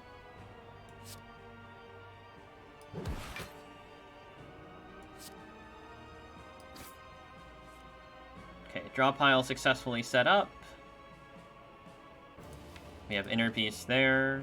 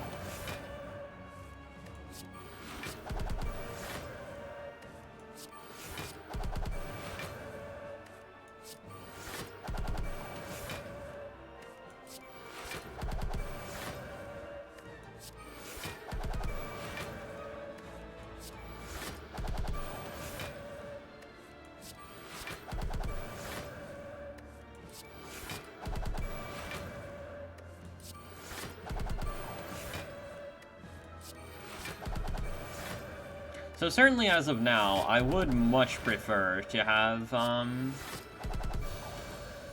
goodbye. I would much prefer to have, Blessing of the Forge over Flex Potion. But it is what it is.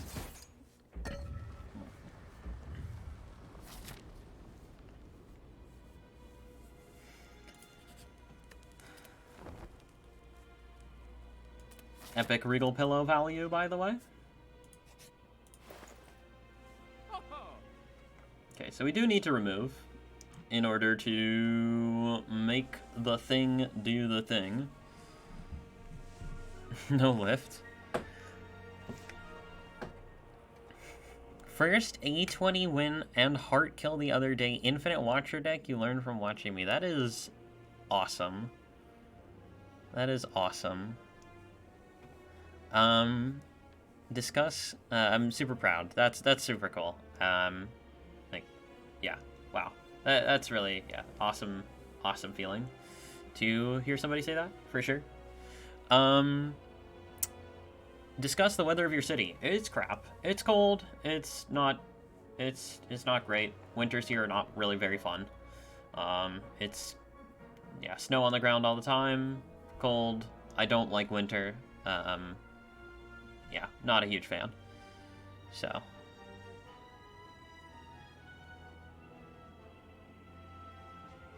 The run 100,000 Fire Channel player over to taking a Watcher series. Yeah, it is. It is. I mean, that'll really, like, you know, once I lose and we go back to not taking Watcher run seriously, then that'll kick back in, of course. Right? Should be just 100,000 points take a run seriously, like.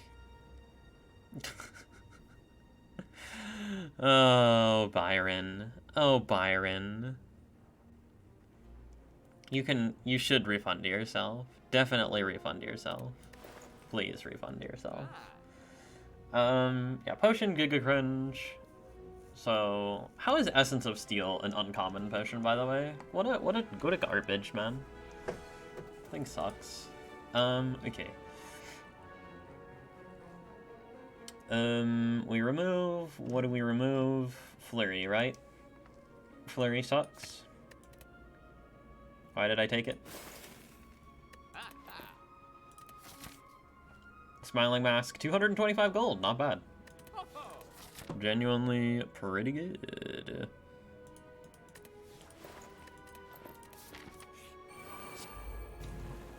Alright.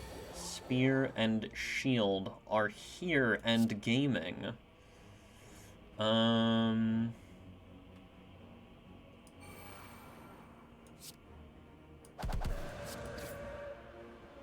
Oh my god. Did we actually draw Apotheosis?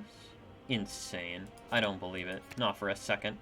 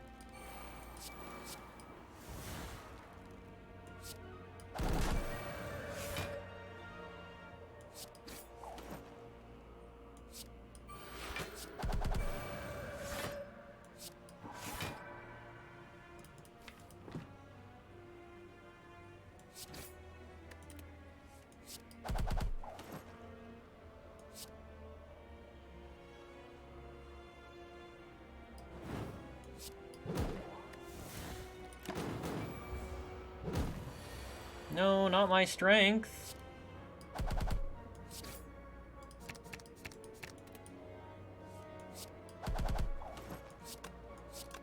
$22? What the hell is that? Oh wait, we can cut into Flash of Steel? Alright. Everything's fine. Cletus.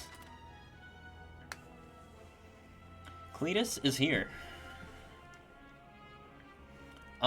Fear No Evil actually does not affect our ability to go infinite here, but it's just not good. It's still not good to take.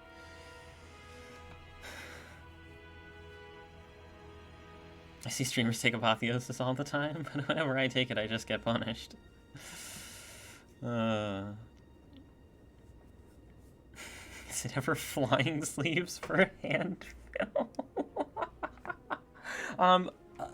A funny joke, but a good point, and a lesson that is important for everyone to learn about this style. Cards which retain do have some value, some extra value over cards which do not retain. So for example, you're not generally speaking going to be taking cards like Windmill Strike, Protect, Flying Sleeves, etc. However, if you are to transform into them, it can be worth keeping them in your deck simply because you do not have to redraw them. And redrawing cards can be one of the more difficult aspects of executing an infinite.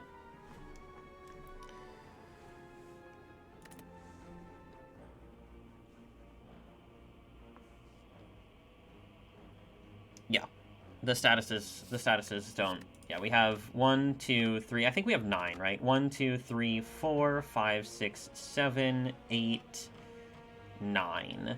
And 9 is okay because one of them is Flash of Steel. So basically, like, we can always draw back. We just incorporate Flash of Steel into the infinite. Time Yeeter with a 0 block infinite because of Windmill Strike. Nice. Nice. I had a run where I beat Time Eater, and the only way that I had to go block positive in my infinite was when I was intangible and I had a finesse. So I had Shuriken and I had to build up 999 strength. Not 999 strength. I built up like 200 strength versus the heart. With Shuriken on the one turn that I could go block positive. Which was really funny. And then for the Time Eater, I just like used apparitions and barely made it through.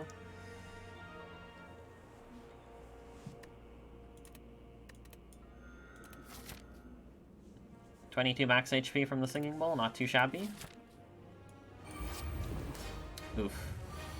Okay, kind of a cringer here, in the form of Battle Hymn. But, it's fine.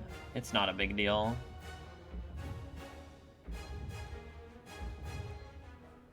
Okay.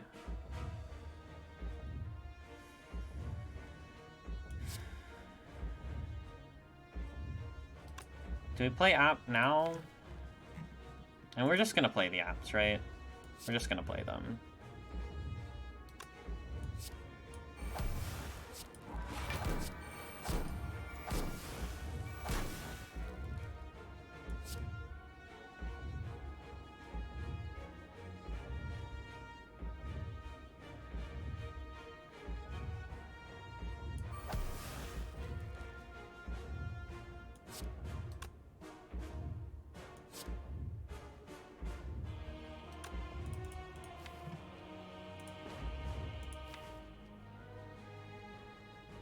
There's like no guarantee that we draw into app next turn, huh?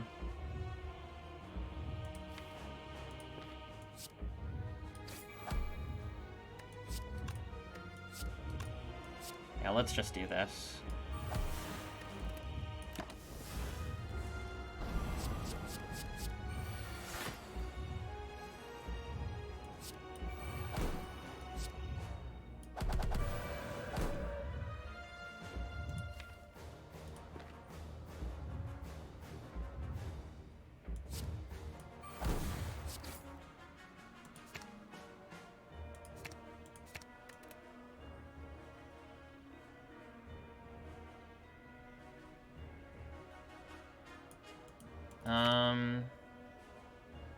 Actually, we kind of want to exhaust the slimed this turn, I think.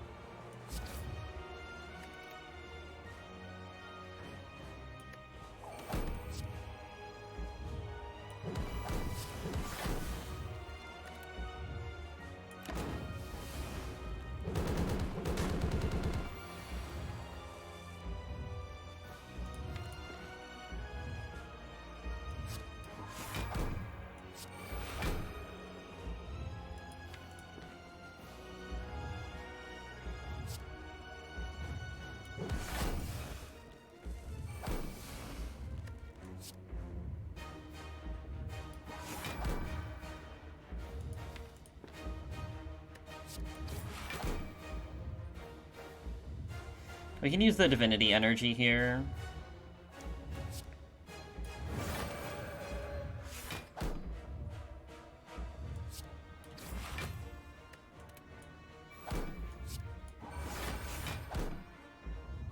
To, get this smite out and get the infinite going.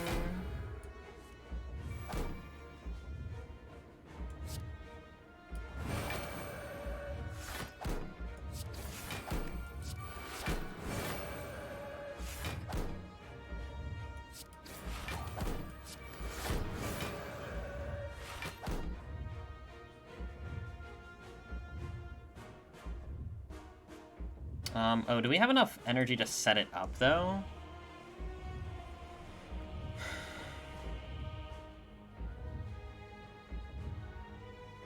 We have Swift Pot for next turn. I'm not worried.